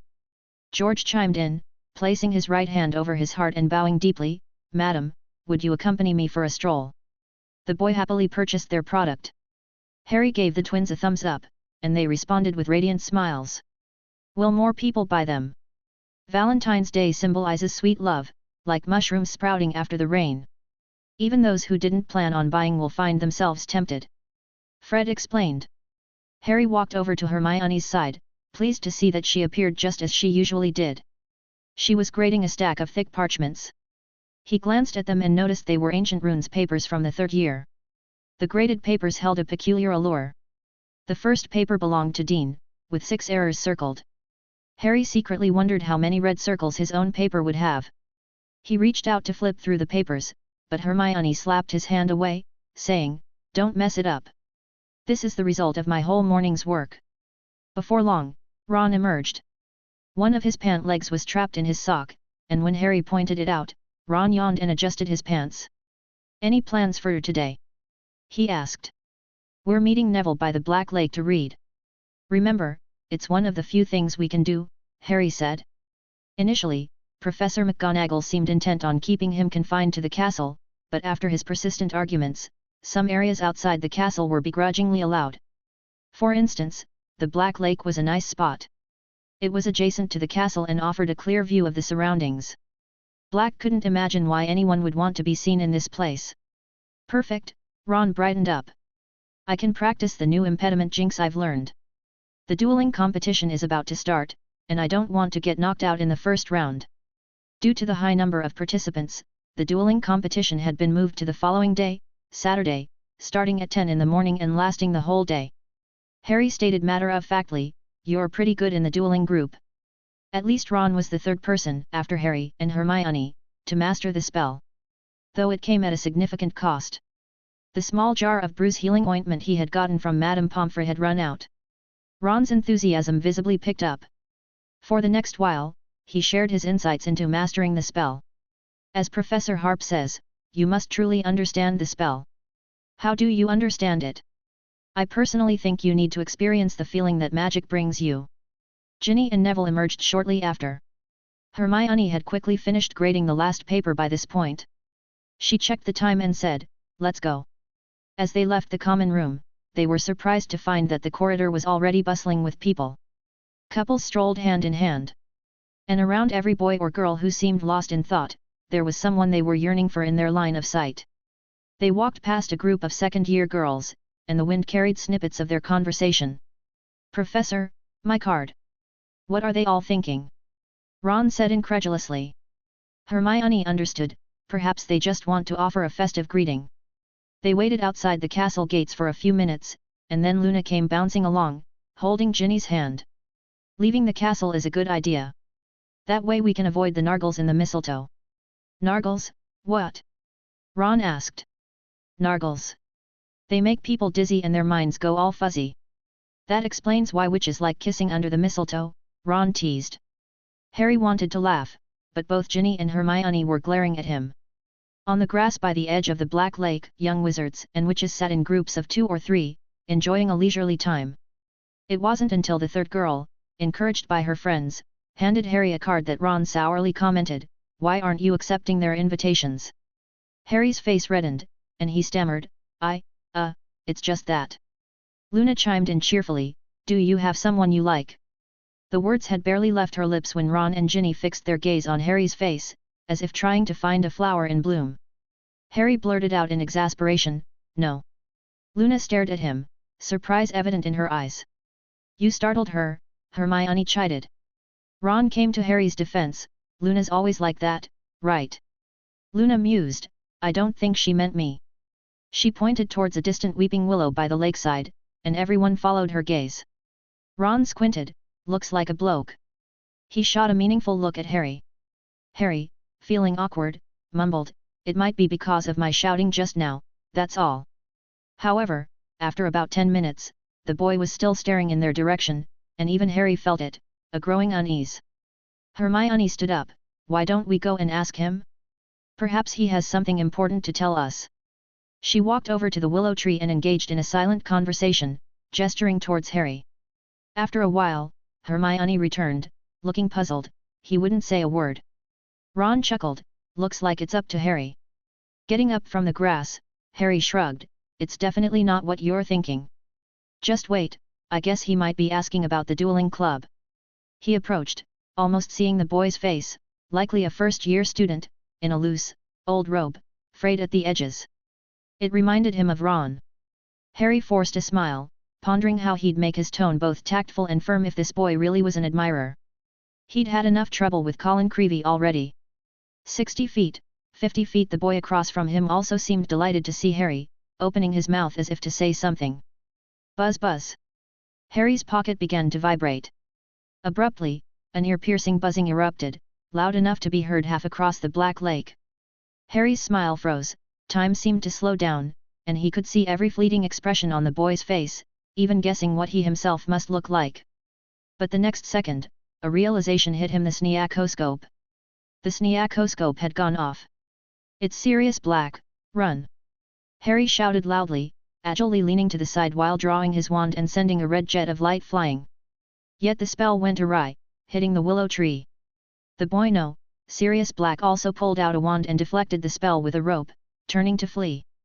Without thinking, Harry charged after him, the piercing buzzing making it hard to hear anything else. His heart raced, and he was consumed by the need to catch Black. "Harry, don't risk it." Percy clutched him in a hurried embrace, still holding a bag of Bertie Bott's every flavor beans. Harry struggled, "Let go, let me catch him." His gaze stayed locked on Black, growing smaller in the distance. Students nearby stared in confusion. Ron, Hermione, Neville, and Ginny ran over, panting, "Harry, oh is that?" Hermione yelled, trying to make herself heard over the buzzing. "It's Sirius Black!" Harry yelled, though he couldn't hear himself properly. Neville looked bewildered, "What are you guys saying?" Swoosh! Everyone saw Professor Harp descending from the sky on his firebolt, his wand pointing at Harry. The buzzing noise abruptly ceased. "Professor Sirius Black, he's here. Disguised as a student, it's Polyjuice Potion. He still has a wand." Felix Harp said calmly, "Which way did he run?" Harry hastily pointed in a direction. Then it dawned on him: around Hogwarts, apparition was impossible, as Hermione had informed him. That meant he still had a chance. Chapter 278, The Pursuit. At the edge of the Forbidden Forest, Felix Harp spotted a young wizard desperately fleeing toward the Forbidden Forest. He raised his wand, gauging the distance, and with a flick of his wrist at the moment of impact, he cast a spell. The young wizard, as if anticipating it, twisted his body and deftly avoided the curse, moving with an agility far beyond his apparent age. "Sirius Black, perhaps we should have a little chat," Felix called out. Step by step, Felix approached him. The effects of the draught of living death that Black had ingested earlier were wearing off. His body began to change gradually, growing taller and broader, stretching and elongating. Gasping for breath, stumbling forward, Black entered the forest. As he stepped within, it was as if a powerful blow struck him. He stiffened for a few seconds, then finally collapsed. The transformation had begun. Curling his body, he trembled all over. His skin erupted with tiny bubbles like hot molten wax. His fingers enlarged and thickened, the bony joints protruding as he clawed into the damp brown soil. His nails sunk into the earth. Black let out a low roar. His shoulders broadened, and his loose robes expanded without tearing, despite the fact that there was no flesh on this man. Felix waited in silence. It would take the others 2 to 3 minutes to arrive, providing him ample time. The transformation concluded. Black lay sprawled on the ground, panting heavily. He seemed to have given up resistance. Hoarsely, he asked, "Who are you? So young, you must be." Interrupting, Felix swiftly tapped the ring on his left hand. A broomstick materialized out of thin air, and Felix mounted it, soaring into the sky. Beneath him spread a blurred expanse of brown and grey. He gripped the broom handle, ascending higher, 50 feet, 100 feet. In the distance, he spotted a large black dog sprinting along a rugged path within the forbidden forest. Its speed was astonishing, resembling a wisp of black smoke. However, spring had just returned, and the trees in the forest still bore sparse, brown branches. Leaves were scarce, incapable of shielding or obstructing the view. Thus, Felix had no trouble keeping up. By a small stream, he caught up with Black. A fiery red beam struck the large black dog, sending it flying. Stopping at a distance of 6 or 7 meters, Felix declared, "Change back, transform into a human, Sirius Black." The struggling black dog lifted its head to meet Felix's gaze. After a moment, the second transformation began, rapid yet peculiar. The body shrank, and a disheveled man emerged where the dog had been. If he stayed still, he could easily be mistaken for a corpse, one that had suffered inhuman tortures. Dirty, tangled hair cascading to his elbows, neglected for a long time, his body coated in dirt, revealing a pale skin that clung to a face devoid of flesh. Black chuckled softly, his eyes wolf-like. He rasped, "You're a student of Squiblier? Felix Harp. Quite the famous name. I've seen you on the cover of Wizarding Weekly. Honestly, you're not as good looking in person." Calmly, Felix responded, "Though I have many questions for you, however." He pointed his wand at Black, saying, "Purify." Bubbles poured out of Black's mouth. He coughed and sputtered for a while before stopping. Leaning down by the stream, Black casually examined his teeth. "Quite an inventive idea. We used this on Snivellis when we were young. James ended up with a scar on his face from it." Felix Harp shook his head. "I've heard your story from many sources. The Sirius Black they speak of is handsome, recklessly wild, with a touch of elegance in his casualness. But looking at you now." With a wave of his wand, Felix conjured a whirlpool-like vortex from the stream, completely swallowing Black. Black's eyes widened, and he managed to utter, "Rat," before being silenced by the rushing water. He choked on the water instead. The currents flowed around him. After about a dozen seconds, a murky whirlpool threw a muddy mess back into the stream. Cleansed from the ordeal, he looked much improved, though still thin as a skeleton, a faint shadow of his younger self still visible. Suspended in the air, Black tilted his head, surprised. "You don't want to kill me. Why should I? As I've said, I have much to discuss with you. Your betrayal, your escapio, the latter is quite evident, Animagus. It's all too clear. Take me to Dumbledore. I'll confess everything without holding back. Why not tell me now? I'm quite curious. However, there are questions not suitable for a public setting like the feuds between Severus and the Potters, or some of Voldemort's secrets." "Ha! Are you planning to sell me to the Ministry or gift me to Squiblier? You must be his favorite student, to be trusted with these secrets." Black mocked, just as a sudden gust of wind picked up, causing his body to tremble uncontrollably. "I dislike the way you address me. If you persist in provoking me," Felix gestured with his wand and raised an eyebrow, "you'll surely regret it." Black shrugged nonchalantly. "Torture? To someone who spent 12 years in Azkaban? Everything you do only makes me feel alive." Though shivering from the cold, he kept his eyes fixed on Felix. Felix's wand pointed at Black's chest, and steam billowed forth, drying him in an instant. Black landed on the ground, testing his limbs. He looked at Felix with puzzled suspicion. "Aren't you afraid I might escape? Why not bind me? You could consider it an act of goodwill, for the sake of our forthcoming conversation," Felix replied. Black's sunken eyes stared at him, and he grinned wryly. "I'm starting to like you, Booty still can't trust you. You're too close to Snape." Felix noticed his expression had eased. Tentatively, he asked, "Does it matter whether you trust me or not? Do you have any choice?" "Of course, never underestimate anyone. Go back and tell Dumbledore that Kid won in the same year as Harry, from the Weasley family. His pet rat is an animagus. Black spoke, unaware of the news of Pettigrew's disappearance. An animagus? Felix repeated. Yes, he's Peter Pettigrew. He didn't dynamite. I thought he was dead. Black suddenly erupted with anger, cursing wildly. After a while, he struggled to regain his composure. Sorry you had to witness that. But I've suppressed it for too long. I suppose you want to say that Pettigrew is the traitor? Despite your role as secret keeper. Felix said. Not might was an exchange. He and we switched. He became the secret keeper. Dumbledore will understand. Once we catch Pettigrew, everything will be revealed.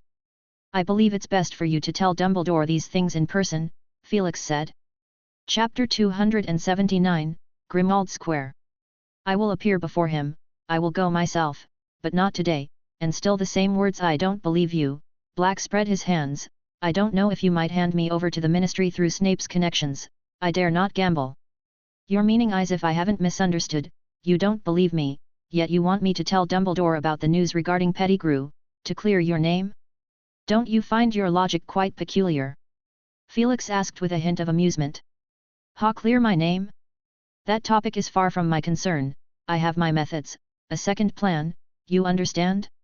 I don't trust you, but I'm not worried you'll divulge information, because Snape is also Pettigrew's enemy, provided he knows the truth. You can discuss this with him. Felix fell silent. Peter had escaped, and according to Lupin's words, he was likely hiding near Hogwarts, closely monitoring the situation's progress, but no one could catch a rat.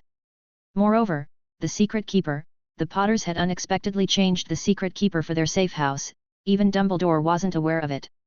This is why everyone firmly believed Black was the traitor. The biggest mystery was now unraveled. The next step was to wrap things up, to secretly hand over Sirius Black to Dumbledore and let him worry about it. As for Black's unwillingness, stunning him was a good choice. He could extract a bit of his blood while at it, breaking the enchantments of Grimmauld Square number 12. Felix raised his head. I insist on going with you. He raised his wand, a delicate stunning spell flew out. Since Black wasn't a traitor, this level of power was sufficient. But what surprised him was that Black actually blocked his magic. Black stepped back several paces, retrieving a wand from behind him, and looked at Felix with a triumphant grin. You see, I told you. The next moment, his entire body twisted into smoke. Apparition. A second wand. In an instant, Felix understood everything. He disappeared from the original spot at a faster speed and reappeared in front of Black in the blink of an eye. He reached into the smoke, he could even see Black's surprised face as it transformed. The next second, both of them vanished simultaneously. Space changed and twisted. Felix stumbled out, he had followed Black's apparition, unable to control the destination. Before him was an unfamiliar slope, trees growing oddly, black stones scattered around. In the corner of his eye, he caught sight of a pitch-black opening. Was it the den of some creature where Black had hidden? He oriented himself. This should still be the Forbidden Forest, only far deeper, perhaps closer to the other side. Black rolled on the ground twice, but he didn't bother to look around. The instant he regained consciousness, he used apparition once again. If it was twice, then that dreadful person wouldn't be able to catch up, right? He could hardly believe that such a person existed, someone who could intrude the moment someone else operated, achieving an almost simultaneous disapparition. His body began to twist into a mass of smoke. He knew he had succeeded, which was incredibly rare. Using this magic repeatedly placed a tremendous burden on him, and he was far from his optimal condition right now. However, what made his scalp tingle was the feeling of a hand gripping his throat. He opened his eyes, surrounded by hazy mist, scenery flashing by rapidly. But he knew, the speed of apparition had been forcibly reduced. He saw Felix's calm gaze, their eyes locked. Black understood his meaning, you can't escape. The next moment, Black was flung out. His stomach churned, almost causing him to retch, but he immediately forced himself to use apparition for the third time. This time, he was nearly exhausted. A corner of his tattered robe was sliced silently, a sharp pain in his forehead, warm liquid covering his eyes. Splitting, this was splitting. Apparition concluded, his vision turned pitch black. He couldn't help but pray, it must work. Then he heard a familiar voice, why did you think of coming here? Can't forget even after so many years. Black rolled over and sat up, wiping his eyes. Through blood-red eyes, he found himself surrounded by a Muggle community. Everything here was both familiar and strange. He hadn't been back here since he left at 16. This was Grimmauld Square, the old Black residence was hidden here. Black got up from the ground, touched his forehead, blood stains between his fingers. He had indeed split, but it wasn't severe, he hadn't lost limbs or been anchored to the spot. The young man opposite him observed him, showing no intention of attacking. Did he want me to surrender voluntarily? Dream on. He had just come up with a good idea. Black swung his wand, curses mixed with bursts of crimson flames flew out. He shouted, Crucio! Felix's heart skipped a beat, slowing down his attack. An ugly, aged house elf suddenly appeared beside Sirius Black. Take me in. Black commanded, launching a forceful offensive, but the occasional retaliation from the opposite side had already weighed him down. Kriaker stood by Black's side, incessantly muttering, the young master is a detestable, ungrateful scoundrel, breaking his mother's heart. He disappeared for over a decade, returning with powerful enemies, failing to fulfill the slightest responsibility. Shut up, Kriaker. Can't I enjoy this victory for a moment? Grimmauld Square. Felix walked to where Sirius Black had disappeared, crouching down, and picked up a drop of blood from the ground. Chapter 280, Reunion in the Study. The next day, Sirius Black woke up from his bed, his mind heavy and foggy. It felt as though Kriaker had been banging his head all night, causing a splitting headache. Even though I know it's the consequence of overusing the disillusionment charm, I can't help but suspect it's related to Kriaker's incessant chatter. Sirius walked into the shabby bathroom and washed up in front of the mirror with suspicious dark red marks. He tidied up his hair, shaved off the dirty stubble, and as he showered, the mirror in the bathroom remarked, "You look like a walking skeleton." He angrily pulled the curtain shut, and memories of his miserable days living here came rushing back. Half an hour later, he dug out moldy clothes from an old wardrobe. He changed out of the dirty, ragged strips of fabric that once resembled clothing, and he managed to look presentable. But carefully, he took out a tattered old piece of paper from his pocket. After being soaked in water yesterday, it looked wrinkled. He gingerly unfolded it, trying not to damage the moving photograph on it. It was a picture of the Weasley family winning a prize, with a fat old rat perched on Ron Weasley's shoulder. He stared at the photo expressionlessly for a moment and then turned away. Kriaker, prepare breakfast for me. Sirius called outside, then after a pause, he added, no spitting, no intentionally making it taste bad, and no. He listed a series of conditions. Kriaker bowed deeply, muttering curses under his breath as he left. Sirius took a moment to step outside again, scanning for any suspicious figures. Instead, he spotted a Muggle lady out early for groceries. Maybe he's gone, Sirius thought, closing the door. The silver serpent-shaped door knocker thudded against the weathered black door. He felt a twinge of unease, staying quiet for a few seconds. Nothing happened. Something just doesn't feel right. He pondered. But he couldn't pinpoint anything unusual. He sniffed the air, still catching the musty, dusty smell of decay. Everything in the hallway, from the peeling wallpaper to the threadbare carpet and the dimly lit magical chandelier overhead, seemed eerie. Even the portraits hanging crookedly on the walls appeared exceptionally quiet today. Quiet? Sirius scrutinized the figures in the portraits carefully. They seemed to be asleep. He approached one, standing before a portrait that might have depicted an illustrious ancestor from the Black family. He lightly tapped the frame. The aristocrat depicted in the painting had long, flowing curls that reached down to her waist, and she was leaning back in her chair, softly snoring. Suddenly, Sirius felt as if a piece of ice had been shoved into his stomach, icy and convulsing, and his forehead started to ache. He became restlessly anxious, taking a few large strides to a curtain and yanking it aside. Behind the curtain was a massive portrait, a depiction of an old woman. Her face was gaunt, with high cheekbones, bearing some resemblance to the current Sirius, though he didn't want to admit it. It was his mother. The same woman who had argued with him for half the day yesterday, who had been so lively, was now sound asleep. She hadn't suddenly woken up to curse him as a filthy and sinful child.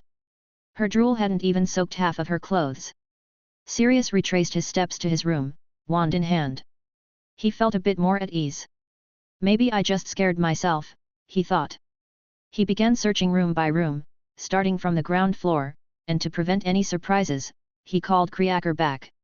"If that man from yesterday shows up, don't ask questions, just get me out of here immediately," Sirius warned the house elf.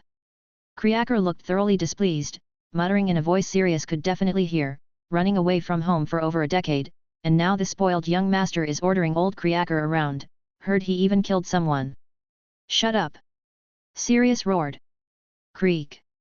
Sirius grasped his wand, the tip emitting a faint glow as a spell poised for release. With his other hand, he rotated the serpent-shaped door handle. The door creaked open. He waited 2 seconds, then cautiously peeked inside. The room was empty. Hunched over, Kriaker shuffled in behind him, glancing around near his feet. "Nothing here, the prodigal young master's been locked away for over a decade, even his sanity's forsaken him. Oh, poor mistress, if she were aware from beyond, I wonder what she'd think." "Poor old Kriaker," Sirius retorted without much patience, "she's doing well. We had quite a row yesterday, and she slept soundly last night, drooling all over." They ascended the stairs. The aged wooden floor, long neglected, had been hollowed out by insects, and their footsteps produced creaking and groaning sounds. Sirius's heart couldn't help but tighten. "It's as if I've returned to the war era," he mumbled, though excitement sparkled in his eyes. His movements became more succinct and efficient. Each time he opened a door, he checked the doorknob for signs of recent use. After inspecting the dining room, storage room, and second-floor bedrooms without incident, he began to relax his tense nerves. Even when he encountered an old ghoul in the second-floor restroom, Sirius found room for jest. "That ugly face of yours isn't the worst I've seen. Azkaban is the real hub for monsters and demons, though I'm something of a specimen myself." At the doorway of the third-floor study, though Sirius remained cautious, his wariness had started to ease. He pushed the door open and entered. The study was empty, the lighting brighter. He saw the old, worm-eaten bookshelves lining the walls, adorned with tarnished silver and green decorations. Behind a heavy desk stood a high-backed armchair. He recalled his childhood when his father would often sit there. Yet, whenever he got close, it would lead to a reprimand. Whoosh, whoosh. What the? Suddenly, the candle holder by the door came to life, twisting and winding around Sirius. He clutched his wand, but the hand holding it was pulled to the side. Sirius struggled, but the candle holder, as though alive, pried his fist open, causing his wand to fall to the ground, spinning uselessly.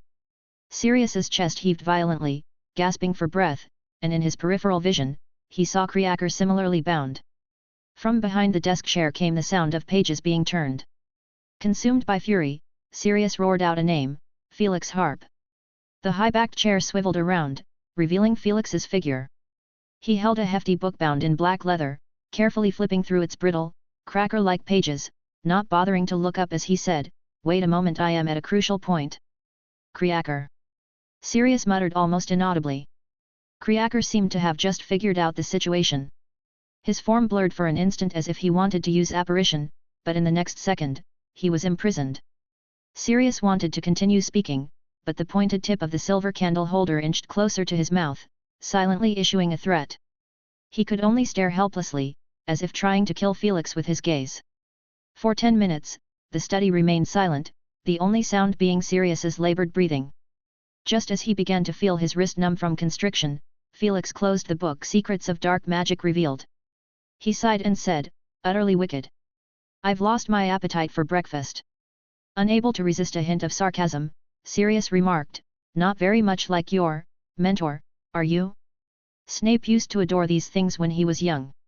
Who doesn't have a hobby?" Felix responded, deflecting lightly. A brief silence settled between them. Sirius lifted his head to fix his gaze on Felix, demanding, "How did you get in?" Felix smiled and replied, "I had a little help from the Black family." "That's impossible," Sirius retorted, "though I hate to admit it, I'm the last descendant of the Black family. Only I can enter." Felix cast a glance at Kriaker. He's different." "Exactly," Kriaker proudly proclaimed, "Old Kriaker has served the noble house of Black for generations upon generations. For generations upon generations." Then, his gaze turned malicious as he shot Sirius a look. "The current master doesn't count, he's nothing but blood and no substance. Poor Kriaker has no choice." Sirius glared at him, his heart almost ready to strangle him. Felix rose to his feet and scrutinized the wound on Sirius's forehead. Potter's scar is on the right, yours is opposite. Quite strange, is it a coincidence? You. Sirius's eyes widened. He wasn't too concerned about his safety now, he instinctively believed that Felix wouldn't kill him. However, he also realized a more sinister aspect of Felix compared to Snape. His words held even more power. Chapter 281, Maps and Magic. Half an hour later.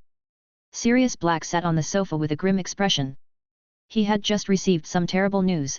Peter Pettigrew had escaped or, more accurately, was hiding in a place unknown, feigning death to avoid detection. Disheartened, he thought to himself, had all his efforts been in vain for all this time? Felix picked another book from the shelf. To his astonishment, it contained details about an ancient magic spell. The portrait of Headmaster Phineas Black hadn't lied to him. The collection here was truly exceptional, even if some of it had been moved from the restricted section at Hogwarts. It seemed that the old man had worked to benefit his family during his tenure as headmaster. But alas, how unpredictable life was. The Black family had fallen to such depths. Have you ever tried a marauder's map? Sirius suddenly asked. A marauder's map? What's that? Felix looked up from the book. Sirius mumbled, it's a moving map that shows the locations and secret passages of Hogwarts. It looks like a folded parchment and was something we created when we were students. Me, James, Remus, and Peter Pettigrew. The marauder's map can track the movements of everyone within Hogwarts, even Dumbledore. Felix blinked, he now understood what Lupin wanted from Filch. With certainty, he said, this map must have been confiscated by Filch. It was intentional, Sirius smirked. We were about to graduate and desperately wanted someone to carry on our noble legacy of mischief. So, we created a suitable opportunity, caught Filch's attention, and let him take the map. Felix nodded knowingly, there was indeed an interesting backstory. Why didn't Remus tell you? Wondered Sirius. Felix spoke softly, the map is lost. Pettigrew admitted it himself. That treacherous git! Sirius exclaimed in frustration, slamming the wall and then sighing, even if we had the map, it might not work. Pettigrew can conceal his own name. Conceal? Did you use tracking charms? More than that. Tracking spells, footprint reveals, name tag charms, micro-illusion hexes, disillusionment charms, anti-jinxes, protective spells. Later, we even integrated transfiguration, divination, and alchemy. Too many things. Felix looked at Sirius in astonishment. He himself only knew a portion of those spells.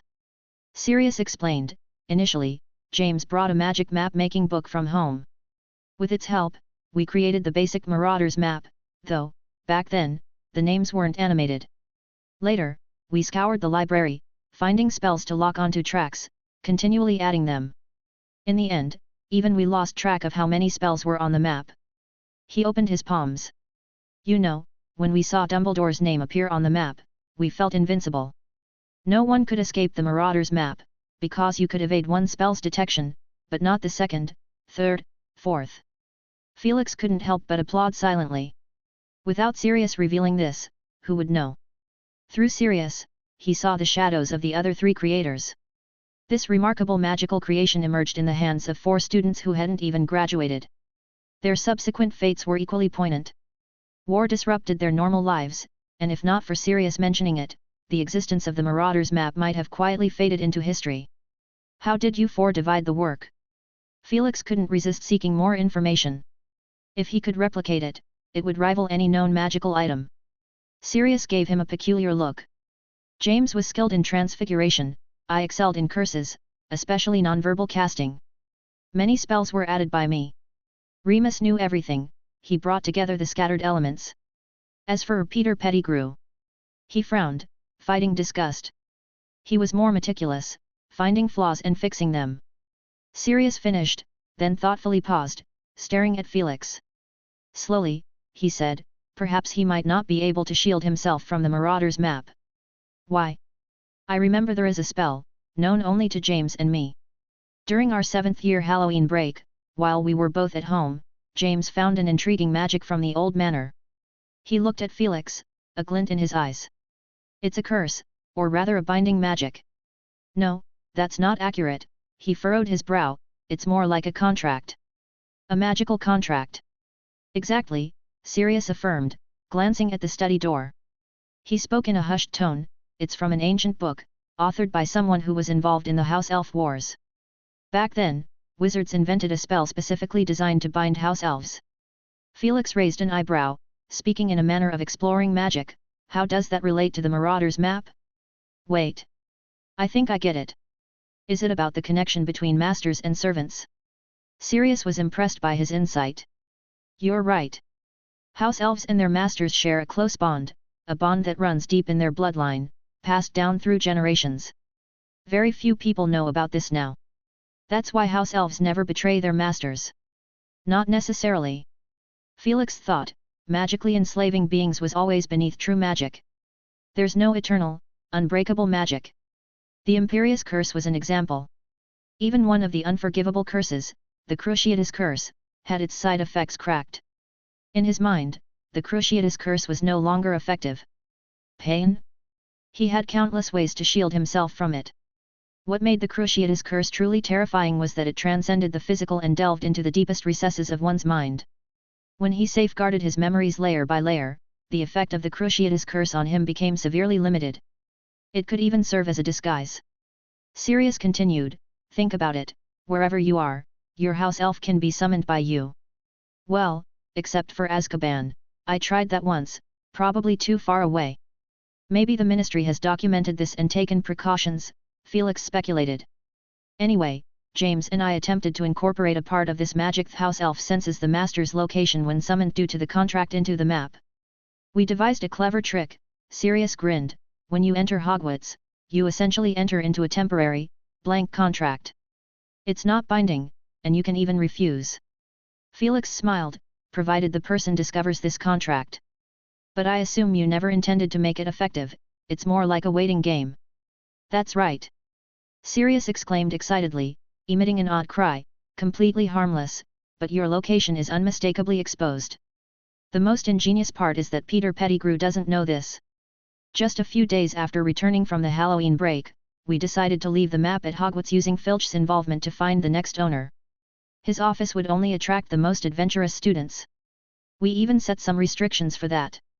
Sirius delved into joyful memories, squinting his eyes and murmuring softly. After a while, he said with a touch of melancholy, too bad we lost the map. Felix pondered, if I help you recreate a Marauder's map, could you do it? Lupin is also at the school, he might be of assistance. I know he's here, Sirius said, thinking for a while. Recreating it would be difficult. There are many things I don't remember. We can attempt it together. I'm quite intrigued. We. Sirius stared at Felix, baffled. Felix didn't answer, checking the time. There are still 2 hours until 10 o'clock. We have plenty of time. He said cheerfully, I'm planning to take you to Hogwarts. Of course, we need to get in touch with Headmaster Dumbledore first.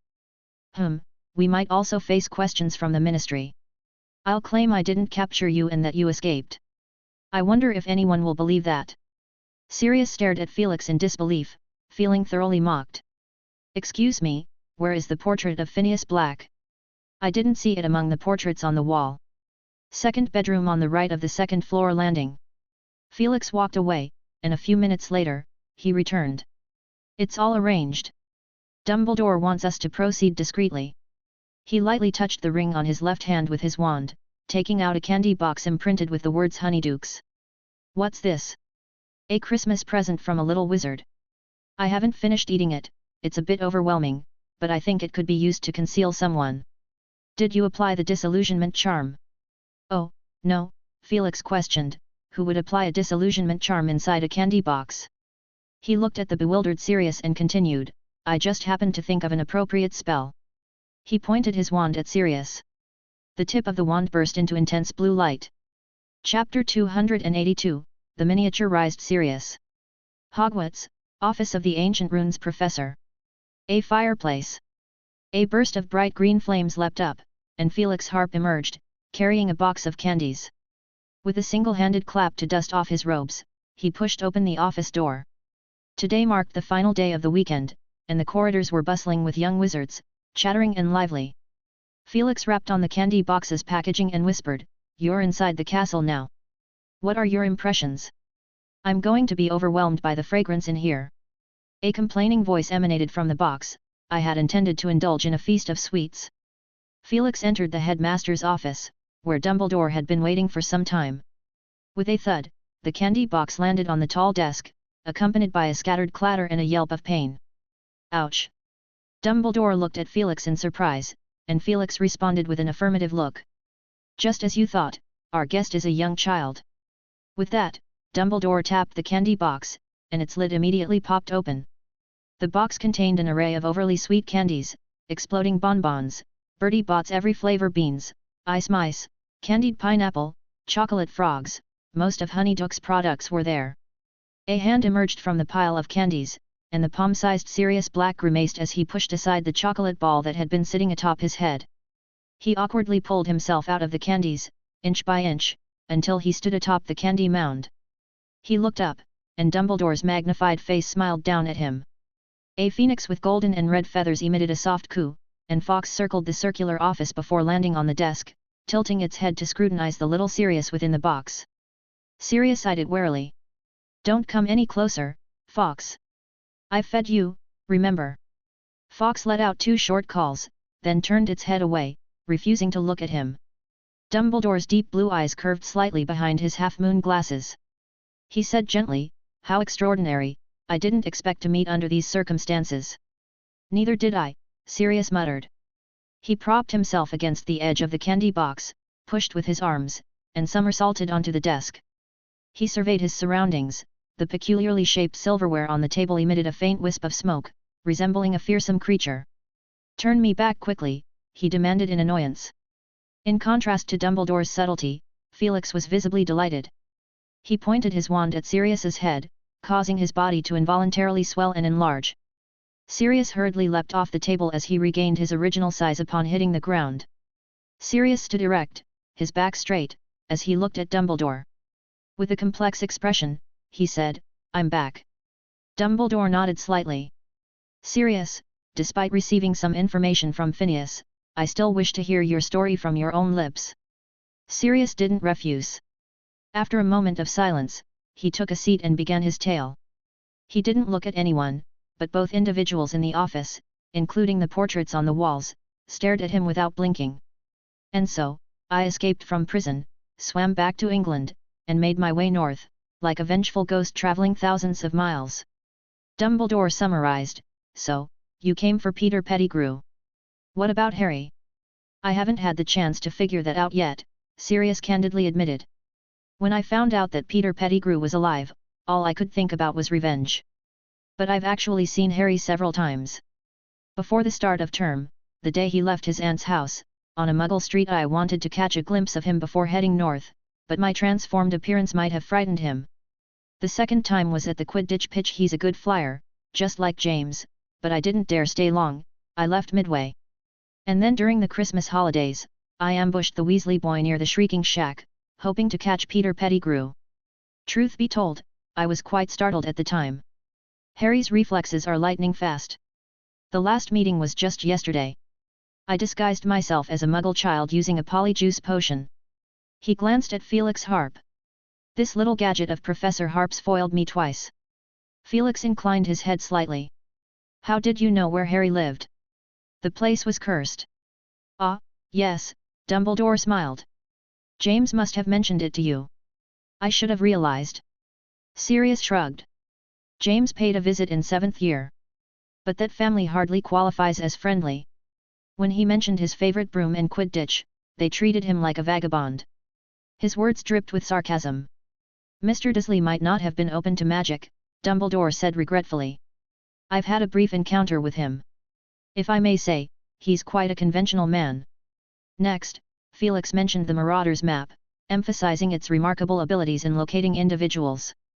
Whether it's animagi, polyjuice, invisibility cloaks, or standard concealment charms, none can shield it. He earnestly suggested, I believe we could attempt to recreate another Marauder's map. Dumbledore contemplated in silence, tapping his long fingers on the table. He hinted, Felix, have you considered the possibility that the Marauder's map might still be at Hogwarts? Felix responded thoughtfully, I have indeed considered that, and it's not entirely impossible. But the scope is vast: students, professors, or perhaps concealed within a book in the library. Putting myself in someone else's shoes, if I possessed it, I would definitely keep the secret well hidden. Dumbledore blinked. I think you may have overlooked one possibility. He turned to Sirius. Your ideal heir in the realm of mischief should be a Gryffindor, right? Sirius nodded. You're right. Felix's eyes lit up. So, the Weasley twins. It was the first name that came to his mind. Quite possible. In truth, I have a few candidates in mind.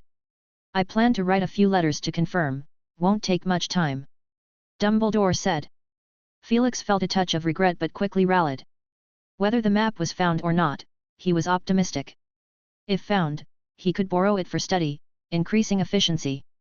If not, he could assemble a team, research and develop anew, perhaps even add more functionalities.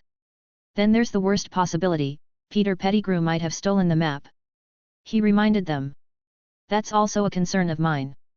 He had ample time and motive, Dumbledore said. The only possibility is if he doesn't believe he'll show up on the map, hence no action. Felix agreed with this perspective. He checked the time. Headmaster Dumbledore, there's a small dueling competition at 10 o'clock today. If there's nothing else, I'll take my leave. He gestured at Sirius. He's in your care. Sirius's eyes lit up suddenly. A dueling competition? Harry might be participating. Can I go watch? Felix hesitated, looking at Dumbledore. Dumbledore furrowed his brows. Sirius, you'd better stay at Grimmauld Place. It guarantees your safety. The Ministry is still after you. If you're discovered, we lack evidence to prove your innocence. Just this once, Sirius pleaded, looking pitiful. Let me see Harry up close. I can pretend to be a doll, no one will suspect. His words rendered Dumbledore silent. Felix cast the spell again, and this time, Sirius willingly hopped back into the box. Felix lightly cast a Muffliato charm on the outside of the box. Sirius was cut off from the external world. Felix turned to Dumbledore. He probably isn't skilled in occlumency, right? Dumbledore smiled at him, and Felix understood the headmaster's implication.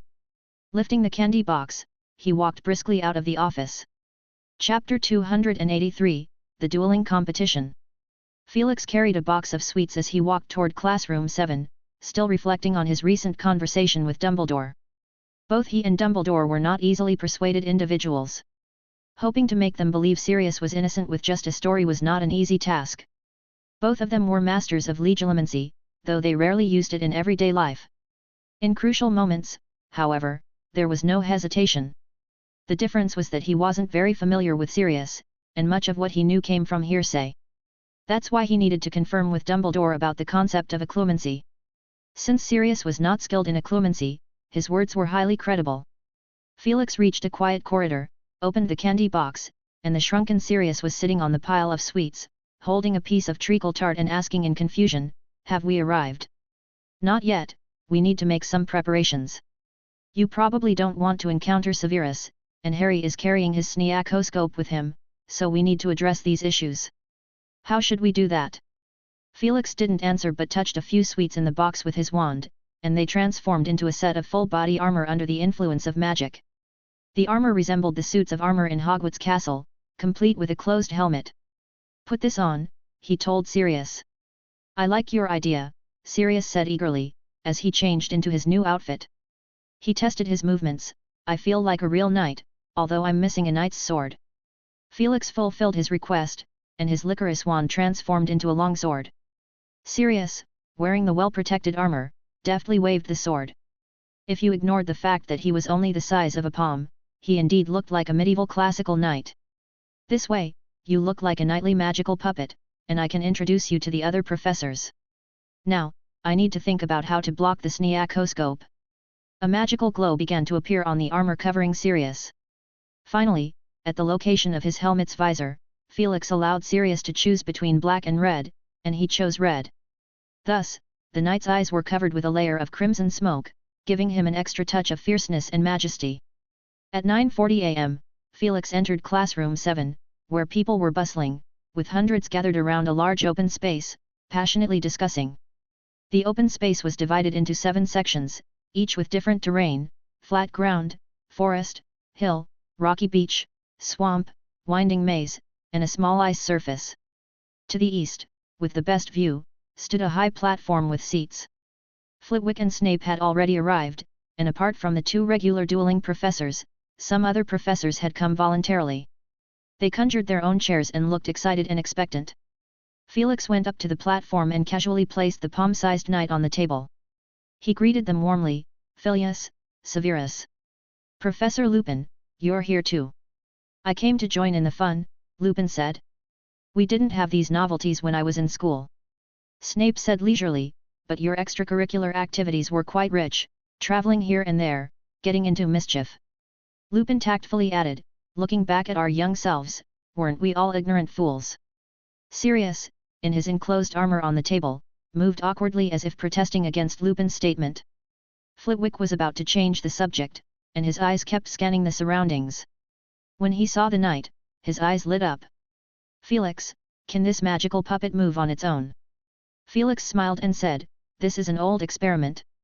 I tried to make them perform some simple tasks, like freeing my assistant from grading assignments.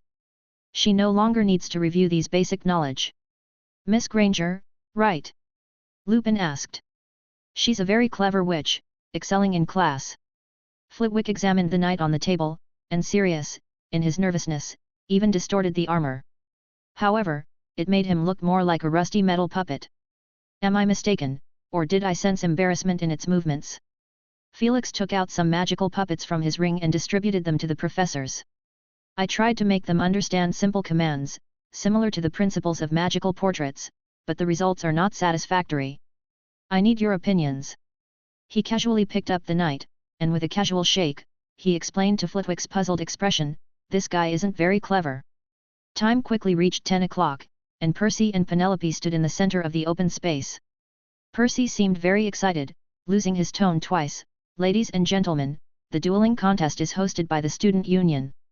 I, Percy Weasley, and Penelope Clearwater will be responsible for maintaining order.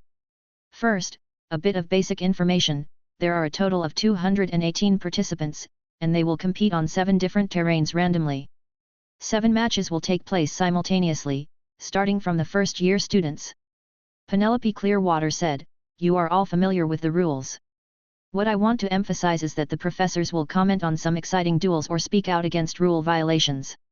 Please adhere to the rules, especially the prohibition of using dark magic."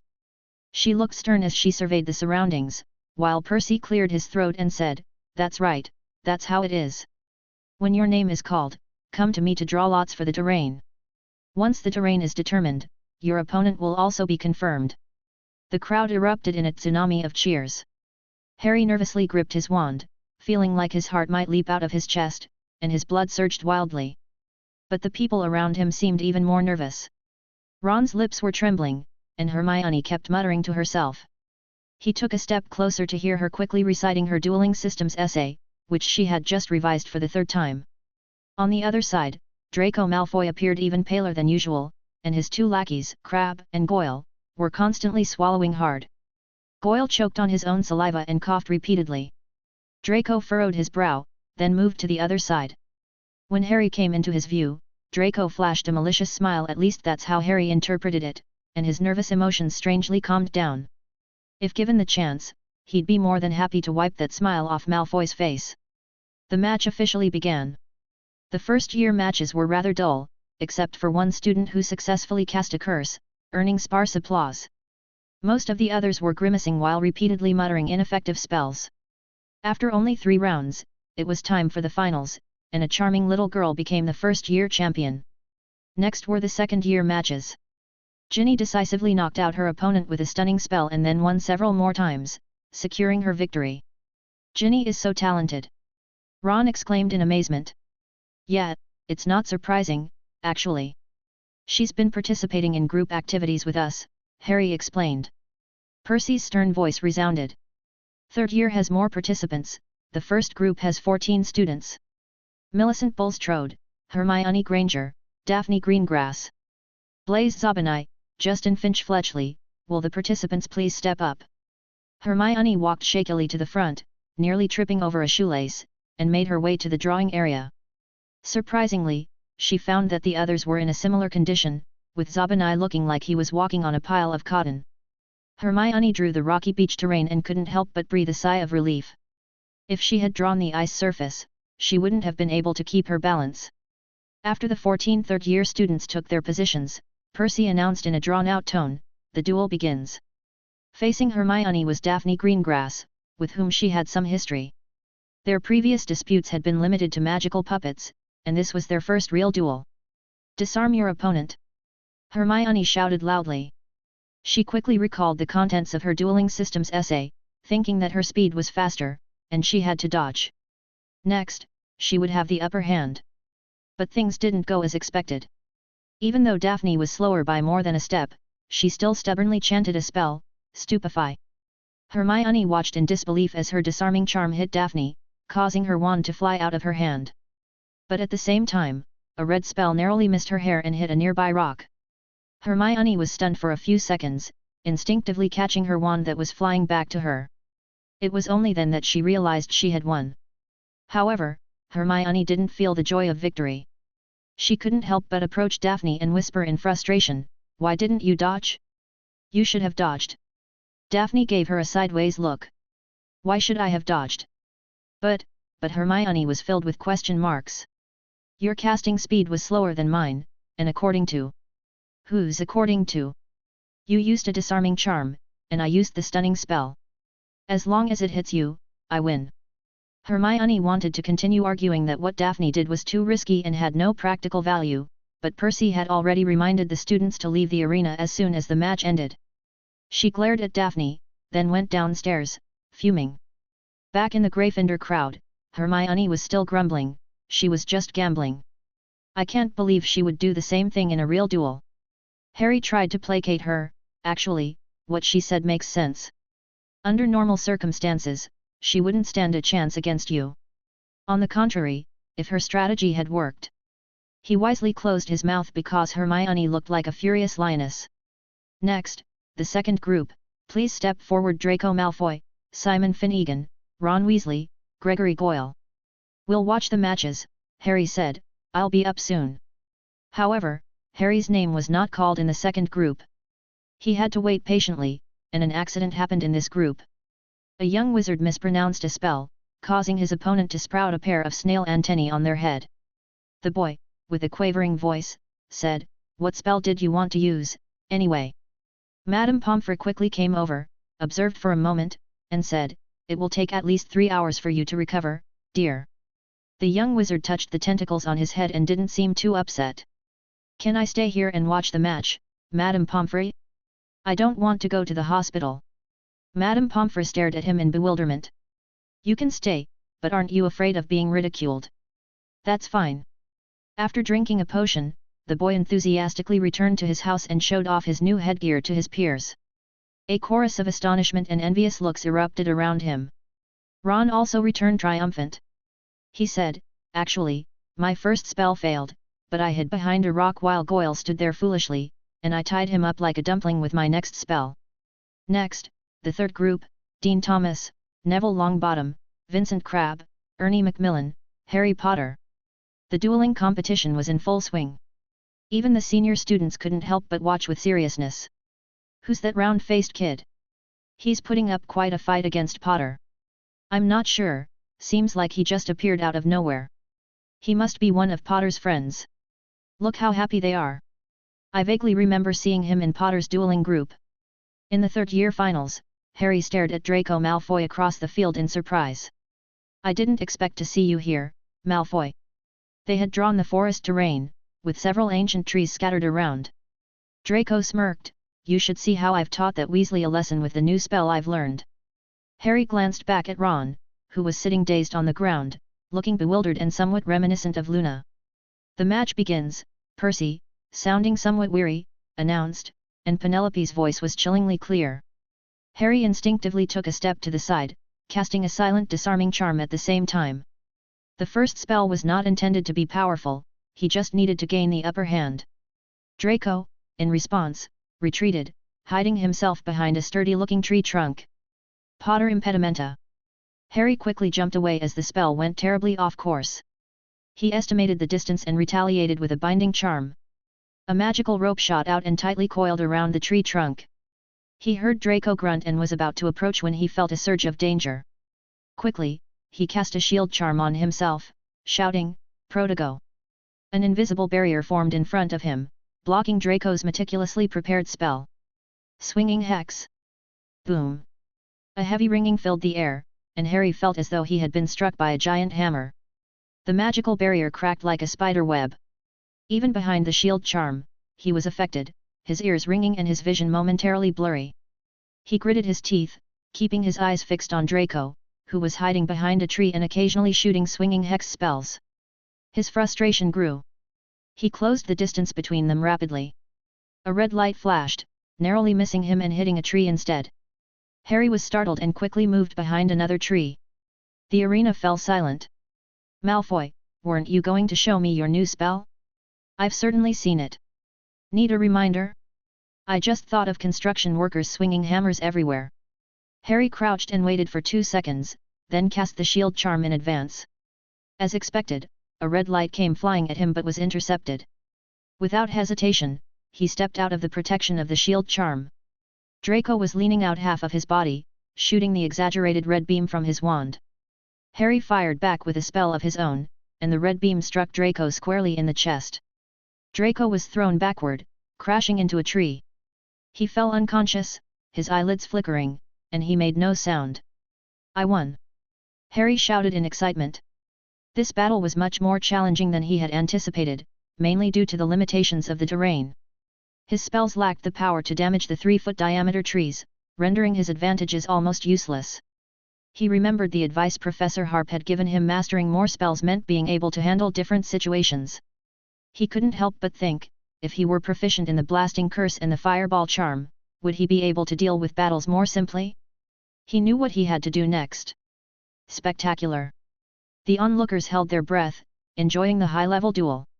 When the result was announced, they erupted in enthusiastic cheers and applause. Harry scratched his head and looked up at the judges' seats.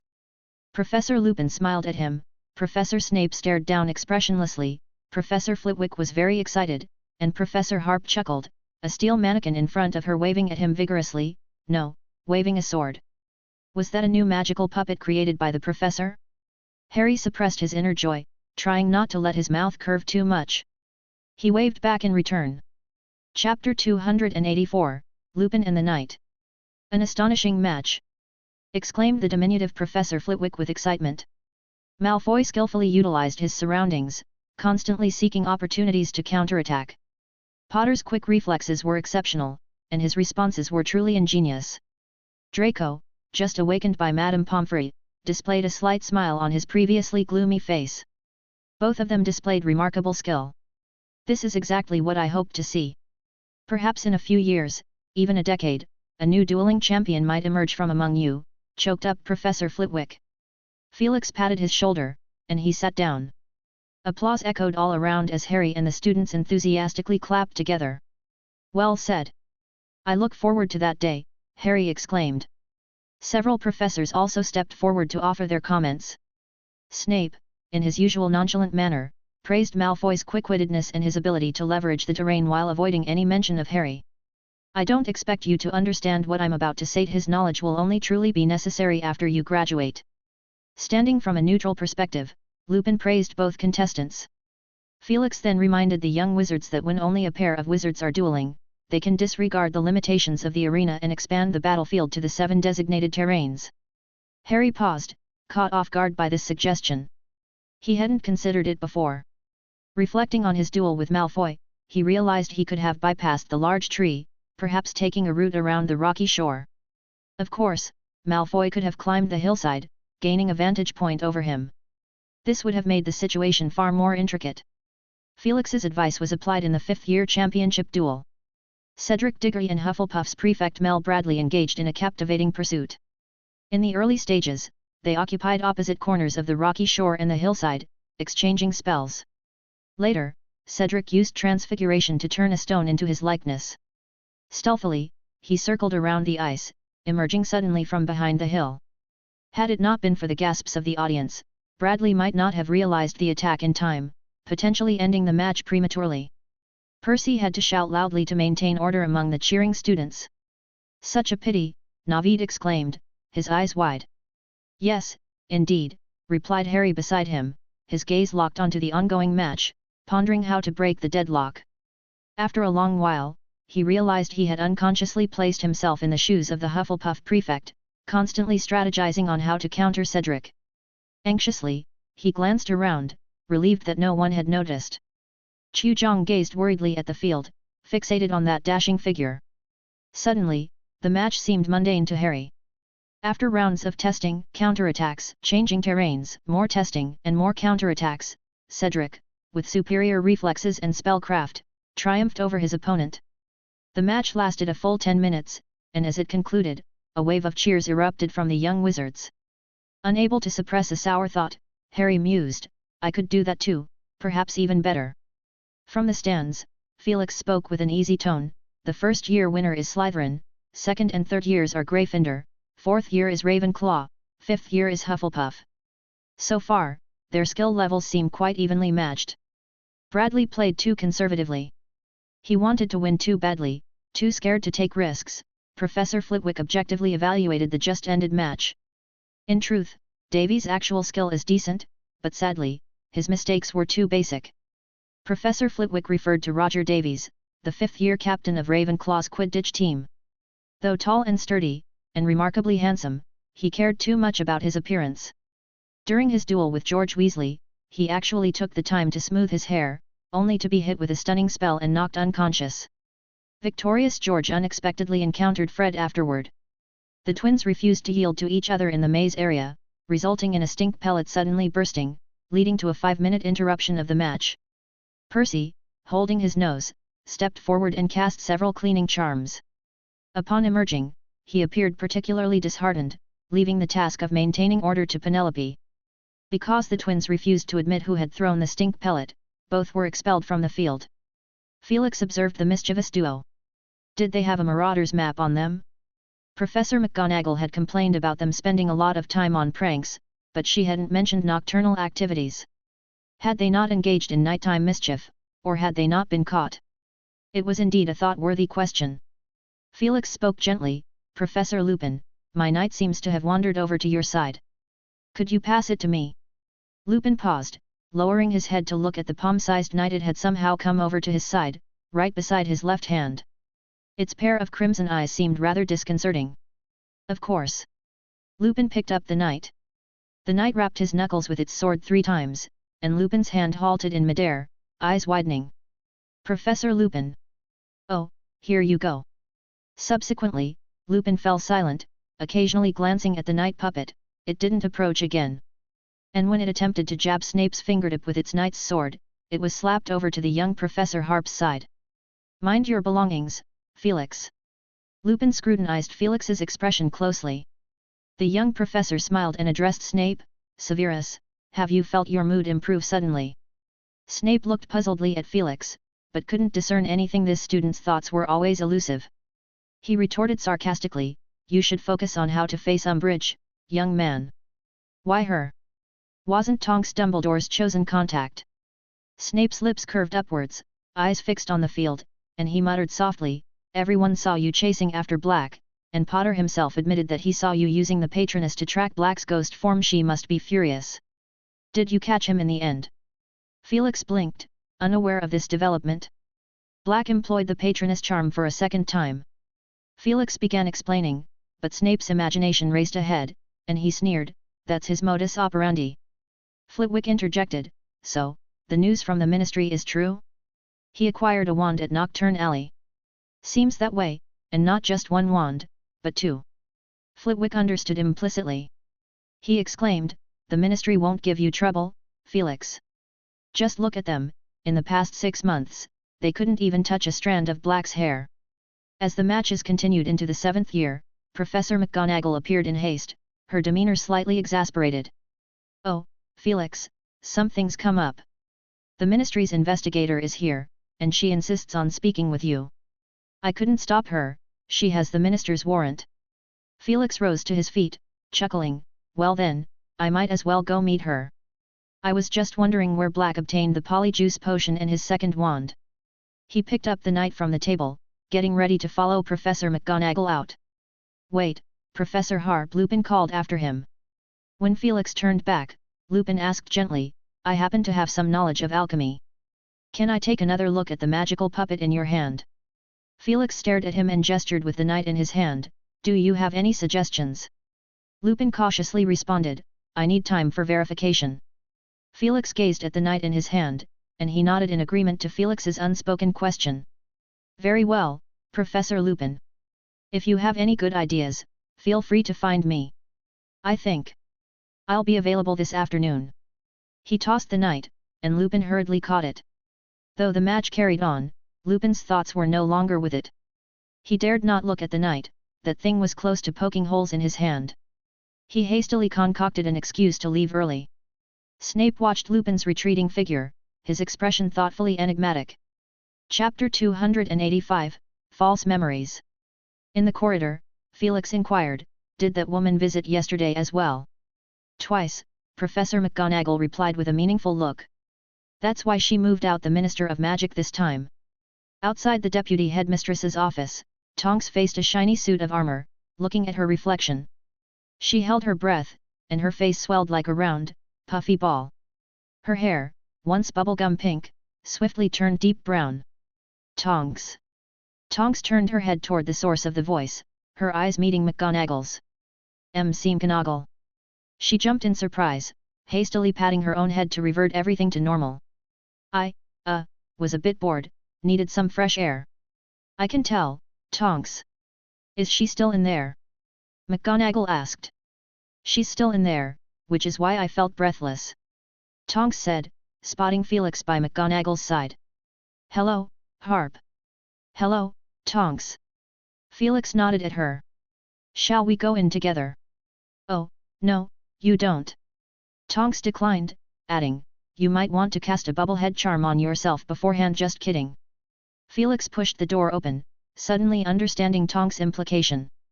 The room was filled with a sickly sweet scent of perfume, and pink bubbles floated through the air one after another.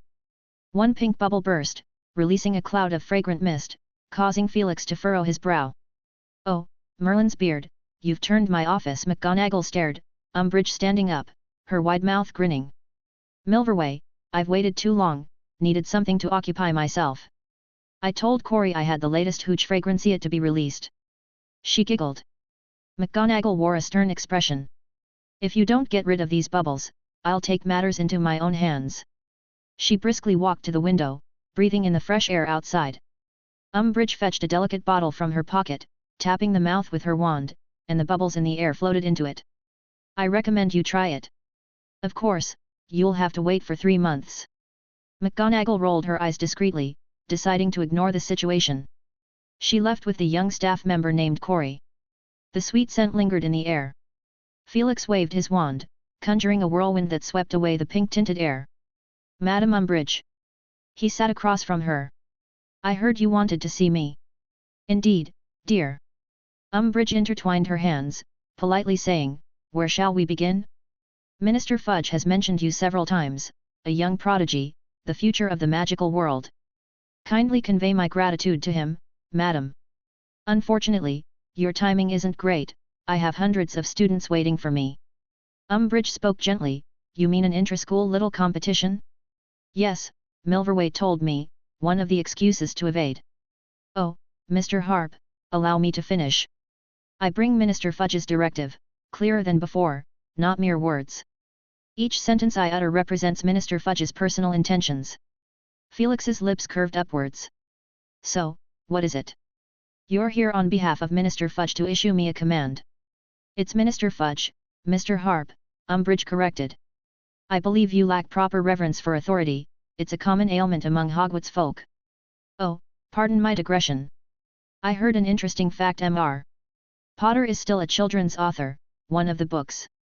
She retrieved a book from her pocket, her pudgy fingers flipping a page, a smug expression on her face. "A picture book? How childlike! Had I not checked, I'd be unaware that Mr. Potter had ties with the Ministry long ago." "And so?" Felix smiled. "I am still a recipient of the Order of Merlin, a candidate for the Order of Helga Hufflepuff, a member of the Wizengamot, and I maintain correspondence with high-ranking officials of multiple countries. Umbridge's smile faded. But that doesn't prove anything. I've willingly let go of some so-called connections, Felix said, all for the sake of reducing unnecessary interactions. Then, why did you come to teach at Hogwarts? If you want to. No, I don't want to, Felix glanced at her. That's my answer. Let's get to the point, shall we? I have about 7 minutes. Umbridge's hand holding the wand trembled, a stack of old-fashioned rings on her fingers squeaked and creaked, not out of fear but anger. Her chest heaved, resembling a toad with a puffed-up belly. However, she spoke softly, let's begin then, Mr. Harp. Where is Sirius Black now? Who knows? Probably with his associates. You didn't apprehend him? Apparently not. But someone saw you using sight-along apparition with him, can I deduce that he received your help? I've heard you're friends with Damocles Belby, a star pupil of Severus Snape, and have close ties with 2 Master Podiwhunners. You'd easily acquire the Wolfsbane potion. Felix chuckled, just a while ago he had told Professor McGonagall about using Wolfsbane potion to interrogate the Ministry, and now he found himself in the hot seat. So, he said, I could have made you provide evidence, and if you couldn't, I'd give you a profound lesson on speaking responsibly. I'd be pleased to see your eyes widen. He was delighted to see Umbridge glaring at him. But, perhaps it's better to show you the scene at that time, so you won't bother me again. Felix stared at her, images flashing rapidly through his pupils. Where is this? I warn you, kidnapping a high-ranking Ministry official, Umbridge shrieked, panic in her eyes as she looked around. They were in a clearing amidst a forest. She saw the scenes of Felix and Sirius battling from afar. You wanted to know what happened, didn't you? Soon, she saw a wizard's battle, not mere spell dueling, but a breathtaking display of magic flames, lightning, and various magical lights intertwined in a spectacle. Trees bent, boulders emitted heart-stopping wails as they flew past her, leaving sharp roars in her ears. Felix held a bright flame in his hand, ancient symbols faintly visible. The next moment, a torrent of flames poured like liquid mercury, instantly engulfing the entire forest. Magic flames surged out hundreds of feet, turning trees and rocks into ashes. Almost in the blink of an eye, it appeared before them. Umbridge let out a piercing scream, and then her entire being was swallowed by flames. Ah! Umbridge screamed, jumping up. Before her was Professor McGonagall's office. False, all of it was false. She repeated to herself that the fiery scene was a reflection in her pupils. She heard Felix's voice still going on, seemingly not noticing her distress. He was saying with a touch of awe, Sirius is terrifyingly strong, isn't he? I suggest you send more enforcers. Umbridge swallowed hard. She sat back down, readjusting her posture. This is what happened at the time? If I wanted to have you testify, I should remind you that memories can be fabricated. The Wisengamot doesn't consider memories as evidence. So, you could assume I was just having a bit of fun with you, Felix said. Umbridge stared at him, flabbergasted. She heard him continue, now, the question is, do you believe I can accomplish the things in those memories? Believe? She didn't want to believe, but the sensation was too real. Every time she tried to mentally refute it, the image of being engulfed by flames would abruptly reappear. She hurriedly concluded the interrogation, dragging her squat figure away. As she left, she muttered, "Thank you for your cooperation, Mr. Harp." Now, she desperately needed her cute kitten teacup and colorful bows to soothe her wounded soul. She didn't want to do anything else today. Felix kicked his legs up and couldn't help but think, who says the Room of Requirement has no offensive capabilities? It's quite effective for scaring people, after all. Chapter 286, Professor Harp's Reward. When Felix returned to Classroom 7, the dueling competition had already concluded, and only a few top-ranked students, Percy and Penelope, remained. Percy reported what had happened since his departure. It had been less than half an hour since he left, but the developments were enough to furrow his brow in concern. Around 10 minutes after he left, Lupin was the first to depart. Then, just 5 minutes later, Snape abruptly left as well. Apart from a few students lingering around for the excitement and to pass the weekend, only Professor Flitwick, a constant fixture in dueling classes, remained. As per the plan, after the 7th-year matches ended, there were supposed to be awards and intergrade challenges, but you weren't present. Percy said awkwardly. Professor Flitwick allowed the other students to leave. Felix nodded, intrigued by whether Snape had figured something out. He decided to follow Lupin. Could they be getting into a fight at this point? He raised his wand, and from its tip emerged a slender, graceful silver swallow. Several young wizards' eyes turned towards it, staring at the professor's patroness. Ever since its awe-inspiring display on the Quidditch pitch, the young wizards had been talking about it incessantly. A few clever young wizards had even peddled information about patronuses and patroness charms, successfully earning a bit of profit. From what Harry knew, the Weasley twins and their friend Lee Jordan had dabbled in such business.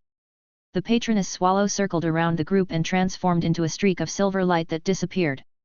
Well, if they did get into a fight, he could at least try to mediate or help Dumbledore clean up the mess. The headmaster was bound to have a headache, wasn't he? Felix thought mischievously, a subtle smile tugging at his lips. He refocused his attention and looked at the top-ranking students, speaking cheerfully, "Now comes the part you're all interested in, the selection of your prizes, galleons or a magical text creation." With each wave of his wand, a prize materialized before him. Golden galleons, advanced magical puppets, scrying mirrors, memory discs, serpent ring of obedience, an unnamed book, shimmering silverware, protective amulets. There were more than 20 options. "Professor, what's this?" A golden-haired girl with adorable dimples pointed to a small snake the size of a palm. She instantly fell in love with it. Resembled her family crest. "A means of transportation. You stand on it like this."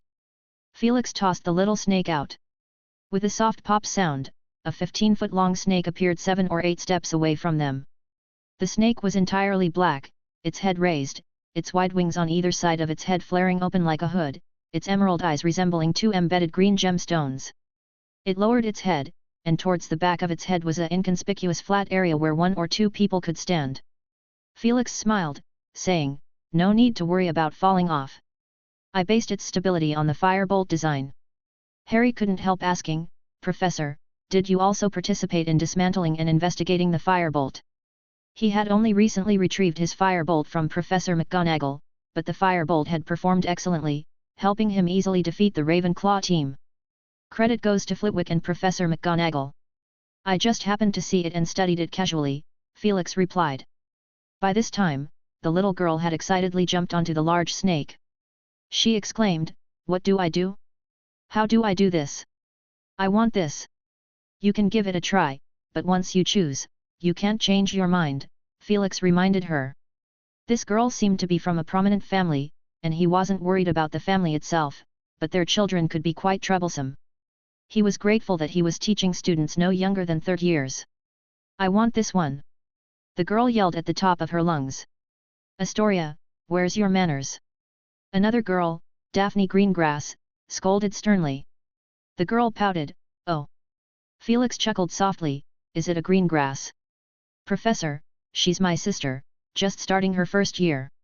"Her name is Astoria Greengrass," Daphne said. "Ah," Felix nodded, not saying more. He tapped his wand on the snake's head, and it hissed. Only Harry understood the meaning of the hiss. It wasn't meaningless, it was the snake language for "bind this lively girl." He suddenly wanted to laugh. The next moment, the large snake twisted its body and suddenly shot out. "Wow!" Astoria exclaimed. The area under her feet was stable, and the slight sway of the snake's head and body movements didn't affect her. Everyone watched as Astoria stood on the snake's body, smoothly gliding over hills and rocky terrain, shouting and cheering in excitement, her long golden curls swaying. Daphne attempted to salvage her sister's image. "Astoria has always been physically weak since childhood. Our family wouldn't allow her to engage in sports. But she's always loved Quidditch. Today, she's, excited." After a minute, the snake returned to its original spot, and Astoria hopped off, rushing into Daphne's embrace. "Sister, I love it." "Professor, are there similar things?" "I don't want a snake. How about something in the shape of a lion?" Percy asked, the top-ranked 7th-year student. Others' eyes were also shining with excitement. Harry had already begun to imagine himself riding a majestic lion, parading around the school. The only Hufflepuff, Cedric, was feeling a bit perplexed. Of course, he also wanted his house's emblem, a badger. But it wasn't quite suitable as a mount. How about switching to an eagle? Felix smiled and said, "Don't rush into a decision. Let me introduce them first so that you won't be in the dark about other rewards after making your choices. Golden Galleons, I don't need to explain much. The quantity is 100. Advanced magical puppets that can understand certain commands, like fetching things, holding conversations, reminding you of unfinished tasks. They lack human intelligence but can give vague responses. Inside, they store textbooks from different 7th-year subjects. The advantage is that you won't need to flip through books while doing your homework." Excitedly, Percy asked, "Professor, can I store new books in it?" He felt this would be immensely helpful. "Of course, it has that function, but it takes time. For one book, it'd take about 2 or 3 hours, Felix explained. He retrieved a book from his ring and tossed it to the magical puppet. The puppet independently opened the book, starting from the first page. Using the term read wouldn't be accurate, it was more like recording. Its hand brushed every corner of the pages, then turned to the second page. "Professor, how many books can it store?" You've stumped me there. I don't know its limit," Felix spread his hands, "you can try." Percy chose that without hesitation. "I'll continue introducing, scrying mirrors, you all should know about them, memory disks that can replay a memory, serpent ring of obedience. Currently, it only has the function to store magical symbols. However, if you choose it, you'll automatically become a member of the Runes Club." Ginny and another Slytherin student chose the serpent ring. Ginny was a second year, originally ineligible for the club, but now she advanced half a year and didn't need to take the test. She had heard from Hermione that the selection process would only get tougher. After weighing her options, she reluctantly gave up the idea of a flaming lion mount. Another 6th-year Slytherin student was also excited. His parents had encouraged him to establish a good relationship with Felix, but unfortunately, he hadn't had a chance over the past year. Cedric and a 4th-year Ravenclaw boy chose the memory disc. Now, only Harry was left without a choice. For him, the previous prizes were all good, but none could make him wholeheartedly commit. Hermione would undoubtedly love the advanced magical puppet for storing book knowledge, and Ron would undoubtedly choose the lion mount without hesitation. However, he still wasn't entirely convinced. Felix continued to introduce the items, all of which he had crafted as side projects during his studies of rune magic. To him, the process of turning inspiration into tangible creations was the important part. Once the items were made, they held little use for him, as he had no personal need for them. Shimmering silverware that can blow bubbles, well, just kidding. I got the idea from Headmaster Dumbledore. It can be used to train magic. The color of the bubbles changes with the type of magic infused. Comes with simple instructions. Talisman that can resist 7 or 8 conventional curses and less advanced dark magic. Professor, what's this book? Harry pointed to the unnamed book. It looked somewhat familiar, as if he had seen it somewhere. After thinking for a while, he realized that during his second-year Christmas break, he and Ron, along with the twins, had seen Professor Harp looking at something similar by the Black Lake while they were having a snowball fight. The only difference was that the book back then had a tight lead, seemed to be a collection of jokes. But what they had in common was their pearl white, ghost-like transparency. Could this be a book for ghosts? "Oh, I'm glad you asked," Felix said cheerfully. "It's an experiment, although it's far from the finished product I have in mind. In fact, you could say I've only taken the first step, but it's still quite magical. It's primarily made from memories, mixed with some other materials like Nightstrider's tail hair." Felix touched the unnamed book, and it automatically opened. Harry and the others leaned closer, revealing a blank silvery screen inside, with silver and blue lights dancing between pages like fleeting lightning. "What's in it?" Harry held his breath and asked. "Currently, nothing. However, if you choose it, you can ask me to infuse a memory, any memory related to a magic spell." Felix made a gesture. "From 1st to 5th year spells, it can substitute for me, teaching you how to master the magic." Harry's heart raced. His first thought was disarming charm, followed by patroness charm. He had spent a month with Professor Lupin learning, but his patroness still hadn't fully taken shape. He only knew it was a big one. But he didn't want to choose this way, because he was confident in mastering the spell. More importantly, he cherished the time spent with Professor Lupin. Harry hesitated for a moment, then his eyes lit up. "Professor, I'll choose the Animagus transformation." "Oh, that's not possible," he heard Professor Harp say to him. you won't be introduced to this spell until at least 6th year. I can't violate the rule. Harry felt disappointed, but then he saw Professor Harp wink at him. He seemed to understand something. I'll choose this book, then. As for the spell, I'll think about it when I get back, is that all right, Professor? He asked tentatively. Of course, you can. Felix smiled. He intended to add a few more words, but suddenly froze in place, scenes rapidly flickering through his pupils. Harry caught one of them. Snape and Professor Lupin pointing their wands at each other. Professor! Harry shouted. Was this real? But Felix didn't respond to him. Percy Weasley, take them away. He moved to the side, his eyes shimmering with silvery light. Utilizing the patroness's perspective, he whispered, Severus, Professor Lupin, stop it. Chapter 287, Unexpected Events. A few minutes ago. The atmosphere inside the office of the Defense Against the Dark Arts professor was tense. Severus Snape's wand was pointed directly at Remus Lupin, his eyes gleaming with an eerie light as he whispered, What are you hiding? Next to a desk, Lupin also held a wand, sighing, You startled me by appearing out of nowhere. Is that so? Snape's gaze fell to a palm-sized knight's armor at Lupin's feet, its crimson eyes fixed on him. Considering his earlier suspicions, he had a strong desire to crush it since it was too distracting. Armor, attack! Snape pointed his wand at it, but in the next moment, Lupin swiftly interrupted his spell, I can't let you do that, Severus. Snape's eyes filled with danger as he took a few steps to the side, and Lupin mirrored his movement. The two faced each other squarely. I've already informed Dumbledore, Snape slowly said, there's a traitor at Hogwarts. Lupin urgently replied, Think, Severus. Things aren't as you imagine. Why don't you go ask Professor Harp and clear things up? Hand him over to me. I don't think so, Lupin said. Suddenly, a thick snake-like rope shot out from Snape's wand, but Lupin precisely hit one section of the rope with his own wand, causing it to snap into 5 or 6 pieces. He's likely innocent. Think about it. I can accompany you to investigate. Severus Snape grew increasingly hostile, saying, You want to prove his innocence? Hand him over to me, and I will personally. Severus, you're under the influence of dark magic. There are things you don't know. We believe Dumbledore also knows that a boy named Ron has a problem with his pet rat. Lupin dodged a spell, and bottles in the office shattered. Time to tell a story, Lupin? We don't have much time, you need to hurry.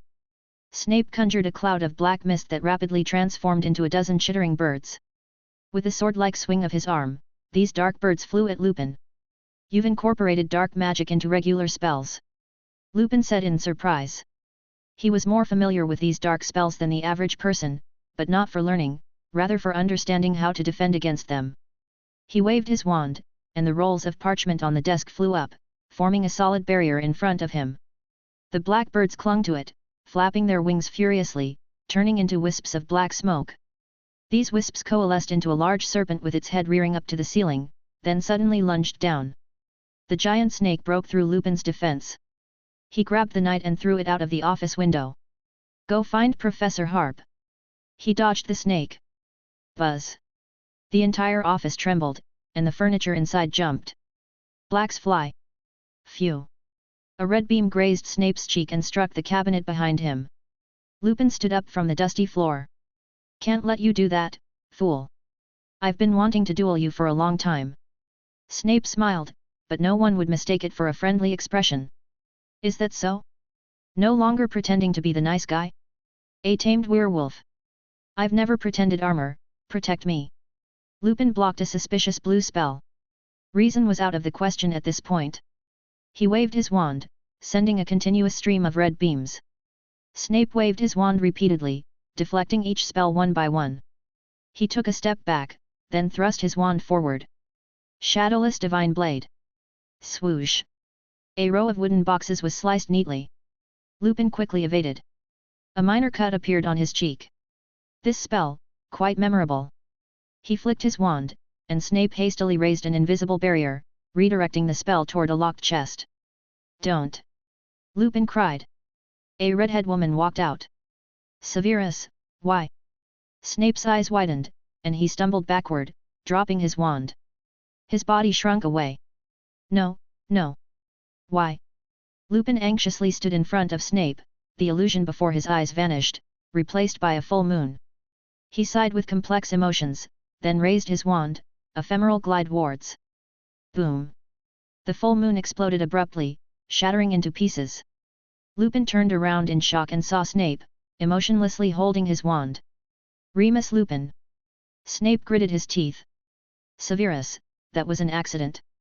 Boggart was there to help Harry practice the Patronus charm.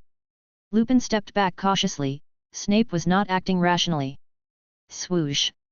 Intense flames ignited the office, consuming everything. Snape wildly swung his wand, and Lupin struggled to maintain his footing. He could only defend himself and use a stupefy spell during Snape's brief pauses. What's happening here? Oh, dear! A cheerful female voice appeared at the door. Lupin saw someone with bubblegum pink hair, but she was soon hit by a stunning spell and disappeared from his view. Severus, stop! Someone's hurt! But Snape, unusually unhinged, ignored Lupin's shouts. He continued to cast increasingly powerful spells, using dark magic recklessly. His face emitted a black aura. Lupin began to falter, and Snape's expression remained cold as he wielded his wand. Just then, a clear chirping sound suddenly rang out, and a silver swallow materialized in midair, dividing the battlefield in two. Severus, Professor Lupin, please stop! A black spell shot towards them. The silver swallow's wings fluttered slightly, evading the attack. Severus, you! Get lost! Lupin hastily said. Snape hit the box where I kept Pettigrew, and he came out. Shut up! Lupin! Snape angrily interrupted, brewing a terrible magic that made the room tremble, corroding the ground around him. The Patronus, a swift, suddenly expanded and radiated a bright light, creating a giant ripple. Snape's unformed magic produced a sizzling sound, and a dark red electric light burst out at the boundary. On one side was corrosion and darkness, on the other, warmth and light. The Patronus spoke gently, Severus, calm down. Lupin quickly explained, Severus, we found new clues.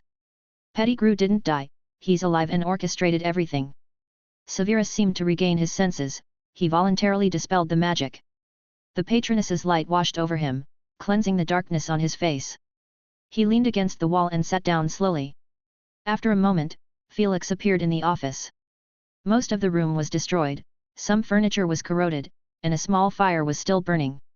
A row of wooden boxes was neatly cut, with smooth incisions. Felix frowned, it seemed that real fire was used.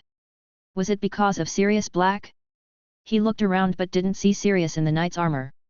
Had he been eliminated? Severus showed no intention of communicating with anyone. Felix could only approach Professor Lupin. What happened here? Lupin said with a bitter smile, it was all an accident, a series of accidents. Felix looked at Tonks on the sofa, why is she here? I don't know, it seems she suddenly rushed in, maybe to stop the fight? But she was hit by my stunning spell. Just a stunning spell. Felix looked at Tonks's face, she showed no sign of awakening. She's fine, Lupin explained, I didn't remove the spell. Given the current situation, it's not appropriate. I can't take her to the infirmary. If he dispelled the stunning spell, he might reveal the ongoing conflict between Professors Snape and Dumbledore. It was best to leave her be for now. I see, Felix added another stunning spell to Tonks, I'll take her to the infirmary later. No need to say anything. Felix took a chair with a cut-off backrest and sat down.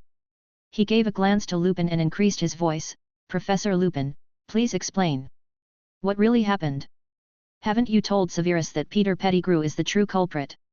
He mouthed the words and gestured for Lupin to point to Peter Pettigrew. Lupin understood and provided a detailed account. On the day we returned to school after the Christmas holidays, in the staff lounge near the Great Hall, Dumbledore and I speculated that there were significant discrepancies in the murder of James and Lily Potter. Sirius had a perfect opportunity to kill Harry but didn't. His target was Ron Weasley, Harry's friend. I don't recall, Felix said. Let me explain. Sirius Black is an animagus, he can transform into a big black dog. James, on the other hand, could become a stag, and Peter Pettigrew, a rat. I'll mock myself, they were there to accompany me during my transformations as a werewolf. In that case, Sirius escaped from Azkaban for a reason, but why did he attack Ron Weasley? Felix continued, and Snape's eyes flickered in the background. Ron had a pet rat, or rather, it was their family's pet rat. This rat suddenly appeared at the Weasleys' house and stayed there for a full 12 years until Sirius attacked during the holidays, causing it to disappear. But we saw its image, and it looked exactly like Peter Pettigrew's animagus form. So, he didn't die? Peter Pettigrew, recipient of the Order of Merlin, a war hero, didn't die but chose to hide in a wizarding family as a pet. Lupin self-mockingly said, they kept him for 12 years without realizing it. Didn't you ask him? Felix questioned. No, I didn't get the chance. All right, Felix thought it was a good opportunity to clarify the situation. And Snape needed to hear this too, because they changed secret keepers. Sirius thought he was too conspicuous and secretly switched the secret keeper to the inconspicuous Peter Pettigrew. I see, Lupin muttered. Back then, the Order of the Phoenix's operations frequently leaked information. Everyone suspected a traitor, and there was much unrest. Does this mean? Snape stood up. Peter Pettigrew was Voldemort's true spy. Lupin looked at Snape in surprise, and his previous suspicion vanished. Dumbledore had strongly defended Severus back then, and this was quite shocking. Severus said coldly, changing the secret keeper? Foolish. Severus. But he ignored Lupin and left the office, saying, what do I need to do about Peter Pettigrew? Let Felix tell me. Lupin opened his mouth but didn't say anything and watched him leave. Leave him alone for now, Felix suggested, surveying the room, which was utterly destroyed. Apart from Tonks lying on the couch, there was nowhere to stand. Ah, it was all accidents, Lupin sighed. He had sighed too many times today. This office can't be used anymore. Talk to Dumbledore and get a new one, Felix advised. It seems we have no choice. Lupin said. Fortunately, a few days ago, he had released some magical creatures he used for teaching, or not many would have survived. The only living thing, Bogart, was blown to pieces, not leaving a trace. By the way, where did you hide Sirius Black? Felix asked. Lupin was startled, as he had forgotten about that. During the fight, I threw him out of the window. I told him to find you. All right, Felix shrugged, let's hope some young wizard doesn't pick him up. Chapter 288, Tonks and Lupin. St. Mungo's Hospital. Tonks woke up from the hospital bed, reaching out to touch the clean linen sheets that covered it, feeling a bit disoriented. What's going on?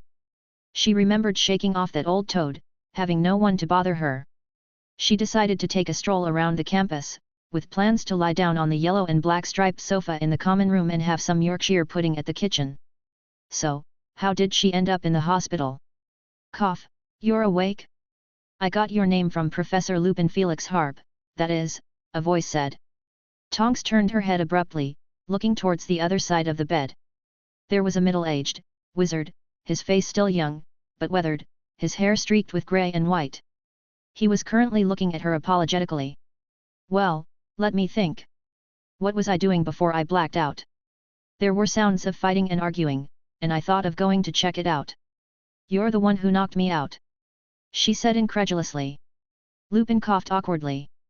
While Professor Lupin's advice was to leave her at the hospital and not worry, he still decided to stay. At the very least, he owed her an apology. It was an accident. He suddenly paused, realizing he had said that 4 times today already. Tonks shrugged and jumped off the bed. Hold on, Madame Pomfrey suggested you observe me a bit longer, Lupin said. Observe what? The awakening time from the stupefy spell. Tonks looked quite proud. I'm guessing it's 10 minutes. I've done combat training with the department, my best time is 7.5 minutes, though it usually takes 10. Lupin's mouth slightly opened, and he wisely didn't tell her the truth. She had been hit with more than just one stupefy spell, and she had been unconscious for more than 10 minutes. Hopefully, this would remain his secret alone. But I've been lying here for 2 hours. Tonks stared at Madame Pomfrey in astonishment. When she was about to leave, the responsible matron stopped her, insisting on another check. And what if you were? Madame Pomfrey said impatiently. Some people sleep for a whole day. If it weren't for Flitwick suggesting you might have official business, I wouldn't have bothered. You're fine now. She rambled on and left, and Tonks turned to Lupin, confirming again, I've been lying here for 2 hours. That's right, I was just about to tell you, Lupin said, steeling himself. Ah, well, never mind, Tonks said cheerfully. You're the defense against the dark arts professor, right? Quite skilled, I must say. It wasn't me. Well, how did you know I'm the defense against the dark arts professor? Otherwise? One of the things I looked forward to when I was in school was seeing what the new professors looked like. Miss Tonks. Just call me Tonks, I haven't introduced myself formally yet. Nymphadora Tonks, but please don't call me by my first name, she muttered softly, silly mum. In English vocabulary, nymph is not the most flattering word. Hello, Tonks, I'm Remus Lupin. Gryffindor Common Room. Harry was toying with his new acquisition, a nameless book with a very ghostly style. Ron curiously reached out to touch it. The surface of the book seemed like water, forming lightning-shaped patterns when touched. Hermione asked worriedly, "Are you really going to learn the Patronus charm?" "Absolutely," Harry said decisively. "I think it suits me best." "Listen, Hermione, I've thought about it for 2 hours, and I still believe my choice is the right one." Coming back from classroom 7, or rather being escorted back by Percy, he was originally quite upset. He even had the urge to sneak into Professor Lupin's office wearing his invisibility cloak to have a look. But 2 seats away was Percy Weasley, watching him like a hawk, or rather, protecting him according to Professor Snape's orders.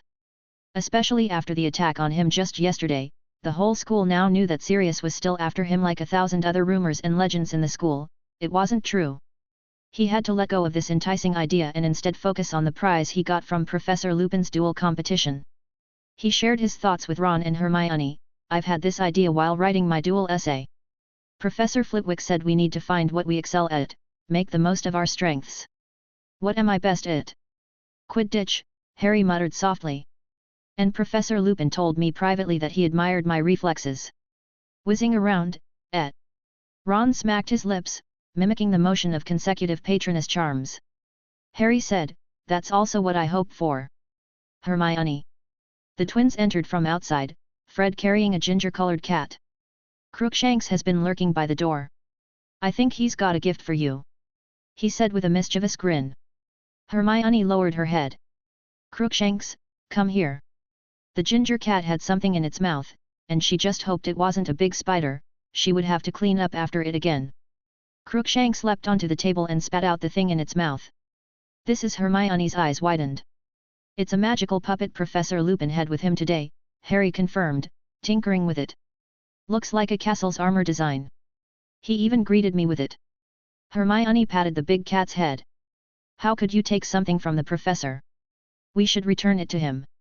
"Absolutely," Harry immediately agreed, wondering if it was a good time to inquire about Professor Lupin. If he had a valid reason, Percy wouldn't stop him, right? On the table, a night or rather, Sirius looked frustrated. He had been thrown out by Lupin and knew he was of no help, just causing trouble. So he hurried to find Felix. He first went to classroom 7, but there was no one there. Then he went to Lupin's office, dodging the dirty paws of small wizards along the way, pounding on the door. No response. He crawled up the window after much effort only to find the room empty. He didn't know what to do for a moment. Perhaps finding Dumbledore was a good choice? But he didn't know the password at all. Exiting the office, he encountered Crookshanks. Crookshanks was his ally, providing him with a lot of information about the castle. He was grateful. This cat was intelligent enough to recognize him, not only as a human but also to gauge his intentions. This time was no different.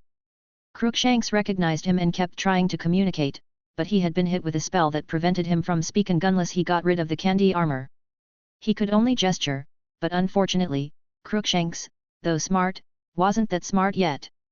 After an ineffective attempt at communication, Crookshanks carried him to the common room. Ron looked at him with great interest. "Can you talk?" "Hey! Percy has one that talks." He held the knight's foot and shook it. "Do you have any skills?" "Ouch!"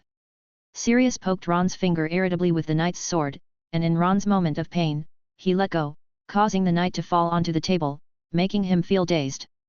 "Stop it, Ron!" Sirius heard a voice like a siren. What was her name again?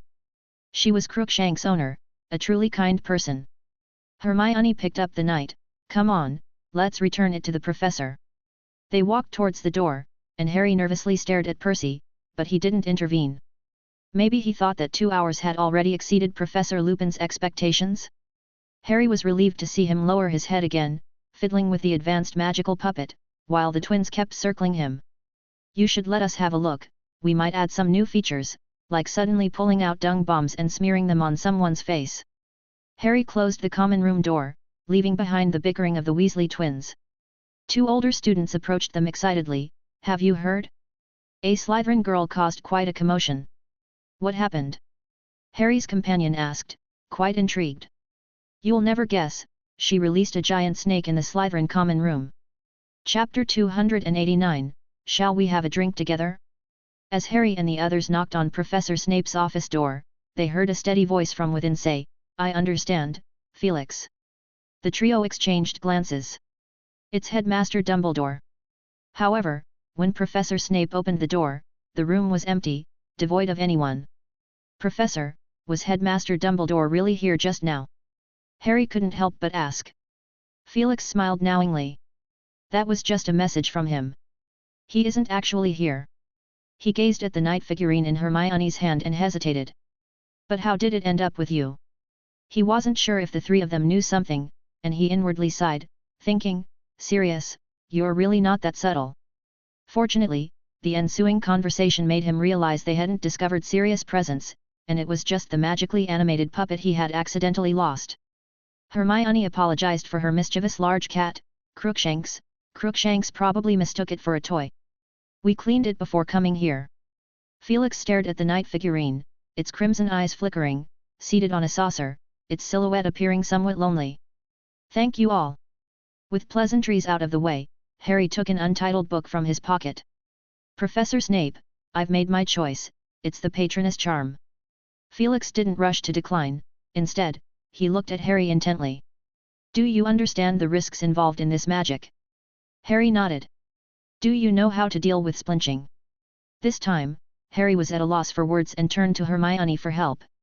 Once again, Hermione didn't disappoint. For minor splinching, white essence treatment is sufficient, preferably white essence elixir. But for more severe cases, like complete separation of the head and body. Harry looked at her in shock, but she continued earnestly, that's when professional assistance is needed. According to the information I found, it's the Ministry's Occasional Incidents Unit. Ron added, and there are fines. I mean if the Ministry catches you practicing without a license and causing trouble, you'll be fined a hefty sum. Felix nodded slightly, approvingly. That covers most of it. So, Harry, are you still determined to choose the Patronus Charm? Harry mustered his courage. Yes, Professor, I am. Felix looked at him. Don't rush. I have one more question for you to answer. What do you think is the most crucial preparation when practicing this magic, given the information you now have? Harry hesitated, then blurted out, having white essence elixir ready. Felix chuckled softly. That's the basics. If you didn't know that, I'd have to suspect you have giant blood. Think again. Frowning and racking his brain, Harry, Ron, and Hermione contemplated. Hermione's eyes lit up as she raised her hand and looked at Felix. Felix shook his head at her, and she disappointedly lowered her hand. I guess, having someone to guide you. She ventured. Very close, Harry. Another minute passed. I've got it. When practicing the Patronus Charm, you must have someone watching nearby to prevent a serious splinching without rescue. Felix smiled, exactly. The most serious issue with the Patronus Charm is splinching. Over the past century, there have been 21 documented cases of fatal splinching, all from attempting the Patronus Charm alone, trapped in place, unnoticed. Their fate was watching their own blood drain away in regret. Harry shuddered harshly. How could the professor say something so horrifying with a smile? And the imagery was just too vivid. He worried that the next time he faced a boggart, his fear would transform into his splinched self. So, Felix turned to Ron and Hermione, will you two supervise Harry, to ensure he doesn't act recklessly? Ron and Hermione vigorously nodded, the severity of the consequences weighing heavily on them too. Very well, let's discuss my plan next, Felix said to Harry. Firstly, you need to grasp the theoretical knowledge of this magic. I require you to write a paper about the Patronus Charm. His finger tapped on the untitled book, and his fingertip emitted a sparkling silver light. Various scenes started appearing on the book's pages, showing Professor Snape's figures vanishing and reappearing abruptly. This book can assist you, Harry. I've added some restrictions that you'll need to unravel, quite simple, like playing a game. By the way, do you know what games are? Are you talking about video game controllers? Dudley got one as a birthday present a few years ago, Harry replied, recalling how he had seen Dudley unbox the gift, filled with envy. However, Dudley's precious game controller lasted only a few days before Harry found one of the buttons in the trash bin. Yes, somewhat similar to advancing through game levels. Felix continued, writing the paper and breaking the restrictions will be your first steps. The second step involves practice. I will train you a few times until you have a basic grasp of this magic. After that, it's up to you.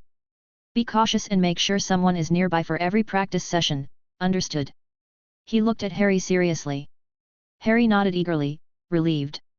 After hearing the professor's explanation, he had a clear understanding of what lay ahead. Professor, are we going to practice in the Forbidden Forest?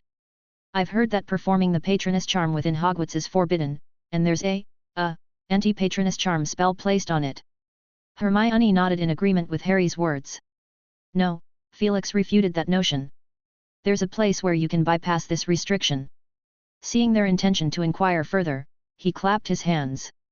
All right, young ones, you'll find out when the time comes. Lastly, Harry tentatively inquired about Professor Lupin's condition and was reassured that everything was fine.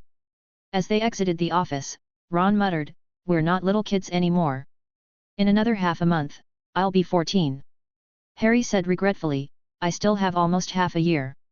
He teased, Ron, are you reminding us to prepare birthday gifts? Ron's face turned red, and he tried to trap Harry's head in his armpit, while Harry laughed and dashed away. Inside the office, a now human Sirius sat on the couch, grumbling, Harry is too young. You shouldn't have taught him that magic. You should have been more cautious. Felix looked at him with interest. I'm surprised, you actually know the word cautious. Sirius glared at him in frustration. Then, Felix continued, did you know Harry is learning the Patronus charm from Lupin? What? Sirius asked in shock, the spell that repels Dementors. Felix conjured a bottle of butterbeer, and Sirius started chugging it down. Nostalgic, it almost brings tears to my eyes. Life was quite something. You're not objecting anymore. Sirius leaned back on the couch, lazily saying, you actually thought it through quite well, even better than me. Just now, I thought about it. If it were me, I'd either refuse or start practicing with him immediately. Knock, knock. A knocking sound came from outside the door. Sirius choked on his beer. He looked nervously at Felix and mouthed, shrink me quickly. He glanced at the candy on the table, realizing he had just eaten a piece, and he wasn't sure if it was part of his helmet or armor. Regardless, the knight's sword had ended up in his stomach.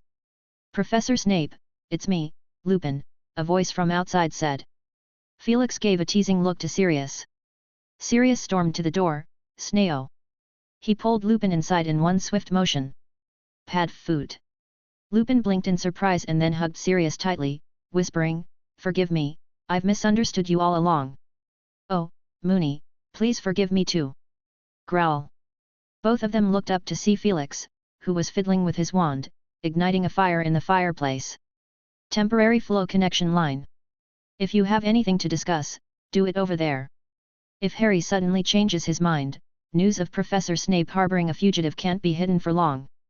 Sirius grabbed a handful of fluo powder and muttered, you're just jealous. The next second, he was tossed into the fireplace, shouting, you. Number at %. Number 12, Grimmauld Place. Half an hour later, Felix and Lupin returned through the fireplace. Lupin thanked him, saying, thank you for everything, Professor Snape. You're welcome, I'm just doing what I was asked. Before saying goodbye, Lupin couldn't help but ask, when did you figure out I'm a werewolf? Why do you ask? When I mentioned I was a werewolf before, you didn't seem surprised at all. If you couldn't guess, then I'd be quite dull, Lupin self-deprecatingly said. It doesn't matter. So far, you've been a good colleague. As Lupin left, Felix sat on the couch, reflecting, a long weekend, he pulled out his wand, and a patroness charm in the form of a swallow flew from its tip. Go. After a while, he murmured, Sirius, your patroness is a doe. After a brief pause, he muttered, oh, that might be a bit hurtful. What I wanted to ask was, would you like to have a drink together? Chapter 290, Obtaining the Map. In the evening, Felix, carrying a box of candies, walked through the underground corridors of the castle. Professor Harp. Felix looked at Draco Malfoy and the two hefty boys behind him, nodding in their direction. Professor, I've just mastered a new magical inscription, Draco exclaimed with excitement. He extended his right hand, and the serpent-shaped ring on his index finger began to move, releasing a light blue magical inscription from the snake's mouth. Holding the magical inscription, his face slightly reddened. After 7 or 8 seconds, the light blue symbol transformed into a gushing stream. Your progress is impressive. This is your 6th magical inscription, if I recall correctly. Felix inquired. Yes, Professor. Well, Felix reminded, you should dedicate more effort to the magical inscriptions we discussed during our previous gatherings. They will prove quite useful. Draco hesitated for a moment. I understand, Professor. Felix continued down the corridor, still carrying the candy box. Malfoy called after him, Professor Harp, are you planning to visit the headmaster's office? I checked earlier, and the door is locked. Perhaps Severus is brewing a potion? In any case, I'd better go and see. Felix muttered vaguely. Draco watched Professor Harp's retreating figure and mused to himself, I can't help but feel that the professor is acting strangely today. Crabbe and Goyle grinned in agreement, and Draco, accustomed to such situations, shrugged and led the way to the common room. What do you think about Daphne's sister, Astoria? Professor Harp's office. Felix tried several unlocking spells and managed to open the door. He walked in unceremoniously. The room was not small, with both office space and Severus's private storage room, as well as an inner bedroom. Passing through the dimly lit glass specimen wall, he pushed open the door to the bedroom, where the flowers were in full bloom. Severus, I'm covering for you in front of your students. If they were to see you brought back by the Levi Corpus curse, tisk, tisk. He opened the candy box, the same one Sirius had used. Inside, there was an unconscious, palm-sized person, Severus Snape. Madame Rosmerta was curious about how a full-grown man like you suddenly disappeared, but luckily, I managed to deflect her questions. With a wave of his wand, Felix restored Severus to his original state and then levitated him onto the bed, placing Severus's wand on the pillow. Severus rolled over and muttered drunkenly in his sleep. The next day, after Ancient Runes class for 5th-year students, Felix detained the Weasley twins. Is it the Marauder's map? The twins exchanged glances, communicating with various small gestures. Felix could tell there was something more to this. Fred hesitated. Professor, this is something we got from Mr. Filch. Felix nodded. Fred looked somewhat embarrassed. You knew about that?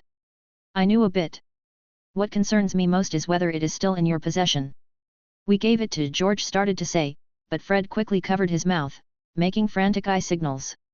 Then he awkwardly said to Felix, we gave it to a friend. If you need it, we'll get it back for you. Rest assured, it won't cause any trouble. George winked, understanding that they had given the Marauder's map to Harry, and this matter couldn't be discussed in detail. Although they often broke school rules, they still tried to avoid revealing too much. Do you know Moony, Wormtail, Padfoot, and Prongs? Felix asked. The twins widened their eyes, and Fred exclaimed in surprise, you know about them too? Professor, are you one of these 4 people? Or perhaps a former user of the map? George speculated. Felix smiled and said, back when I was in school, I didn't have this opportunity, but I know 2 of them. I'm here today on behalf of one of them, who has requested temporary use of the Marauder's map. Rest assured, it will be returned to you. Fred's eyes sparkled as he eagerly asked, oh, Professor, could you introduce him to us? Yeah, which one is it? We owe them a lot of favors. George inquired eagerly. I can only tell you that the person goes by the code name Prongs. As for whether he's willing to meet you, Felix looked at their eager faces, it's not possible at the moment. He can't show himself. He watched the twins with great interest. Their expressions were like devoted followers, and although they hadn't met him in person, they already considered the map's creator as a prankster elder and a role model. They hurried off, saying, "Professor, we'll be on our way to find the map." At noon that day, Felix obtained the Marauder's map. It was the first time he had seen the complete map, he had only heard of it before. It was quite an old parchment, not looking particularly large, but it was actually layered. When unfolded, it resembled a tablecloth. "This is our secret success," Fred said with a lot of emotion, patting it and reminiscing about their youthful days. Felix smiled and remained silent. He tapped his wand on the map while silently reciting, "I solemnly swear that I am up to no good." This was the password he had received from Sirius. Now, as Sirius could only stay at Grimmauld Place, Felix had discreetly connected his office's fireplace to the Black family house. It could be opened as needed and sealed when not in use to avoid detection by the Ministry of Magic. Lupin had also promised to visit Sirius on weekends. As he left, Sirius and the house elf Kriaker were busy cleaning the place with enthusiasm. In Sirius's words, "At the very least, we should tidy up the living room and prepare 2 guest bedrooms." The password, coupled with the wand, made dark ink lines appear on the blank parchment, resembling a spider's web. These lines intersected and extended, with just a few strokes outlining the buildings within Hogwarts Castle and some surrounding areas, including the greenhouse, Hagrid's hut, the Forbidden Forest's edge, and all the intricate details. What was most astonishing were the numerous and chaotic ink dots on the map, each with tiny letters next to them indicating names. Felix found his name right away, and beside it were 2 other dots with Fred Weasley and George Weasley written above them. As he scrolled through, he saw Dumbledore in his office, Snape in the potions classroom, Professor Sprout in the greenhouse. He also wanted to check the location of the room of requirement but didn't find it. It was likely concealed, which he expected and wasn't surprised about. However, he did see Trelawney alone in her attic quarters, and from the ink dots movement, he guessed that the divination professor was performing some kind of dance. Above the center of the parchment, a row of elegant script in a curly font began to appear. Messrs. Mooney, Wormtail, Padfoot, and Prongs proudly present the Marauder's map. Felix studied the map, lost in thought for a while. A cleverly structured piece. I need to examine it more closely. Chapter 291, Brewing. "Professor, are you planning to catch Sirius Black?" Fred asked. Felix looked at him surprisingly, "Guessed, did you?" Without hesitation, Fred said, "George, Lee Jordan, and we thought you must be up to something after that day. You know." He winked. "There's been a lot of talk going around, quite unnerving," George chimed in, his face impressed. Black appeared boldly in the open space in front of the castle, even disguised as a Muggle boy. Quite audacious. Felix wasn't quite sure how young wizards were viewing the attack.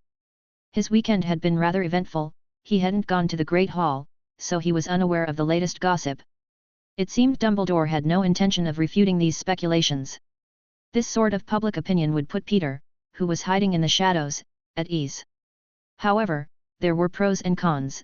The Ministry of Magic had more than once tried to exploit this as an excuse to pry open a gap. In times of peace, the Ministry represented authority, and its reputation was more powerful than its actual strength. But when war loomed and the Ministry faltered, personal power would overshadow everything. Its reputation would shine across the entire wizarding world, like a glorious sun. Castle's Great Hall. Harry speared a potato with force, smothering it in sauce, suddenly losing his appetite. "They look at me as if I'm some sort of rare magical creature." "No, more like a lucky bloke," Ron said, cutting into his sausage on the plate and taking a big sip of the thick soup. He grinned mischievously. "In their eyes, you're the one who managed to escape the jaws of a 3-headed dog." Harry grinned, picturing the image of a shrunken 3-headed dog while Ron went on a furiously petting spree. Hermione gave them both a sidelong glance. "Speaking of magical creatures, we can meet Hagrid in Care of Magical Creatures class and ask about the progress on the Buckbeak case." "Didn't they already pay the fine?" Ron asked, evaluating objectively. "That's the best outcome they could hope for, Hermione." Harry agreed. It was just a bit of money to resolve Buckbeak's trouble, and he believed Hagrid wouldn't mind. "Hard to say. Despite taking the money, the Ministry has been dragging its feet on giving a formal conclusion. Hagrid's been a bit absent-minded lately." Harry recollected, "I thought Hagrid was in good spirits. He hasn't produced any more blast-ended screws." He and Ron were still under the ban, so they could only meet Hagrid during class. Last lesson, they learned about fire crabs. Despite the name, This magical creature from Fiji looked more like a large turtle, its shell studded with jewels. At the time, Hagrid introduced it with enthusiasm. If it weren't for the different habitat, Fang would absolutely love these creatures. Oh, Fang is fond of treasure hunting. I'll introduce them to you sometime. That's because Professor Snape and I kept an eye on things. Hermione waved her fork. I can't believe he actually managed to sneak a sphinx into the curriculum. Wait, a human-headed lion-bodied scorpion-tailed beast, what's that? Harry asked in bewilderment. It's a human-headed lion-bodied scorpion-tailed creature, Ron correctly rattled off the name in one breath. He said with a shiver, Charlie told me about it when I was little. It's one of the few magical creatures that can rival a dragon. Its tail is venomous, its teeth are incredibly sharp, and their hides naturally repel most spells. Harry believed Ron, as he rarely managed to fluently explain the traits of a magical creature. He was just curious, do these creatures exist in the Forbidden Forest? He had asked a similar question when he learned there was a nest of acromantulas in the forest. The Forbidden Forest is vast, Harry, Hermione explained, then sighed with frustration. Hagrid later tried to excuse himself, saying he made a mistake and that he was simply studying. I'd like to see what he could possibly study. Harry and Ron exchanged glances, focusing on their food. Hermione in this state was not one to be persuaded. She had a whole arsenal of arguments ready. Harry took a moment to glance at the teacher's table. Snape was sitting far from Professor Harp, his body angled away. Even when he reached for food, he picked dishes only from his left side. He wasn't entirely sure, was he avoiding her? What had happened exactly? He remembered the scene he had glimpsed in Professor Harp's eyes, a confrontation between Professor Lupin and Snape. However, when he inquired about it, Professor Harp dismissively said he was overthinking it and that everything was fine. Staring at Snape's face, he thought to himself that this was far from fine. He felt like he had another task added to his list to observe Professor Lupin's state in this afternoon's defense against the dark arts class. He got lost in thought for a moment, only to find Snape staring at him, a very unsettling look in his eyes. Harry quickly lowered his head. Humph! Snape snorted. He felt a fleeting satisfaction, but soon, his ill temper took over once again. He suspected he might have been conf undade. Why else would he have agreed to accompany that brat to the Three Broomsticks? More importantly, he couldn't remember if he had said something he shouldn't have. His memory was a bit hazy. He vaguely recalled Rosmerta recommending a honeyed mead. You absolutely must try it. It's infused with various flower petals, roses, violets, hibiscus, iris, and acacia. It's absolutely delightful and won't make you too drunk, she said with enthusiasm. Liar. As the evening approached, Felix sat quietly in his office, studying the Livepoint map. From the fireplace, flames suddenly flared up, coalescing into a vague face of orange fire. Let me through, Felix. He raised his head from the desk. You can't abuse the Flow network, you might be caught by the Ministry. Are you talking about yourself? You were reading here last night, reeking of alcohol. The voice rambled on from the other end. Felix waved his wand and, the next moment, Sirius emerged from the fireplace. Cough cough. Sirius's robe was covered in dust, his face grimy. Clean up. He pointed his wand at himself, becoming clean again. Seeing the Livepoint map in Felix's hand, he widened his eyes and exclaimed, You got it. Yes, luck was on my side. Have you found him? Sirius asked in a hushed tone, holding his breath, his body tensed. Not yet. I've checked, but found nothing. Felix continued to study, tapping the parchment lightly with his fingertip. I speculate that the diminutive one, Peter, is hiding deep within the Forbidden Forest, or perhaps he's found another wizarding family altogether. Sirius slumped onto the couch, saying dejectedly, So, what's your plan? Should I turn myself into the Ministry? Dumbledore can vouch for me, they might at least listen, right? Felix glanced at him and remained silent. All right. Sirius got up, surveyed the room's furnishings, and muttered under his breath, Stodgy old man. He stood before a half-finished portrait about half his height. He clicked his tongue twice. You have this hobby too, hanging yourself up. That's for St. Mungo's, Felix said without lifting his head. Because, you're a healer? Studying how to tie people up. There are clippings on the desk. Besides, stop the chatter or I'll kick you out. Sirius scoffed, picked up a newspaper, and after a while, fell into a slight silence. He murmured, "Frank and Alice, I didn't know they went through all this, damn war." He cursed under his breath. Voldemort was utterly rotten. Luckily, he's dead. Setting the newspaper aside, he spotted a golden trinket on the workbench, his eyes brightening. "Can I take a look at this? As long as you don't use your mouth to bite it." "It's seen quite a bit." Sirius gave a derisive snort. "Animagi in dog form don't chew." "Just saying," he said guiltily, reaching for the worn golden snitch on the desk. One wing was broken, while the other intact wing fluttered feebly after a long pause, looking quite weak. After a while, Sirius leaned over and cautiously asked, "About this snitch, do you plan to fix it?" "Perhaps," Felix replied absent-mindedly.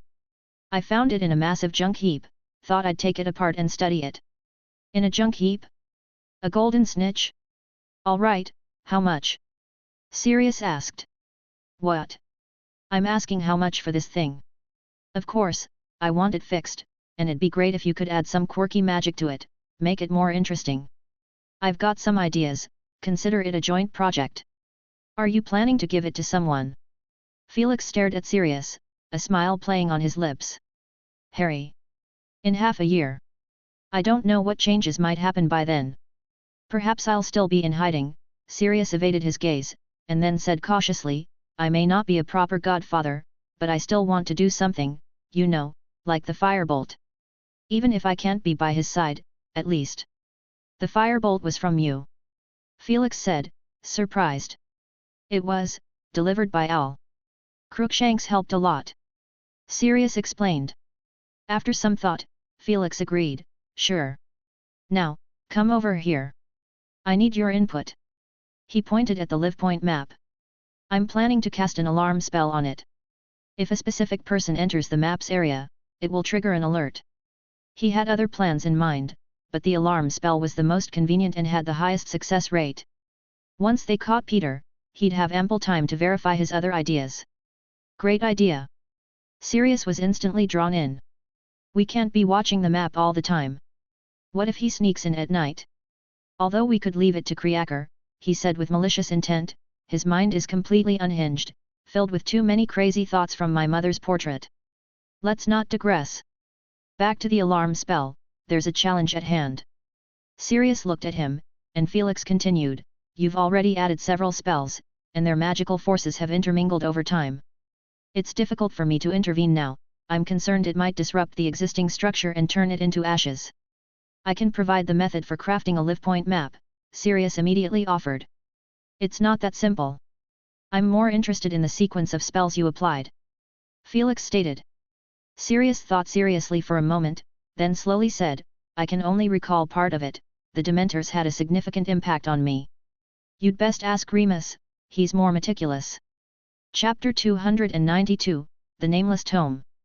Memory is a truly wondrous thing. If the owner themselves have forgotten, then what Felix could do was rather limited. This was different from the situation with the Lumpattons. He wasn't seeking a specific treasure, but was piecing together as many memories as possible, not constrained by a single day or event. To him, every memory was a brick to construct the mansion of thought. With the addition of Lupin, Felix's deciphering of the live point map took a positive turn. In just a few days, he could add the alarm charm to it. Gryffindor Common Room. In a secluded corner, Harry, Ron, and Hermione sat around a small round table. "Give it a try, Harry," Ron urged, "let us witness the Phantom Book." "It's the Nameless Tome," Hermione habitually corrected, her gaze fixed on the table where a transparent book emitted a blue-white glow. "Don't you think Phantom Book is a more fitting name?" Harry asked, looking at both of them. A sudden unease gripped him for no apparent reason. He reached out and opened the Nameless Tome.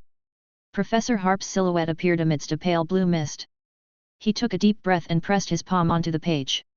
Ron and Hermione noticed that Harry suddenly froze, his expression becoming rigid. Ron extended his hand tentatively, "Don't move." Hermione cautioned, thinking of the purpose of the pensieve, Harry's consciousness might have entered the book. Ron stared at Hermione in astonishment, then back at the book on the table. "Harry's consciousness is in there." He held his breath, leaning down to examine the page, and indeed, he saw a small, blurry Harry. "Merlin's socks?" Ron looked slightly terrified, glancing around before Hermione refocused her gaze on the page. Don't be so jumpy, Harry is fine. What if someone just nudged Harry, moved his hand, and he got trapped in the book? Ron earnestly suggested, shouldn't we press his hand to help? Hermione hesitated for a moment. I think it's unlikely to be that dangerous. Half a minute later, she was convinced. She and Ron reached out, each placing a hand on Harry's. The next second, everything spun. Ah! Ron shouted as if he had fallen into a long tunnel, helplessly tumbling. Involuntarily, he recalled the scene from last year when he jumped into the Chamber of Secrets tunnel. All right, stop yelling, Ron. Hermione's voice came from beside him. Ron opened his eyes and slowly got up from the ground. Where are we? The sky along with the ground beneath his feet carried an unreal, ethereal quality, as if composed of light blue smoke. He stomped his foot, and the ground erupted into a cloud of mist along with his stumbling. I think this is the world inside the book, look over there. Hermione pointed in the opposite direction of Ron. He turned around and indeed saw the figures of Harry and Professor Harp. Not far away, Harry was staring at them in astonishment. He jogged over. How did you get here? No, wait, you can enter as well. We saw you suddenly freeze, thought we'd help well, maybe we overthought it. Ron surveyed his surroundings excitedly, looks like the professor didn't refuse others from coming in here. It's really quite vast. I asked the same question, Harry said. The professor's response was that space doesn't hold meaning in the world of thought. Follow me. Ron and Hermione followed Harry to their previous spot, Professor Harp seemingly unaware of the events from before, continuing his lecture nonchalantly. We've covered the objectives and determination. Now comes composure. When casting the Phantom Transfiguration, never get nervous or fearful. In other words, don't let your mind wander. Distraction is the primary reason for translocation failure or even splitting. It affects your concentration on the objective and the steadfastness of your determination. Harry paused for a moment. I missed the second point, but that's okay, I can review it. Ron marveled, really cool. Is all of this fictional? He cautiously stretched his arm out, passing it through the professor's ethereal form. Yet it feels so real. Snap! Ouch! A pale blue mist coalesced in midair, forming a lightning bolt that knocked Ron onto his back, his hair standing on end. I think, Harry suppressed a laugh as he helped Ron up, the professor doesn't like people getting too close. Ron glanced guiltily at Felix Harp, who had come to a halt. Muttering to himself, he said, Ron Weasley, no further incidents. Ron's eyes widened. Him. Hermione scrutinized for a while before hesitatingly saying, it seems to be a programmed routine, like the magical puppets the professor has. There's a certain level of autonomy. But whether the professor will know when Harry returns the book, that's hard to say.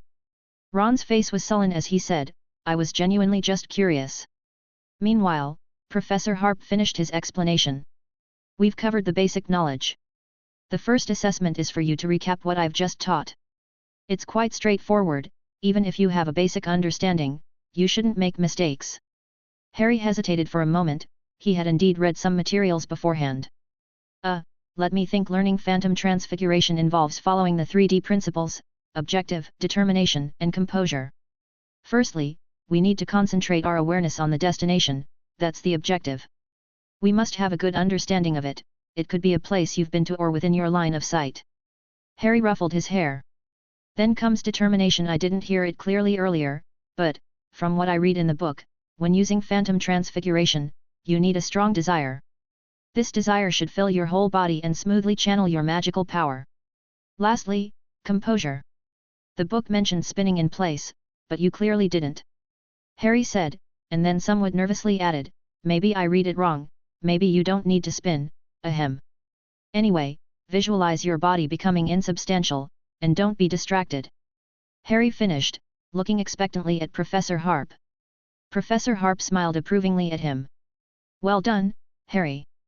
Harry still couldn't help but be amazed. Was this professor in front of him truly just a memory? He could even counter Ron's behavior, even though Hermione said it was preset, he still had doubts. Now, moving on. Wait, Professor, can they learn too? They? Professor Harp looked at Ron and Hermione. Do you want to give it a try? Can we, Professor? Hermione asked with delight. When I left these memories, I considered the possibility that Harry might let you both learn as well. However, it should follow Harry's pace, you can't get ahead of him or help him through the challenges. Ron hesitated.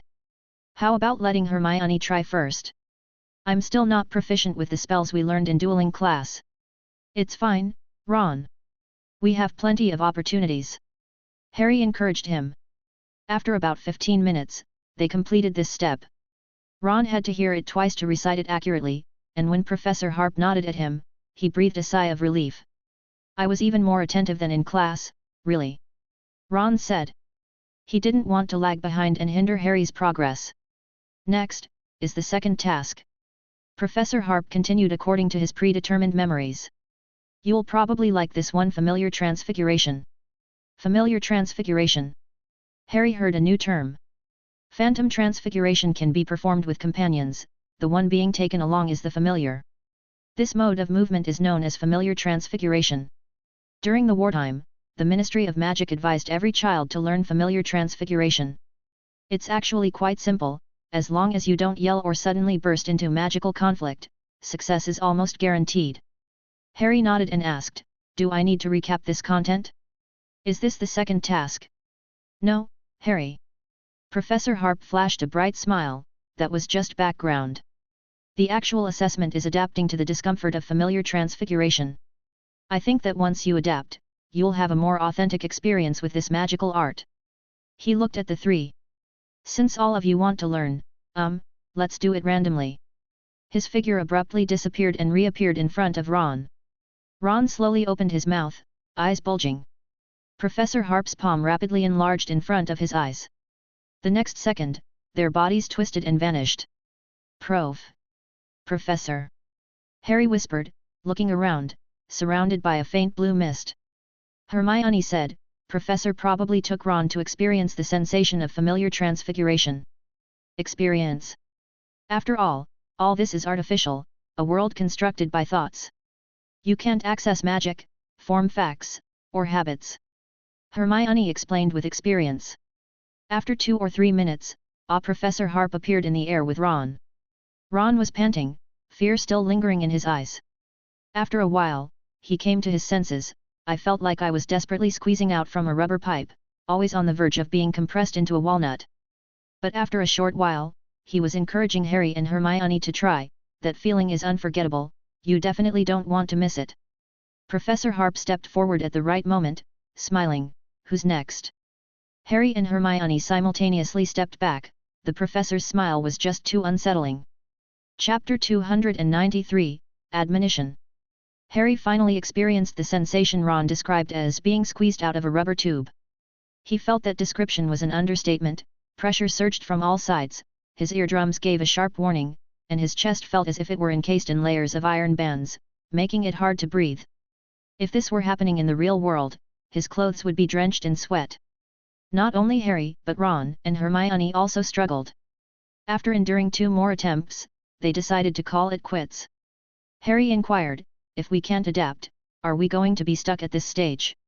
Even if you can't adapt to becoming visible, let alone maintaining focus and manipulating magic, Professor Harp reassured, you're young, there's no need to rush. In the common rest area, the three simultaneously opened their eyes. Pretty cool, isn't it? Harry said. Ron grinned. More than just cool, it's downright awesome. He placed a hand on his forehead, striking a peculiar pose. I'm the silly country boy. Harry burst into laughter, leaving Hermione utterly baffled. Gentlemen, is this the latest popular joke? Oh, Hermione, this is a line from the Little Wizard Mick's Adventures.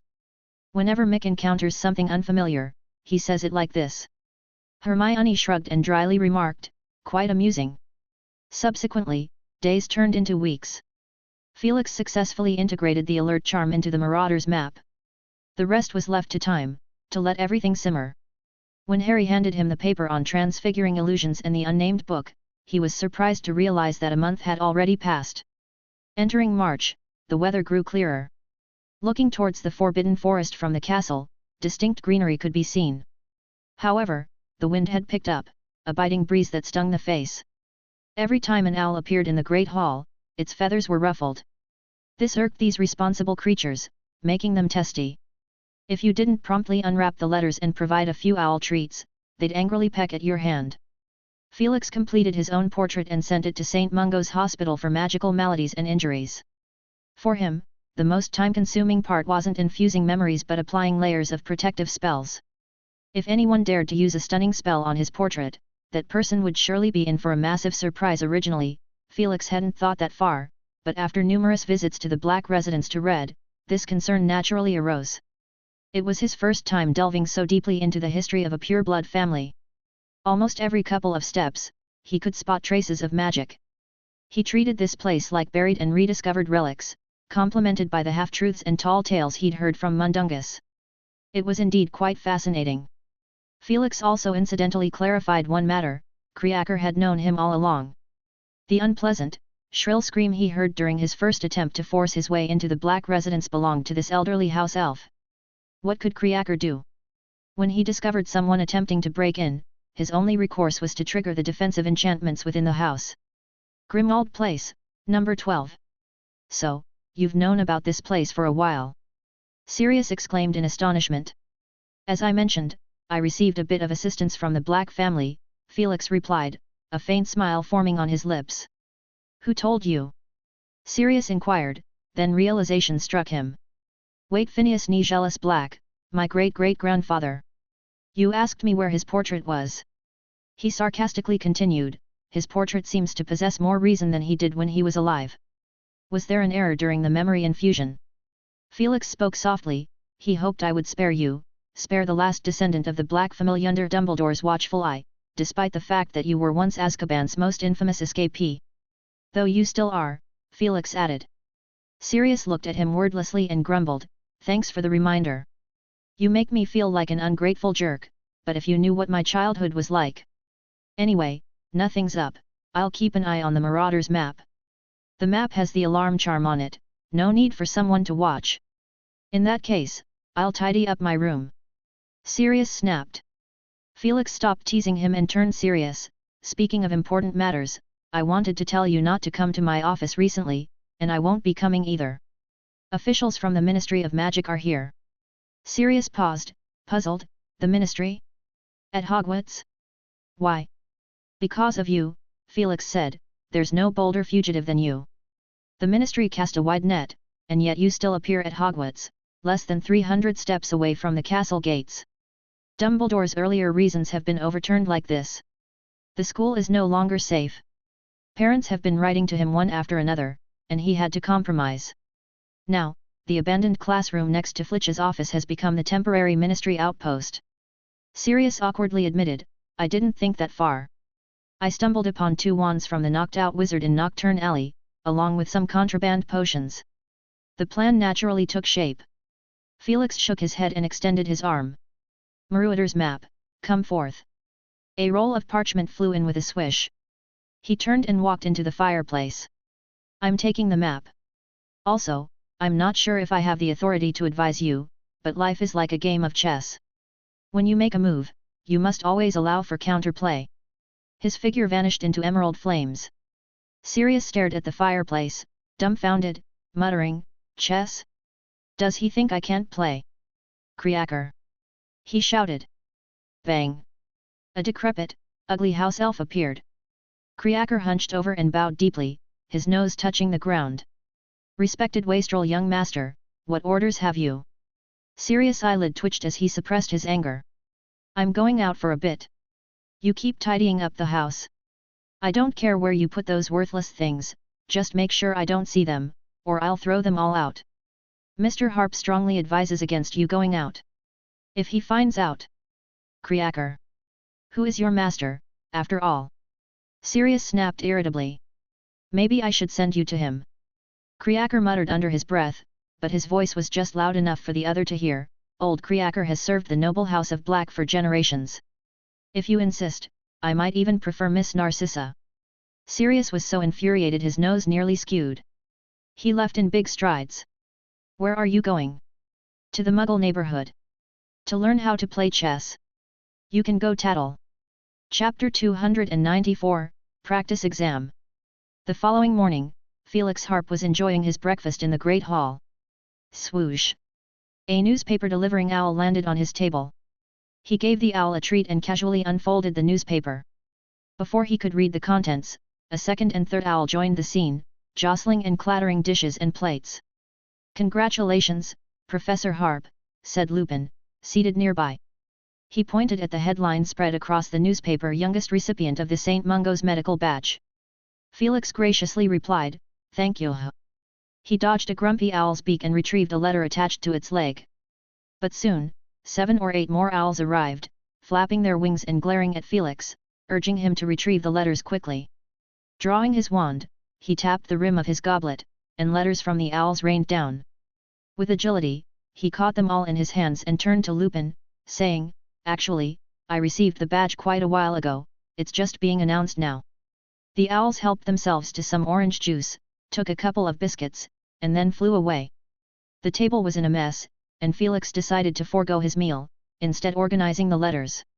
He first glanced at the prophet, where his photo was displayed, holding the St. Mungo's medical badge. He was standing amidst a group of older-looking healers, with the St. Mungo's Magical Medical Association insignia as the backdrop. Positioned in the center of the group, he was smiling warmly, holding a blue-green shield-shaped badge in his hand, featuring a serpent wand in the center with a light green letter M in the background. Dorothy Pomfrey stood beside him. Subsequently, Felix began to open one letter after another. Most were from fellow healers, with greetings from novice healers and exchange invitations from well-known colleagues.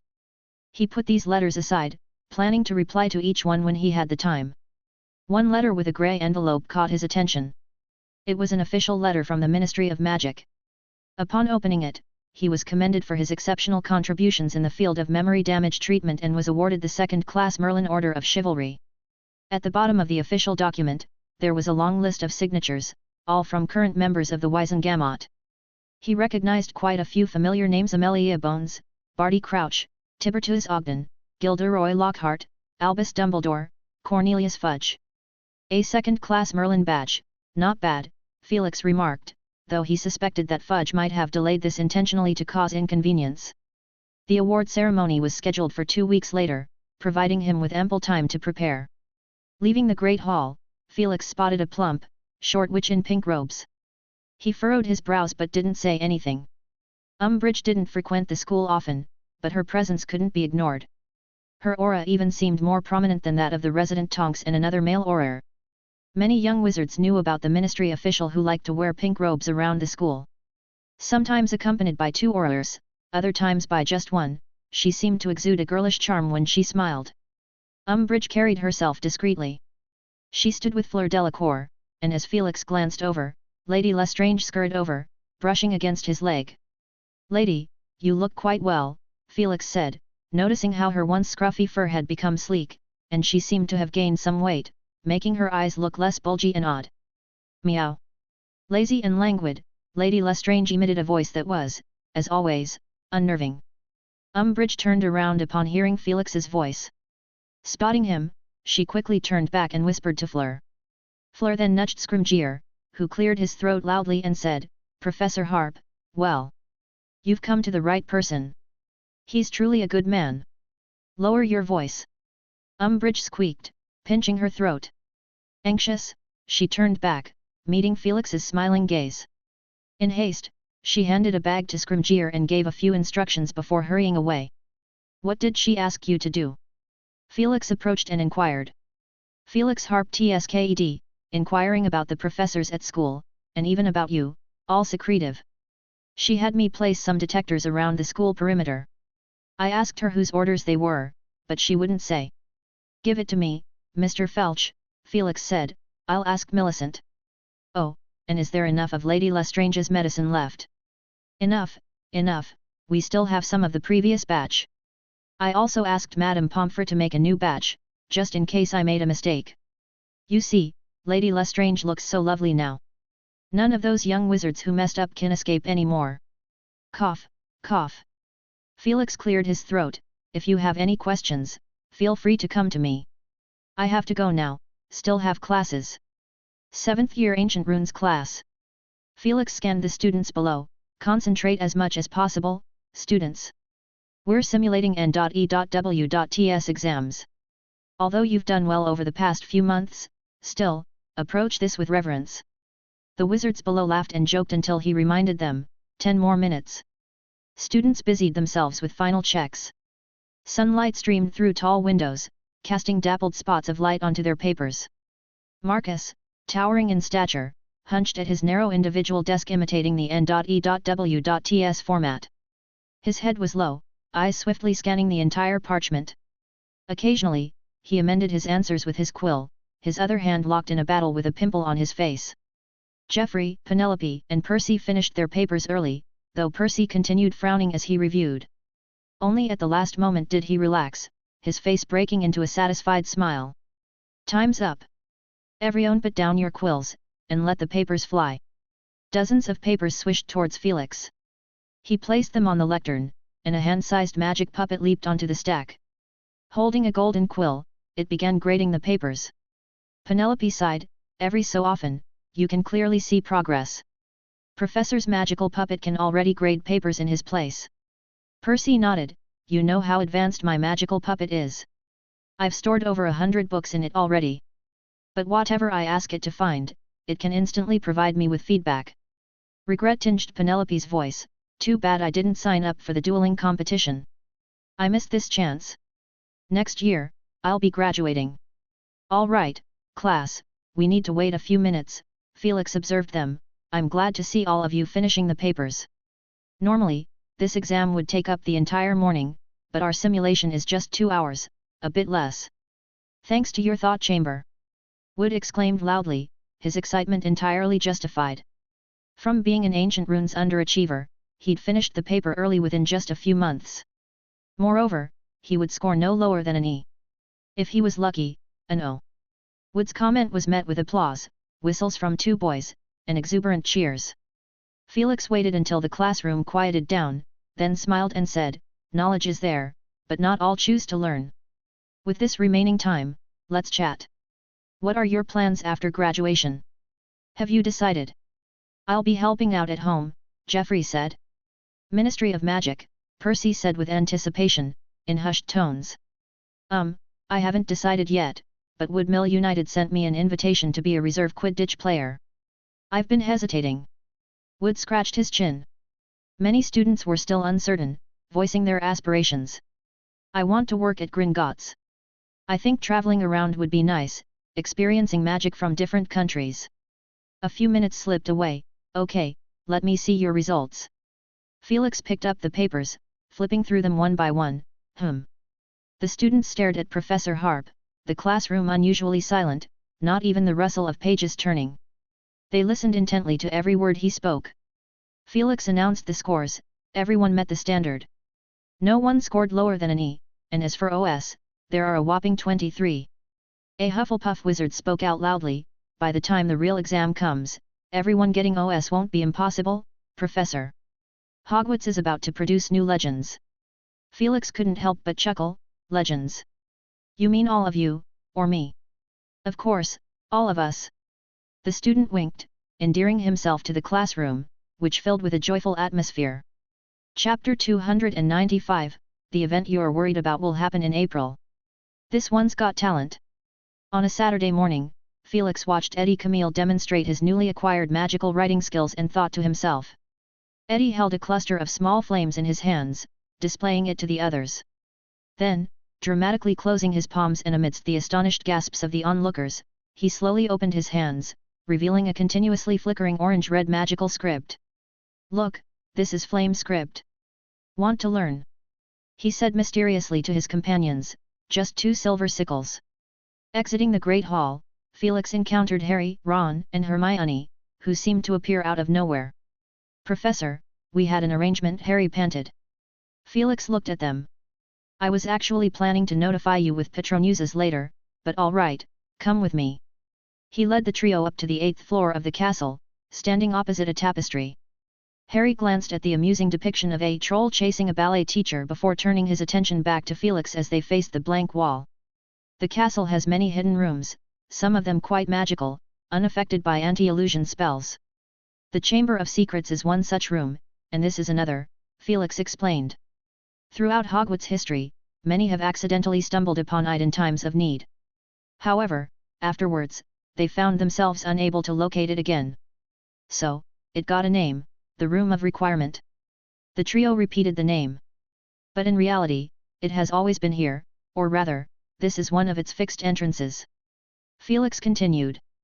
At this point, he seemed to drift off, lost in thought. The Room of Requirement was integrated into Hogwarts' magical defense system, relying on the castle's magic to function. And as far as he knew, the entrance of the Room of Requirement could appear anywhere within the castle. If he could harness this power, could he bypass the restriction of the anti-disapparition jinx?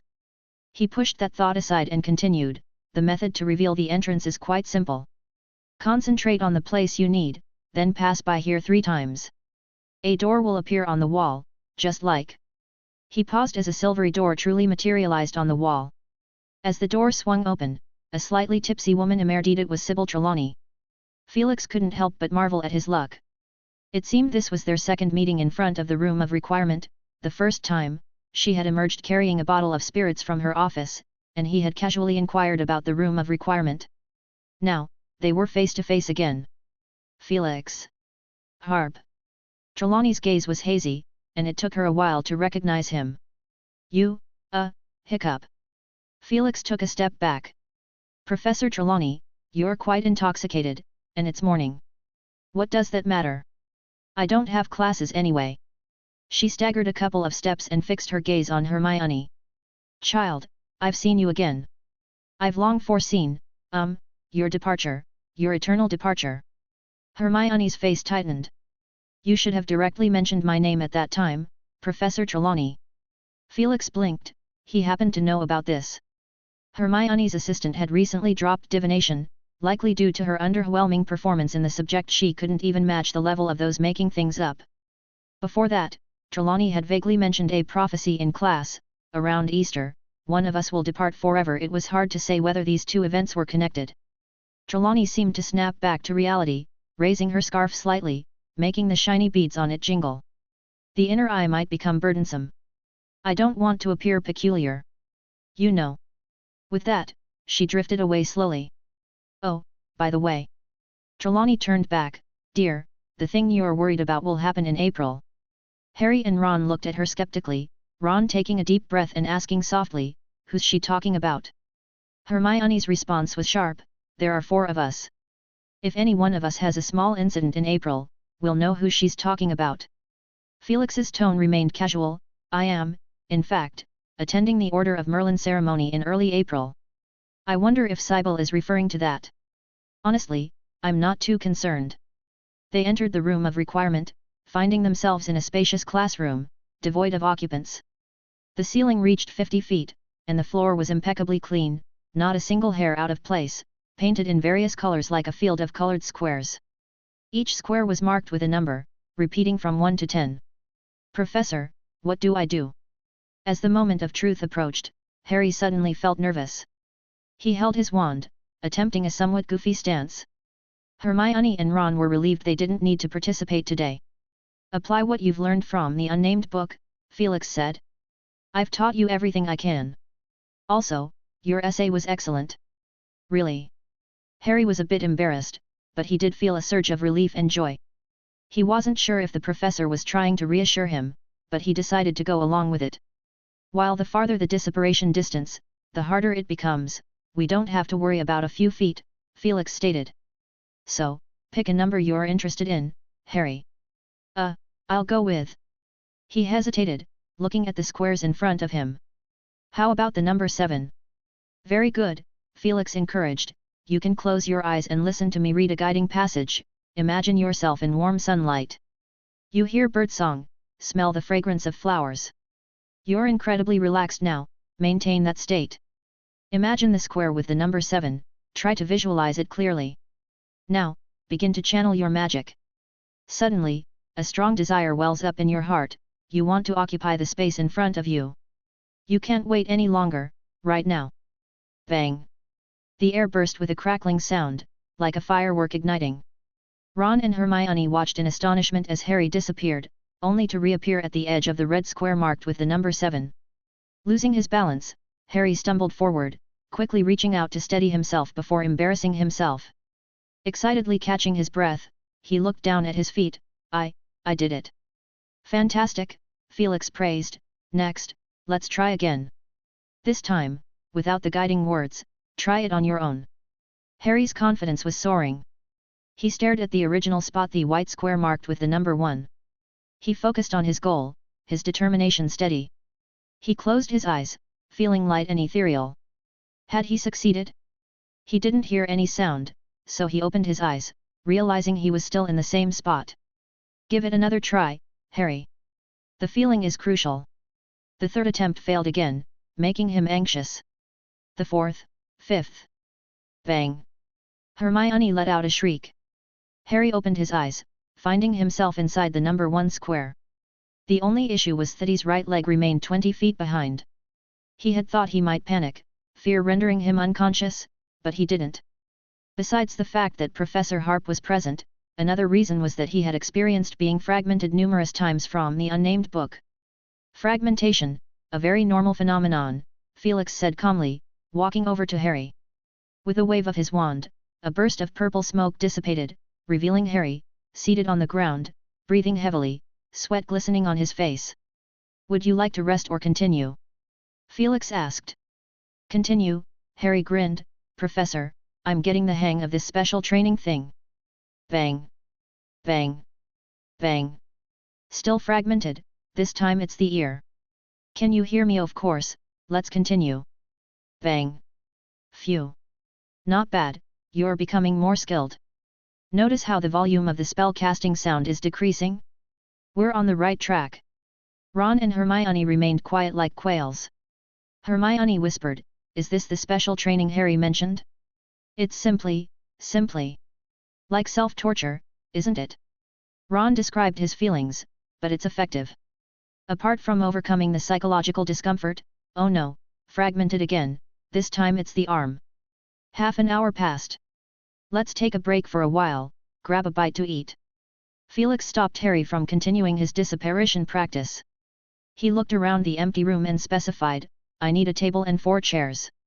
The room of requirement complied, presenting a small brown table and 4 cozy armchairs. Felix winked at them, I'm demonstrating for you. You might find it useful in the future. Actually, you can just mentally request it. He waved his hand, and a few plates of appetizers and chocolates, along with a large jug of fresh orange juice, floated out from his left-hand ring. Harry walked over, feeling light as air, legs like cotton. He slumped into the armchair, feeling utterly drained.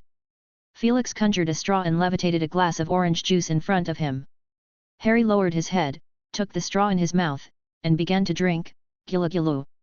Professor, if I want to practice disapparition, do I need to do this too?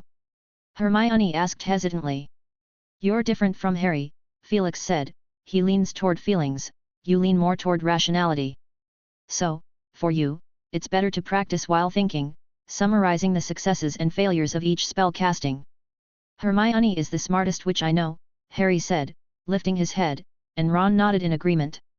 It's not about being smart or not, Harry, Felix said gently, everyone excels in different ways. Some people simply rely on intuition to learn magic, like you. You can consider it a kind of innate talent. Ron pondered for a moment. I think I also rely on intuition, no, more on experience. I learned a lot of magic by experiencing it firsthand. Like the impediment jinx, stunning spell, disarming charm. Felix looked at Ron strangely. He had heard from Hermione that Ron had developed his own experience-based learning method, physically experiencing the effects of spells, which greatly expedited his learning process. Once, while learning the impediment jinx, he had let Harry bind him over 20 times. By the end of that day's dueling club session, he managed to conjure a finger-thick rope with the spell. It was said that quite a few people attempted to replicate his feat, but no one managed to reproduce Ron's achievement. Felix speculated that either Ron had an innate talent for growth through self-inflicted suffering, or his potential extended beyond that, but he didn't usually show it, so he unconsciously found such an outrageous excuse for himself. Chapter 296, You Can Trust Him. After the day's practice concluded, on their way back, Hermione walked in silence with a furrowed brow. Hermione, you're not still thinking about Trelawney's nonsense, are you? She's just an old fraud, Ron advised her. I was nearly taken in myself, but after I made up a month's worth of bad luck and got an outstanding, I stopped believing in her. Then, he turned to Harry, excitedly saying, I've learned a trick or two from Professor Harp. If you ever get sorted again, I can help. He gave Harry a meaningful look. Harry shivered slightly, finding little comfort in his words. He held a Muggle coin in his hand, a 50-pence piece with 7 sides, glinting slightly in the sunlight. Ron stared at the coin and said, I still have the one you gave me last year. But Professor Harp really is interesting. Who would have thought of this? Before the practice ended, Professor Harp had asked Harry for a coin. Harry had intended to pull out a bronze nut, but unexpectedly found this silver coin in a corner of his pocket.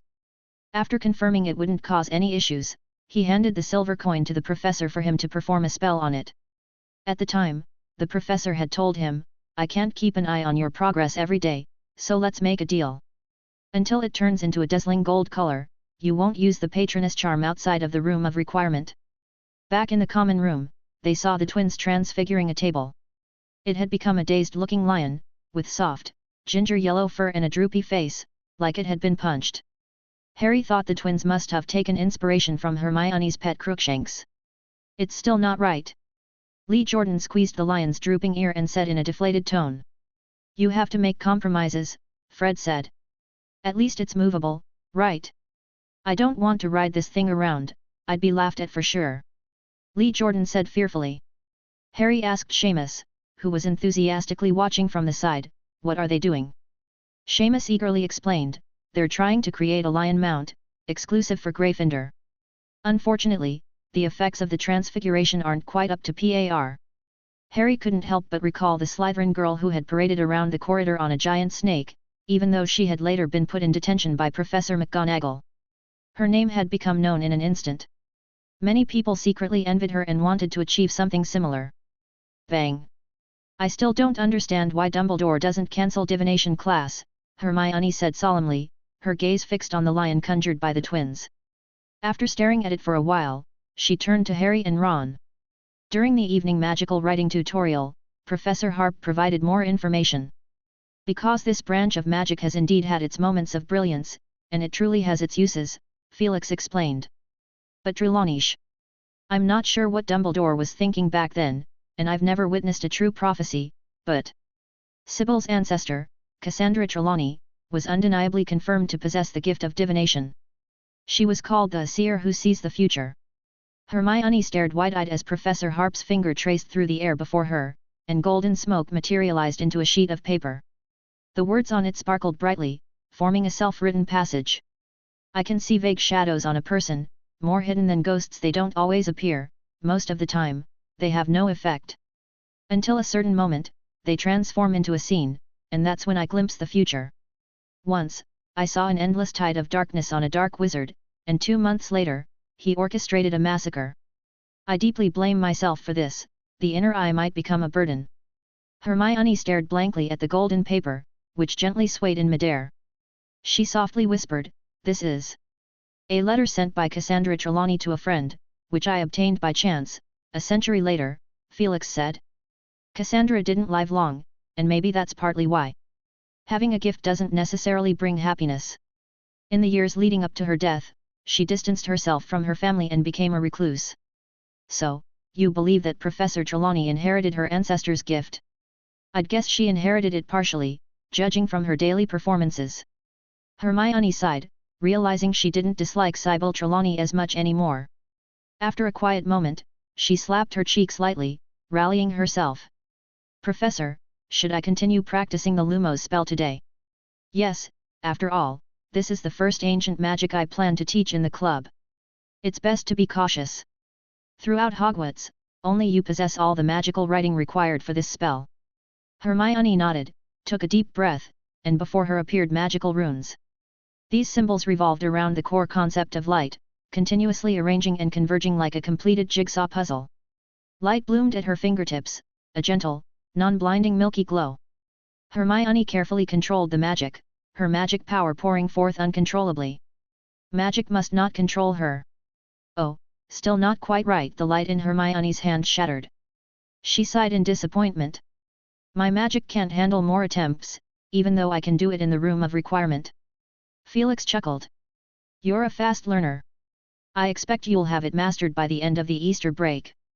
Hermione wiped her brow and noticed the Marauder's map on the work table.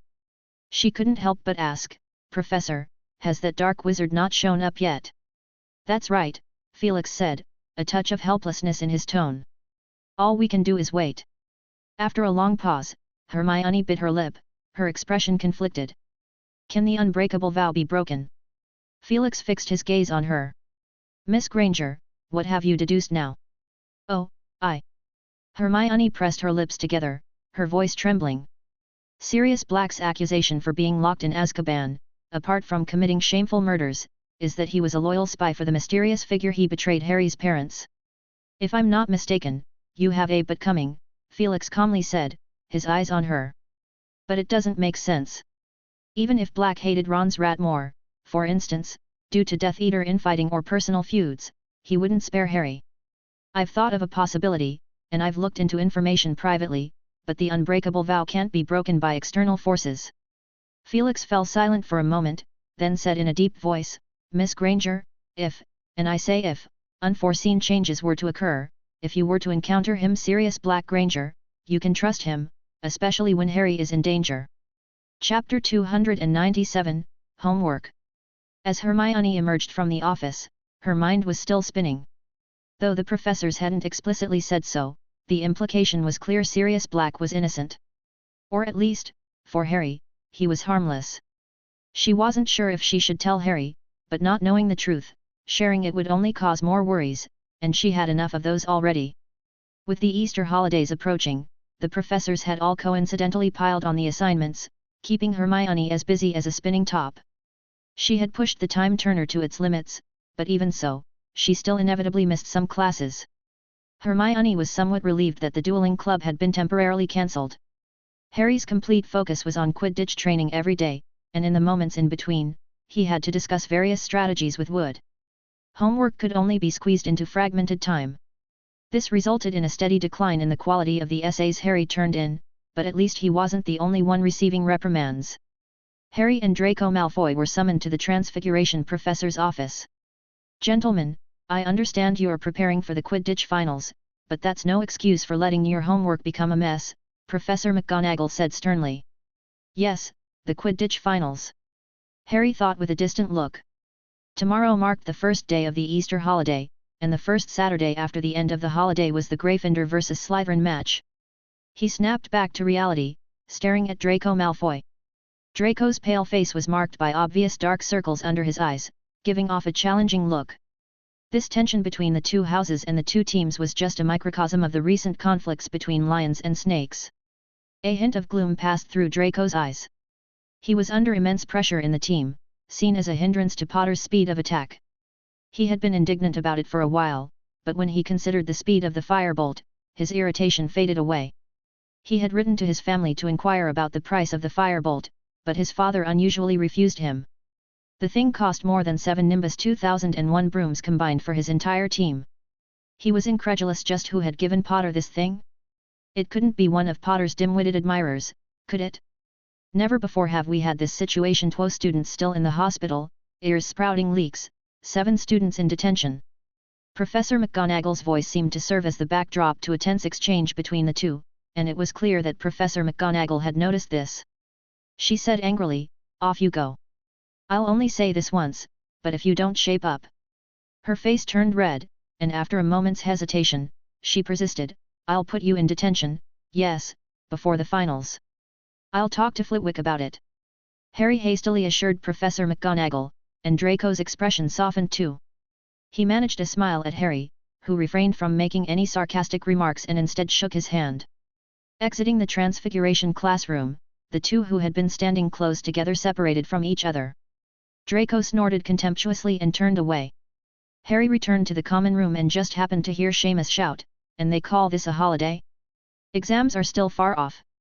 Approaching the commotion, he discovered them tallying up the assignments from various subjects. Dean Thomas, counting on his fingers, had been at it for a good while. History of Magic, 3 2-foot-long essays, Potions, 3 essays, one of them is 3 feet long. Snape's brain must be addled. The title. Let me see an analysis of Wolfsbane potion enhancement formula. Dean muttered a curse under his breath, protesting, we're not even being tested on this for the final. Why make us write this stuff? He grumbled, understanding the latest developments in the field of potions, he just wants to show off his research. Harry couldn't agree more. Dean continued, Transfiguration, 2 essays, plus animate to inanimate transfiguration practice, astronomy, 12 star charts. He heard a retching sound nearby and turned his head to find Neville, who said with a pale face, sorry, feeling a bit queasy. The twins leaned over, asking, want some peppermint elixir? Harry looked puzzled. Isn't that for curing colds? Invigoration draft was Madame Pomfrey's specialty, having an immediate effect on colds and flu. The only downside was that after drinking the potion, smoke would continuously emit from one's ears for the next few hours. We've made some improvements to it, making it live up to its name, Fred said with a grin. Let me show you. He pulled out a sweet and popped it into his mouth. We've turned it into a solid form, making it easy to carry, so you can take it even in class. Well, it's a bit nasty, George, take note, we can make it taste like fruit. Got it, mate, George said, taking over the explanation and addressing the young wizards around them. For the next few hours, you'll be bursting with energy, with just a tiny side effect. Woohoo! Fred seemed to have been hit by something. Smoke poured out of his ears, accompanied by a loud whistle from his mouth. He declared spiritedly, see that? Instant fatigue relief, a worry-free pill, 7 sickles a pop. Dean was quite intrigued, and Harry looked at the stack of homework on the table, feeling a bit tempted.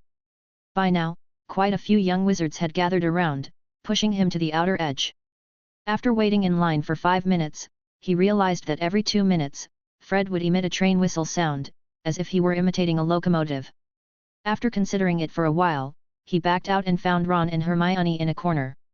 Hermione's eyes were a bit red, and she was yawning in small, frequent bursts. He thought that Hermione needed the invigoration draft, or rather, the invigoration sweets. She was scribbling and drawing on a piece of parchment. Harry took a quick look and realized it was a study plan for the final exams. After a while, Hermione finally finished her immediate tasks. Biting on her quill, she said, we should make full use of the Easter holiday. I've already completed the assignments for History of Magic and Astronomy. Ron was puzzled. Don't you usually finish ancient runes first? The professor exempted me from that assignment, said it wasn't worth the time, Hermione explained. Ron let out a wail. How could they? I was counting on using your essay as reference. In fact, Hermione said with a serious expression, in the top 10 of the parchment leaderboard, everyone's been excused from their assignments. Ron's gaze turned to Harry, full of anticipation. Harry shrugged, most of my holiday will be spent training. We have an advantage, but there's still a chance of a reversal. It's the worst scenario. Ood's gone mad. All right, I'll write it for you, and once it's done, I'll lend it to you, Ron sighed.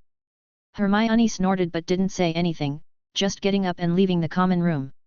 After a while, she returned with a yawn, looking even more fatigued. Harry continued the previous conversation. Speaking of which, it's a bit strange. Professor McGonagall isn't stopping me from going out anymore. Hermione jerked upright, suddenly alert. What's up, Hermione? Harry looked at her strangely. Do you know the reason? Not yet, it's another matter. I can't be sure, Hermione hesitated. I'll talk to you after the Quidditch match. The next morning, Felix Harp, well-dressed, attended the award ceremony. The plot of the third year was drawing to a close, and it was progressing a bit slowly. I'm not sure if I can finish the third update today, so you might have to wait until tomorrow to read several chapters. Chapter 298, Crouch and Bagman. The Ministry of Magic.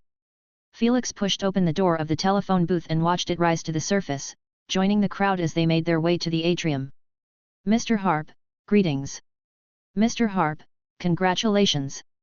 Felix nodded in response one by one. After giving a speech at the Ministry of Magic, he had gained several acquaintances. He walked confidently to room 3 in the visitors' area, where an elderly wizard sat alone. With shaky movements, the old wizard raised his head. Felix Harp. Are you Augustus Gray? I remember you from the Order of Merlin ceremony in Belby. The old wizard grinned, his mouth devoid of teeth. Rare indeed, to see an outstanding young man before I retire. You're too kind, Mr. Grey, Felix said with a smile. The two chatted, with Augustus Grey having worked in the Wiesengamot Office of Magical Law Enforcement for 70 years. He handled routine paperwork and had risen from a reckless young man to the head of the office. He was well versed in the workings of the Ministry of Magic, knowing many anecdotes and gossip. That young girl, Berta, so innocent and helpful. She asked me if I needed a walking stick. Felix blinked. Berta Horkins? I think I've heard that name. A cheerful voice came from behind them. Ha, what are you discussing? Felix turned around to see a large wizard. It was evident that he had once been tall and strong, but he was now on the decline, his figure more round, making it hard to associate him with the word burly. His gestures were grand, with his arms swinging as he talked. His voice was full of emotion, incredibly engaging. Hello, I'm Ludovic Bagman. You must be Felix Harp? I've heard about you from people in the department. Arthur Weasley. I don't know if you're acquainted, but he was quite impressed by your last speech. Bagman shook his golden hair and leaned in close, whispering, well done. I also can't stand McNair, really can't stand him. Felix spoke mildly, Mr. Bagman, I just gave a regular speech. Yes, Bagman eagerly interrupted, his face lighting up, who's to say otherwise? I wasn't at the department then, I had a fan gathering, these people are so enthusiastic. Merlin, I love them, but, well, I knew what it was all about from the first time I heard, I'm quite familiar with some pure-blood families, through my father's connections, they told me quite a bit. Felix smiled, I'm curious to know what they said. Cough cough, I can't say, I promised them, but, Bagman paused for a moment, unable to restrain himself, and then said mysteriously, you have quite a reputation in the pure-blood circles, they hold you in great awe, I think even more than they do Barty Crouch, speaking of which. He suddenly called out into the distance, and Felix followed the sound of his voice to a man around 50 years old, standing straight, movements rigid, his spotless robes without a single crease. Crouch walked over, moving in a perfectly straight line. Bagman, hello. Crouch spoke politely, his short beard immaculate, as if it had been trimmed with a ruler. I've been looking for you, work-related matters. Let's set work aside for a moment and have a chat, Bagman said enthusiastically. Allow me to introduce you. This is my new friend, Felix Harp, today's star, a unique talent in the field of memory treatment. Crouch calmly extended his hand. Hello, Mr. Harp, a pleasure to meet you. However, I'm pressed for time, I have a meeting with the Bulgarian minister about the Quidditch World Cup shortly. Hello, Mr. Crouch, if you have matters to attend to, feel free to leave at any time. Absolutely, Bagman said with a beaming smile. Who else but you can understand their convoluted and eccentric accents? You've really gone through a lot. You're joining me too, Bagman. There's a lot of work over there that needs attention. Otherwise, it's 200 grains of sand, the numbers keep growing, and I'm stretched thin. I know, Bagman said awkwardly, but he quickly found a reason.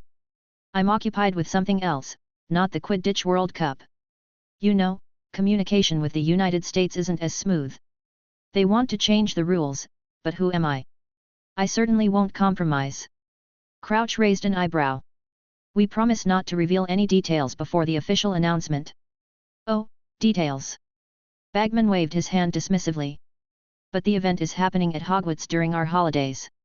We have to talk to them about the details. See, I bet Harp here knows something. He turned to Felix with anticipation.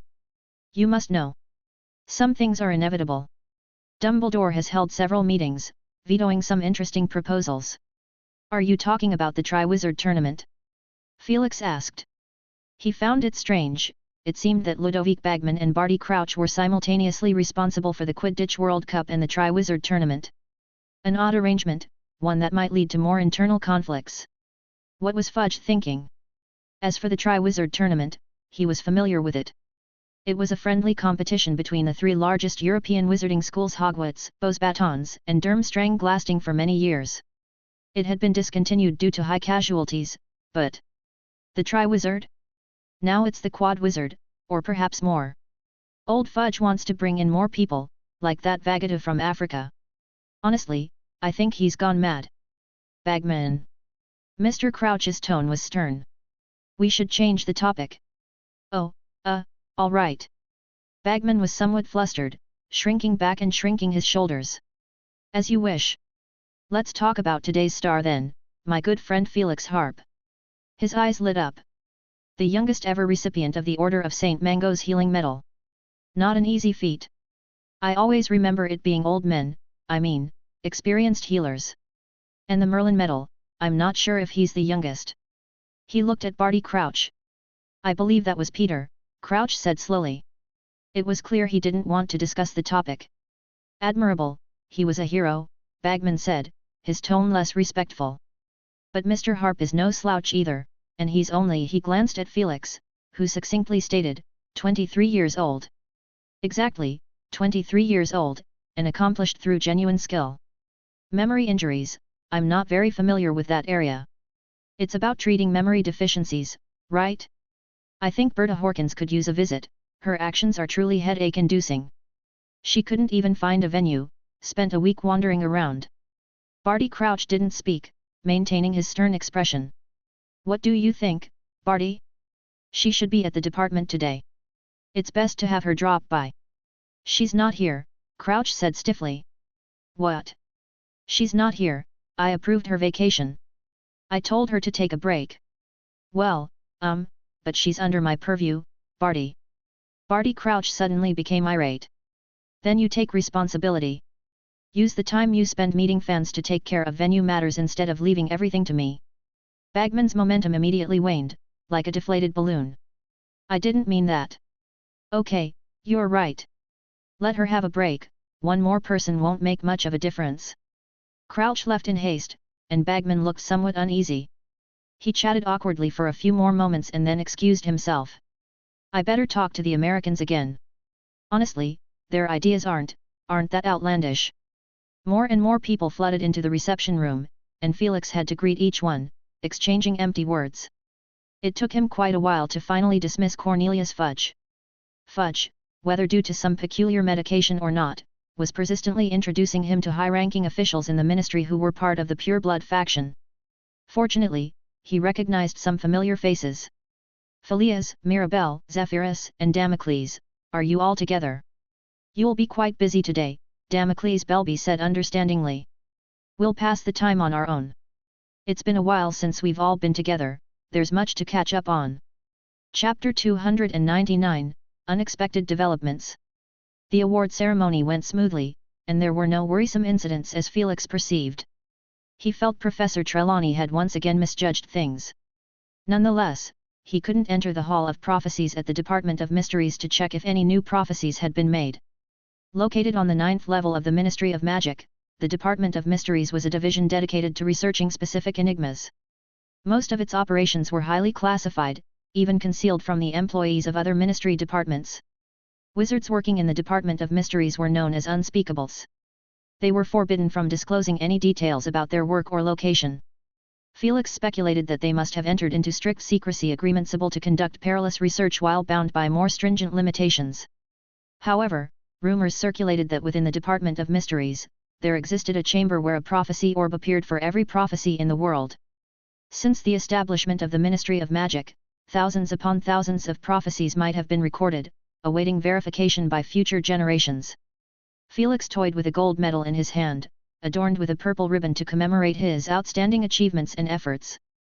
Belby had told him that the first-class medals featured green ribbons, representing Slytherin House. Wasn't Merlin from the early Middle Ages? How does he connect to Slytherin? Felix curiously inquired. Some pure-blood families, when tracing their ancestry, claim their forebears followed Merlin. Is that true or just a fabrication? Who knows? Though some families do have ancient lineages. Returning to his office, Felix had the upcoming 2-week Easter break to properly organize his recent work. But first, he had to deal with the half-roomful of Easter eggs. He suddenly felt a pang of discomfort. These chocolate treats could easily last him a decade. He selected some to give to Sirius, and incidentally handed over the results of his recent analysis of the hotspot map. It was a rather crude map, only palm-sized and irregularly shaped, like a child's hasty doodle. It simply marked the castle, the forbidden forest, the Black Lake, and Hagrid's hut. Sirius took it with a slightly disdainful expression. It was covered in countless tiny dots, dizzying to look at. However, some names were marked in golden letters: the people Sirius cared about: Harry Potter, Remus Lupin, Severus Snape, Albus Dumbledore. Actually, Wormtail is on here too, just invisible. Sirius tore open the wrapping of an Easter chocolate egg with his teeth, taking a hearty bite of the chocolate. Thanks, otherwise I'd have gone mad. He kept staring at the palm-sized paper. Creaker whispered, the spendthrift young master goes to the Muggle community every day to play chess, coming back smelling foul. Shut up, Creaker. Sirius snapped in embarrassment. Days went by, and Felix took some time to reorganize the magical objects he had researched this year, compiling the research materials in the Pensieve. Mundungus had gone on a planned trip to the Far East, bringing back a plethora of magical artifacts. Felix had just one request: ancient ones. As he expanded his horizons, he increasingly felt like a younger Flitwick, having mastered too much magical knowledge, yet only a small fraction of it was applicable. This is exactly why I wanted to write the Book of Magic Runes. Felix thought to himself. With each flicker of his thoughts, magical symbols appeared in the air: gold, red, blue, green, like colorful rivers flowing through his office. Next up, the nameless tome. Ha, I remember Ron Weasley calling it the Phantom Book. It really is somewhat reminiscent. In front of Felix Harp, a semi-illusory book appeared. The first few pages were tangible, while the rest were ethereal. It was similar to the nameless tome Harry held, but the two were incomparable. Turning to a new page, magical symbols leapt from the colorful rivers, diving into the pages. Various forms of runes materialized on the page. A cascade of falling water, lightning slicing the sky, a bridge connecting two places, ever-expanding green mist. Felix watched all this contentedly. If he included all these runes, it meant he would fully comprehend the magical symbolism behind them, even if the process might take a considerable time. Suddenly, a question arose in his mind: how did ancient magic come into being? Were wizards born with it? That seemed unlikely. He leaned more towards the idea that ancient wizards stumbled upon this inspiration while studying magical creatures and plants. The distinction lay in the fact that, for magical creatures, their talents were instinctive, not learned, much like how humans naturally ran and jumped. They inherently released lightning, changed shape, but unavoidably, their bodies restricted them. Yet, ancient wizards managed to liberate these inherent talents through ancient magic. They inadvertently broke free from these confines. Their challenge shifted to controlling these talents so they wouldn't go awry. From another perspective, they made this magic more potent. Felix had a realization and took out a stack of parchment. These were Slytherin's manuscripts. He had sealed them away due to Salazar Slytherin's brutal methods and the incompatibility with his own path in runic magic. However, now it seemed these paths converged. Unknowingly, he could now decipher others' paths with his own. Skipping the gruesome, brutal methods, Felix gazed at the records of magical creatures, especially the 3 pieces of parchment he had previously chosen as suitable for himself. They documented Slytherin's early research into blood magic, how to extract magical creatures' innate talents and transform them into spells usable by wizards. This seemed to coincide with Felix's speculation Salazar Slytherin once contemplated retracing the steps of ancient wizards, drawing inspiration from the broader magical world. Regrettably, he eventually abandoned this path.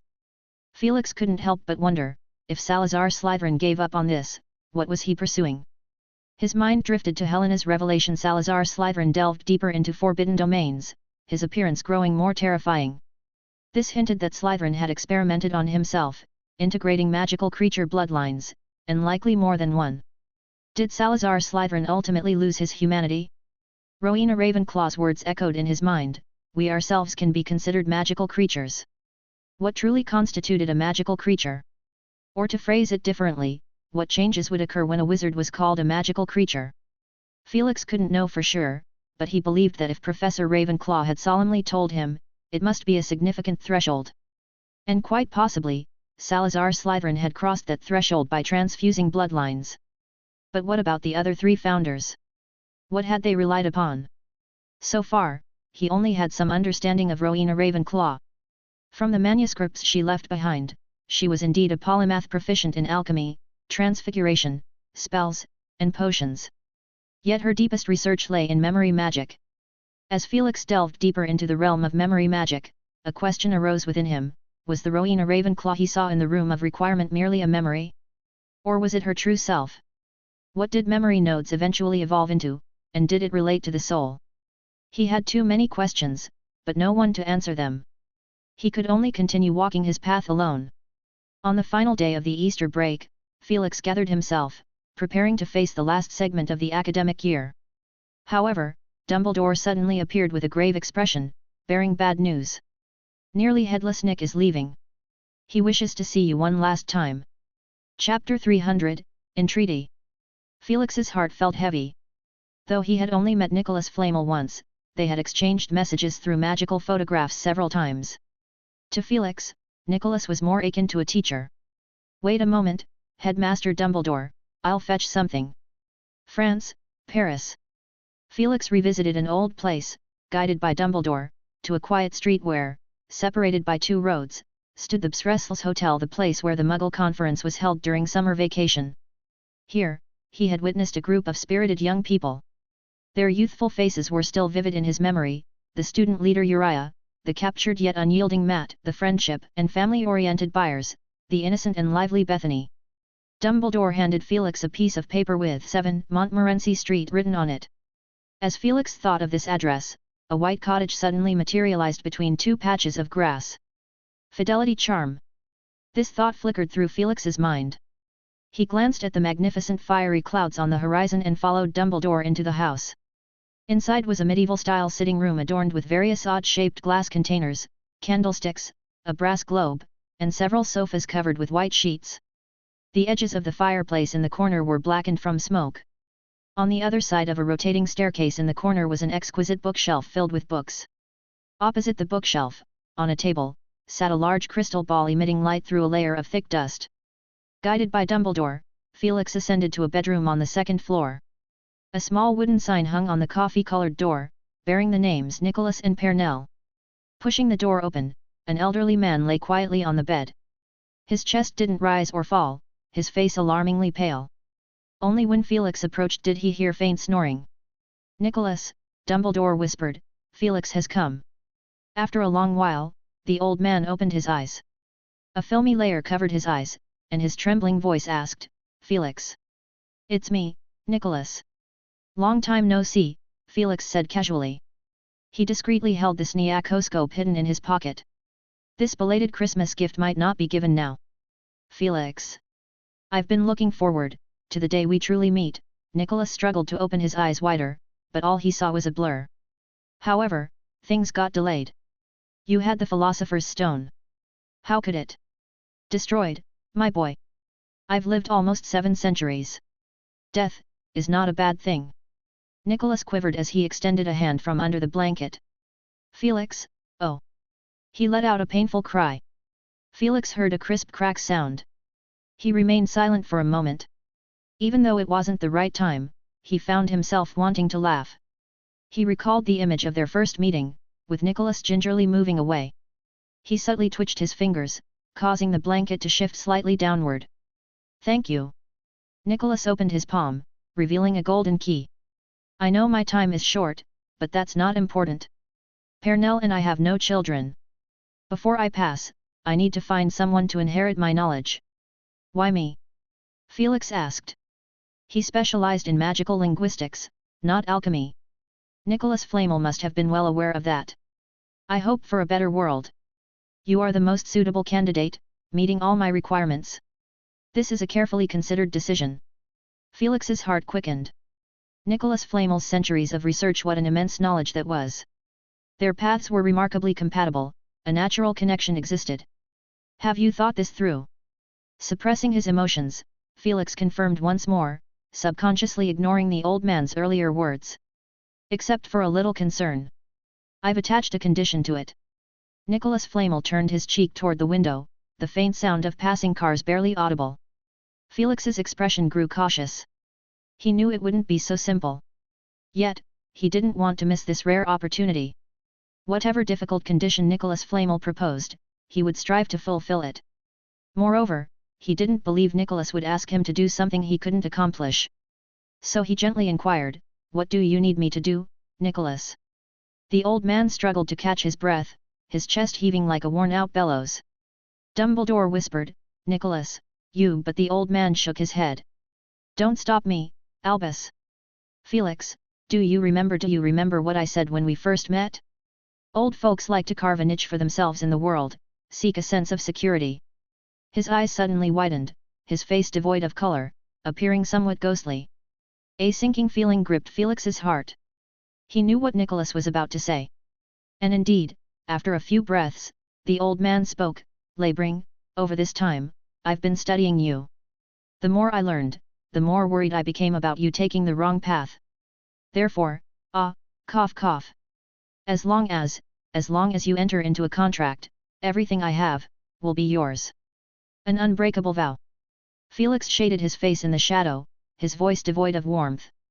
The unbreakable vow was a powerful magical oath between wizards. Its potency was immense, and the consequence of breaking it was death. Felix had entered magical contracts before, but compared to the unbreakable vow, the degree of constraint was worlds apart. With the former, he could find ways to escape or redirect the magical effects.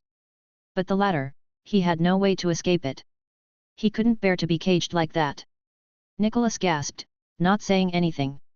He fully confirmed Felix's guess and struggled to raise the key in his hand, but it seemed he lacked the strength. After careful consideration, you came up with this solution. You really outdid yourself, Felix remarked sarcastically. Cough. I know. If I had time, I would have observed you for decades. But, Felix, I'm dying. That's your issue. Felix's pale blue eyes stared intently at Nicholas Flamel, and he continually tried to lift the golden key in his hand. Here's some advice for you. While you still have time, find another person willing to make the deal. Nicholas seemed to gain some spirit. His words flowed more smoothly. If you agree, you'll inherit all my possessions. Not just what you see here. I have 12 safe houses around the world, 7 libraries. They hold almost 7 centuries of my accumulation, alchemy, ancient magical languages, spellbooks, ancient magic. And I'm a governor at Beauxbatons. If you agree, everything will be yours. Believe me, the conditions aren't harsh. His eyes gleamed with hope. Felix retorted coldly, I'm not foolish. Aside from refusal, I have nothing to say. Felix looked to Dumbledore, his gaze full of inquiry. So, are you here as a witness? No, Felix. Dumbledore sighed sadly. I'm not sure of Nicholas's intentions. He turned to the old man and said gravely, Nicholas, we both know this isn't a good solution. Nicholas didn't argue. I know. If I had time, I would have observed him for decades. But, Felix, I'm dying. This is your business. Felix sat on the only chair, his right leg crossed, his black wand deftly twirling in his hand. He spoke nonchalantly, what do you want to do? In your current state, you can't do much. Nicholas smiled. That's actually my advantage. I'm dying, this is my advantage. He emphasized the point. Felix looked at him in surprise. The old man continued gently, your answer has never changed. You detest external constraints. Therefore, I have a backup plan. He extended his hand, and a series of magical symbols formed in his palm, coalescing into a golden eye. Do you know ancient magic? Living for a long time has its benefits. You can draw parallels. In fact, I've never practiced. Felix asked cautiously, what do you want from me? From you? No. I just thought of paying a visit to your home. Don't even think about it. Don't even think about entering my mind. I'm dying, Felix. The old man extended his hand, looking at him with a pleading gaze. No one will hear your secrets from me. Silence enveloped them. In the stillness, Felix seemed to see the old man's life slipping away bit by bit. Each breath came with a hiss akin to a serpent's, and he suddenly softened. Angrily, he said, I'll watch you die. You won't die in peace. Nicholas Flamel burst into hearty laughter. For him, at this moment, death was a blessing. His tone carried a contented resignation, you won't be disappointed. Felix stood up and walked briskly to the side of the bed, scrutinizing the frail and pallid hand. Just as it was about to descend, he grabbed it firmly.